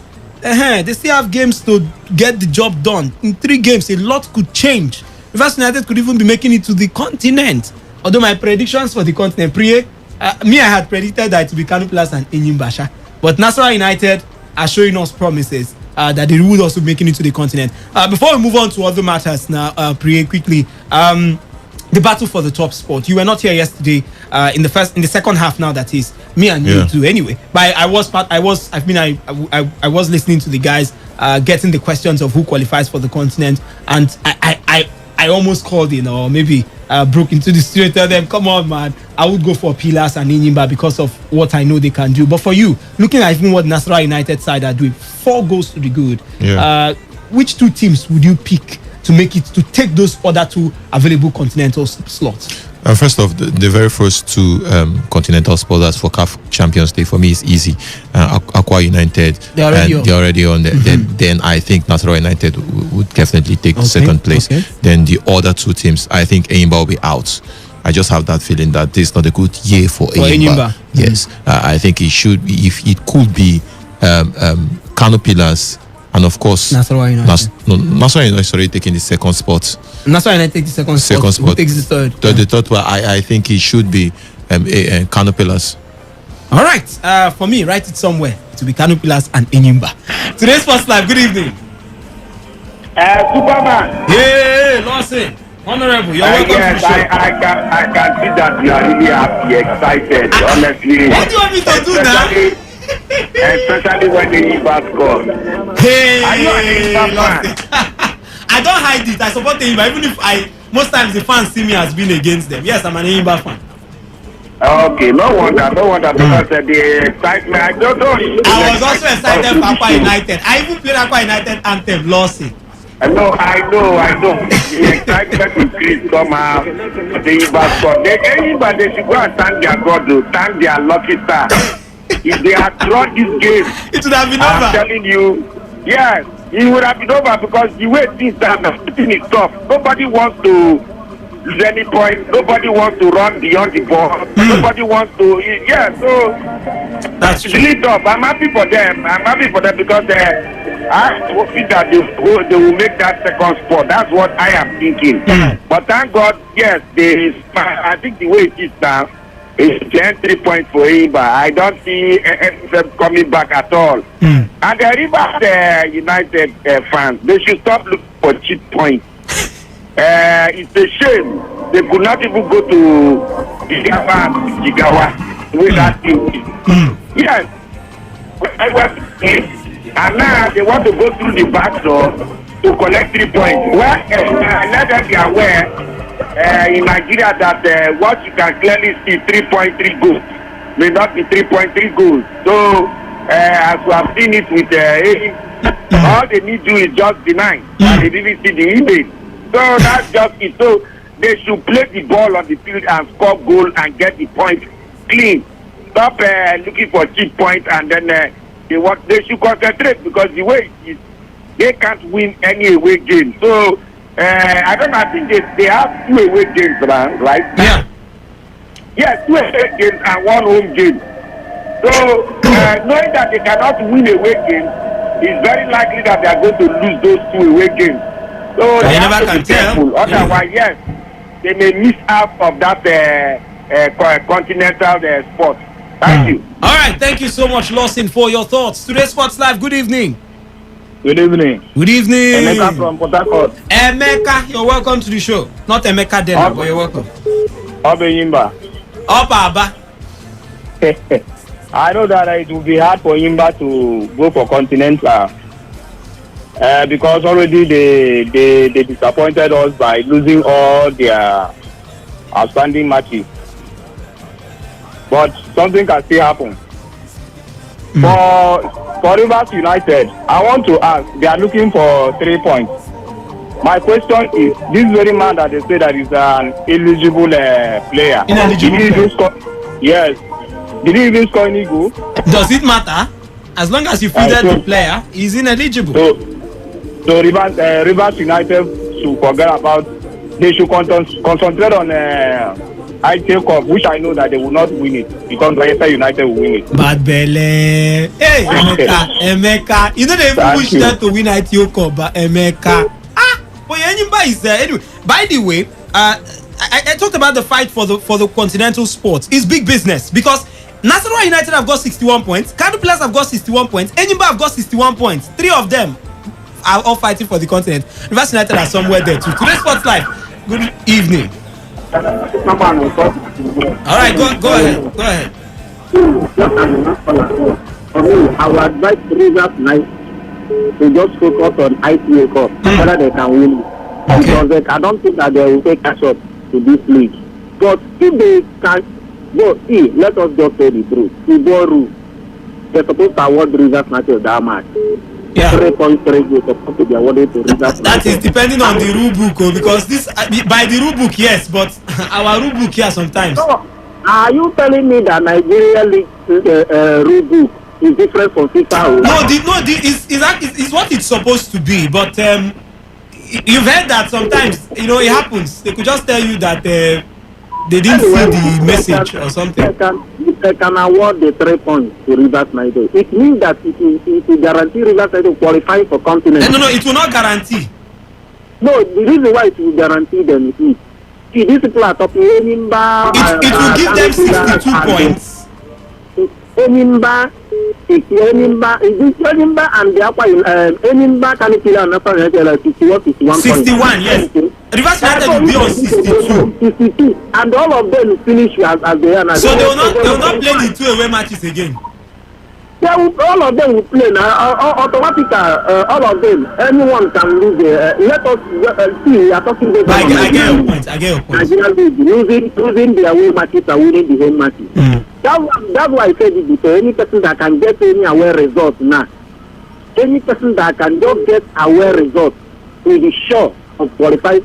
When I say away result, not dropping points in your home and winning away. Yeah.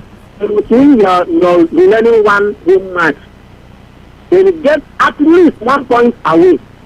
You see the person will qualify for. If any person that will get 1 point away between Enyimba, Kano Pillars, and National United, 1 point to come second. But the Rivers United need at least a winning to topple these people. They're winning away one of their way and remaining 2 matches away. Winning at least 1. Because that will leave the other people did not win anyone or 2. That's the thing. All right, Simon, thank you so much for your thoughts. One more call and we just have to move. Today's Sports Live, good evening. Good evening. My name is Steve Mbo. I'm coming from Port Harcourt. Steve, good to have you. Yes, good. I want to thank God for Rivers United so far. I want to please just upgrade me a little. Why is lawsuit so against Rivers? From the governor to Rivers Angels, anything about Rivers. Why is the problem Rivers State? Is his opinion now? What is the problem? If you feel that he's talking so personal, everything about Rivers. Football fanship is about being personal. If you're a football fan, you'd have to be personal about your team at times. This man from Bayelsa don't want to hear. But Bayelsa, wait. No, say Bayelsa United and Rivers United are like, you want to say maybe it's like a London derby. They are brothers. They were even once together. So it's very, very easy to understand why just like Heartland people would not want Enyimba. Have you not been here? Heartland people will call and tell you Enyimba will not win. Enyimba must lose. It's a normal thing. It's part of the game. All right. When Rivers was already Sharks and Dolphins, where was he that time? But I'm just explaining to you. You didn't see him that time. Go ahead with your thoughts, please. Just go ahead with your thoughts. Anything about Rivers so personal for the governor. Yesterday he said that. No, the governor is now our business. Yeah. Okay, yesterday he was going to do those guys in Ghana. And that's his opinion now. That's his. He's a fan, is it not? He should not be fan. He's talking so much. No, People react. Steve, the Rivers State don't have people don't make noise here. Doesn't mean say Steve, calm down. Yeah, listen, we don't talk. You don't. I follow your program for all your program from morning till night. I follow. Steve, any other program? No, Steve. Those other programs, no concern. And it's actually your opinion to say, okay, I want my team to win and all that. It is actually right to give your reasons. You know, it's just bringing your. What we do here most times is you bring your facts. I like Arsenal. Why? I like Arsenal because they are this. I don't like this club. Why? You know, you bring your facts. It's okay. It's okay to actually say that. If you don't feel anything would win, it's okay. All right. As to whether one man is on one side, you don't know. We have people that are perpetual Manchester United or Man City fans. Some Man City fans don't want to hear anything good about Manchester United. It happens. So it's normal. Even if they are brothers, more like, it happens. Now let's go and talk about that game you were talking about, Steve. And I hope we'll be happy for the result. Nigerian champions Rivers Angels end a historic win in the CAF Women Champions League preliminaries.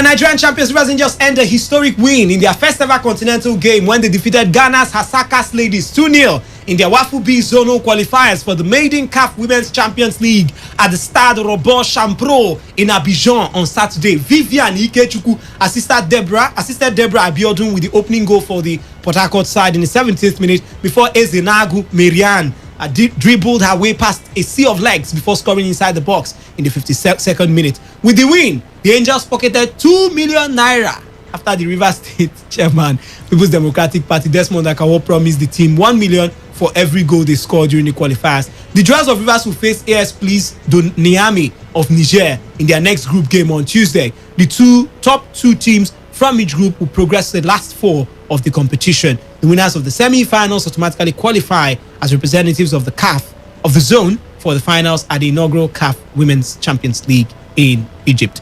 Fine performance from the Angels, Priye. They really cast the Devils out yesterday. They did the business. A great one for the Rivers side. I think, and they showed why Nigeria is one of the we are not sports. One of the. We are the in Africa. I'm talking about globally now, beyond even Africa. Yes, we are not there. We are like one of the top 16 or top 32 You're giving in football. That's decent.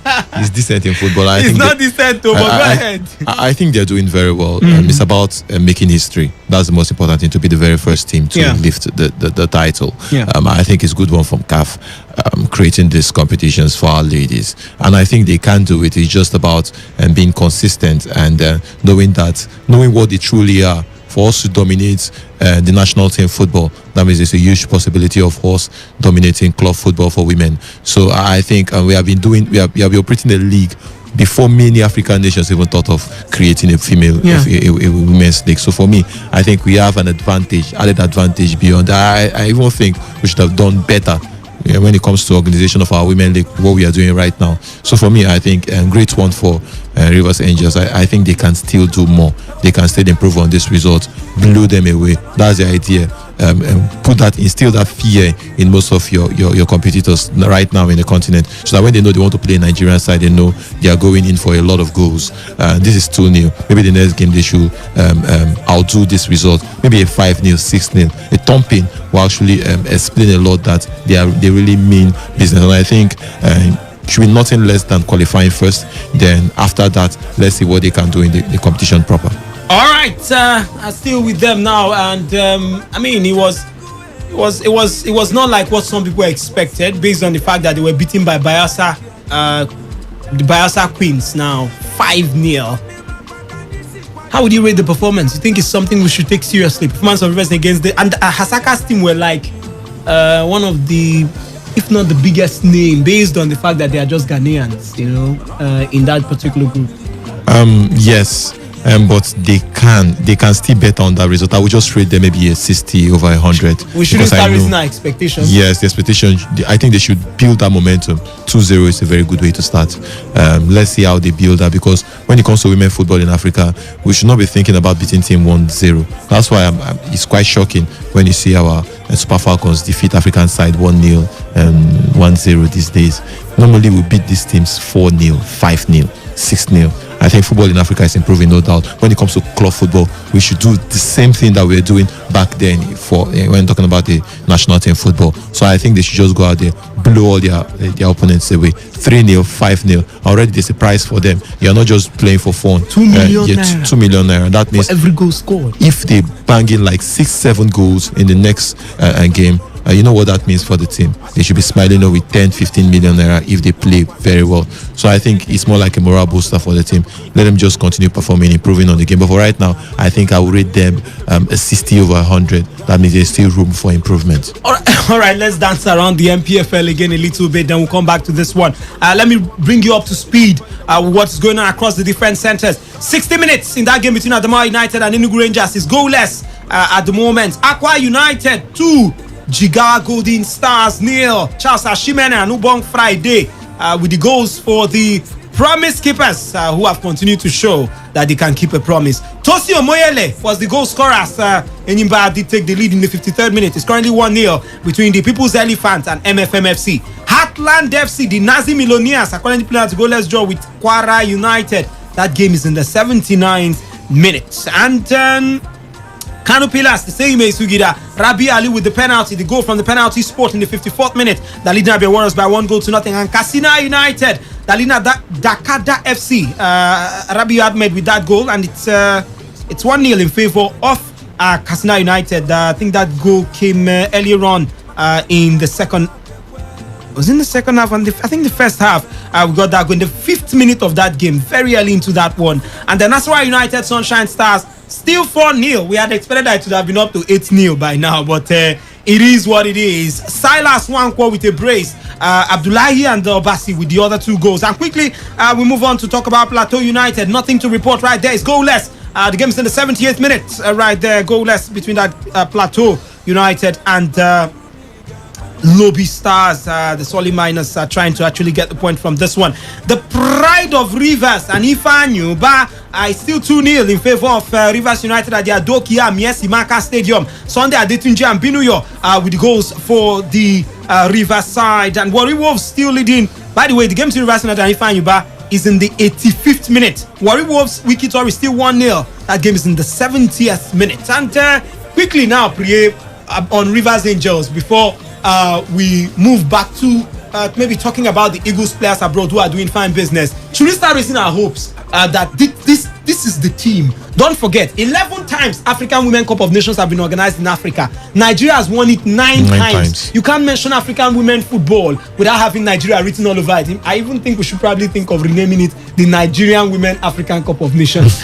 But it is what it is. Can we actually, you think this is an inkling, a sign that Rivers Angels might actually become the very first team in Africa to win the Women CAF Champions League? It's not a sign. When I will start seeing it as a sign is when they are blowing teams apart, maybe 4-5-0. But I think it's a good way to start. I will still insist. But calling it like looking at it and just thinking that this starting point is easy for them to actually blow away teams, no. 2-0 is not that great of a result when it comes to the quality of Rivers Angels side compared to other teams in Africa. They have an organized league in comparison to other African nations. Yeah, the Nigerian Women's League is quite better than a lot of leagues out there. Some of them don't even have a league right now. So we should be blowing teams apart. 2-0 is a fair result, but when it comes to women football, it's not good enough.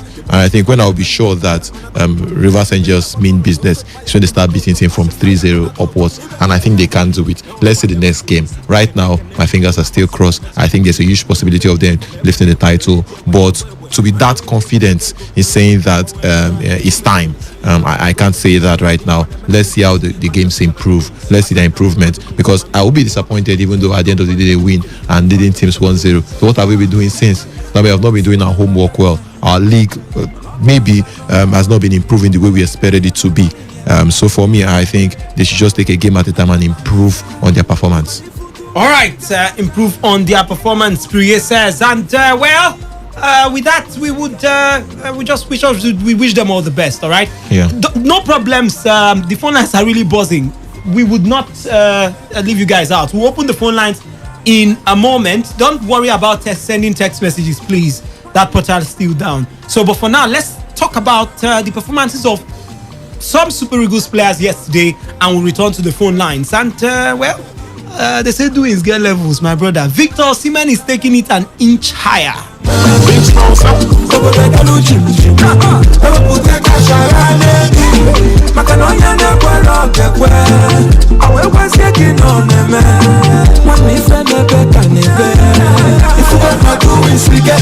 Nigerian international forward Victor Osimhen scored the match-only goal as Napoli secured a narrow victory over Pro Vercelli at the Stadio Comunale on Saturday afternoon in what is Napoli's second and last friendly match in Di Mauro. Osimhen made the difference, popping up midway through the first half to send home a fine header after a Mario Rui corner bubbled out about in the box. That winning strike is Osimhen's fifth strike in 2 games after he found the back of the net 4 times in 37 minutes when Luciano Spalletti's men thrashed Bassa Anaunia earlier in the week. Osimhen's goals are what everyone associated with Napoli is hoping for next season as the club targets titles in the Italian Serie A, the Italian Cup and the UEFA Europa League. Napoli next travel to the Allianz Arena in Munich to take on Bundesliga champions Bayern Munich as they step up their preparations ahead of the 2021-2022 season. The Azzurri face newly promoted Venezia in the opening weekend of Serie A on August 22nd. A tie which could see Osimhen go against international teammate Tyrone Ebuehi. And, let's talk about that quickly. Impressive performance, you want to say, from Victor Osimhen? Sure. The manager, huge praises from the manager. Although just friendly games against basket sides. Huge praises from the manager.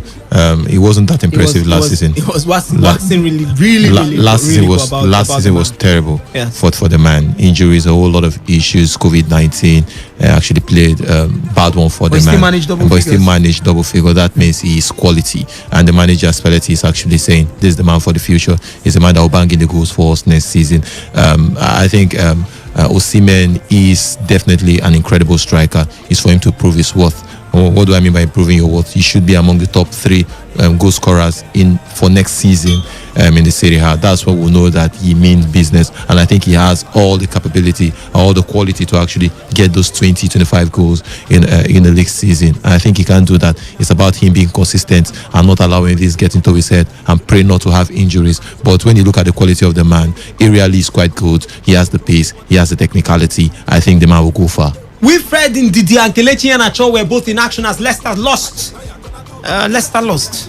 On penalties to Bolton Albion in the preseason friendly between the two sides at the Pirelli Stadium. The 2 Nigerian stars were part of the players that started the second half, but it was a mixed display from the 2 players. Ndidi, Omo, there is fire on the mountain somewhere in Aba.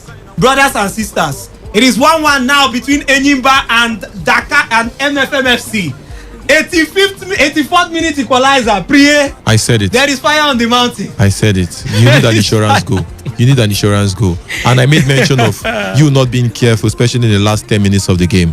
I said this very clearly, like, you have to manage the game properly. There's this point in this game where the tension will be very, very high, especially the last 10 minutes of every game. Anything can happen. But still, I will say there's still chance for them to get one. 5 minutes of regular time. Where's the chance? There's still a chance. We have seen Enyimba get those winning goals, down to 90 plus. On the live table.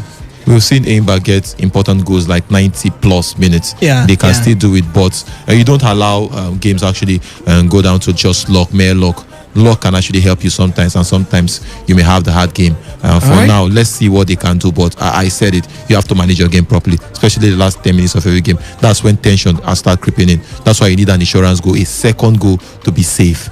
Well, I tell you, it's not safe at all for Enyimba. By the way, Katsina United have made it 2-0. Same man, Ahmed, with a brace right there. And I was talking about Iheanacho. I couldn't just hold it. And his brother, Iheanacho, did create the Foxes' best chance of that game, setting up Jamie Vardy, but the former England international could not direct his header on target. However, he was also guilty of giving the ball away cheaply on many occasions, while he was also one of the 3 Leicester players that missed their spot kicks. Iheanacho will hope to redeem himself when Leicester take on Wycombe in their next pre-season game on Wednesday. The report saying it's pre-season, and this is the time players are just trying to shed some weight out. It's about after the holidays, after the whole rest, you just need to just come in, just keep yourself fit. It's pre-season. You don't have to look. We have seen teams actually blow teams away during pre-season, and during the regular season they struggle. They even struggle to survive. So I don't look at pre-season. This is the time where manager tests things. This is the time you try players that you're not sure of if you will send them on loan or they will still be part of your plan. This is the time you test things. If you follow Chelsea right now, you see the likes of Bakayoko. They're all playing for Chelsea and team right now in pre-season. So you don't use pre-season to judge. 0817 0000951 0810 9510 951. Today's Sports Live. Good evening. Yeah, Odina. Sele West, welcome. I want to tell a statement, but not to be worried about the month of Bayern. It's normal, It's normal beef, yeah. We understand. He does not do that in the Bayern stadium. Only in the basketball. That's really effective.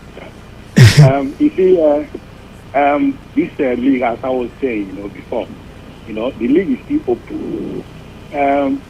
I can see what is it called, Aqua, getting draws in the 3 remaining matches. That's what? No, it's possible. Mathematically, they are not champions yet. Yes. You see, 3 matches to go. But how possible is this possibility? You see now it's coming in, anxiety coming in. I know in their stadium there, it's a fortress for them, Right. But what about away? So, the league is still open. Well, I can see them mathematically, they are running away with the league, I wish them well. Let them perform well in the continent. That's what we are looking for. A formidable club that can represent us very well. And for those wishing Rivers United bad luck, I will shame them. Rivers United will qualify and still win at Geo Cup. Okay. Thank you very much. Okay. Thank you so much for your thoughts. Well, Barbella is allowed here. Sure.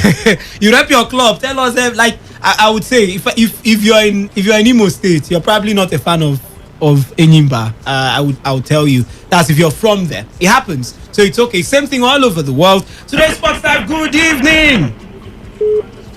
Good evening to you, my dear. That sounds like the real gift. Good evening. Thank you very much. The real gift from the tap root. You're welcome. And to the second chief in the studio. Good evening, sir. Mr. P. Good evening. Yes, Good evening. For me, as far as I'm concerned, this is my personal opinion, though. There is nothing you will do that will stop Alpha United from winning this year's NPFL. If you like, take the matches to a neutral ground. For this season, it is their own. Mathematically, biologically, chemically, all the cars put it together. And again, talking about Rivers United and Jigawa Golden Stars, do you know that if you don't sleep close to the hand, you won't know that when the hand sleeps, it also snores.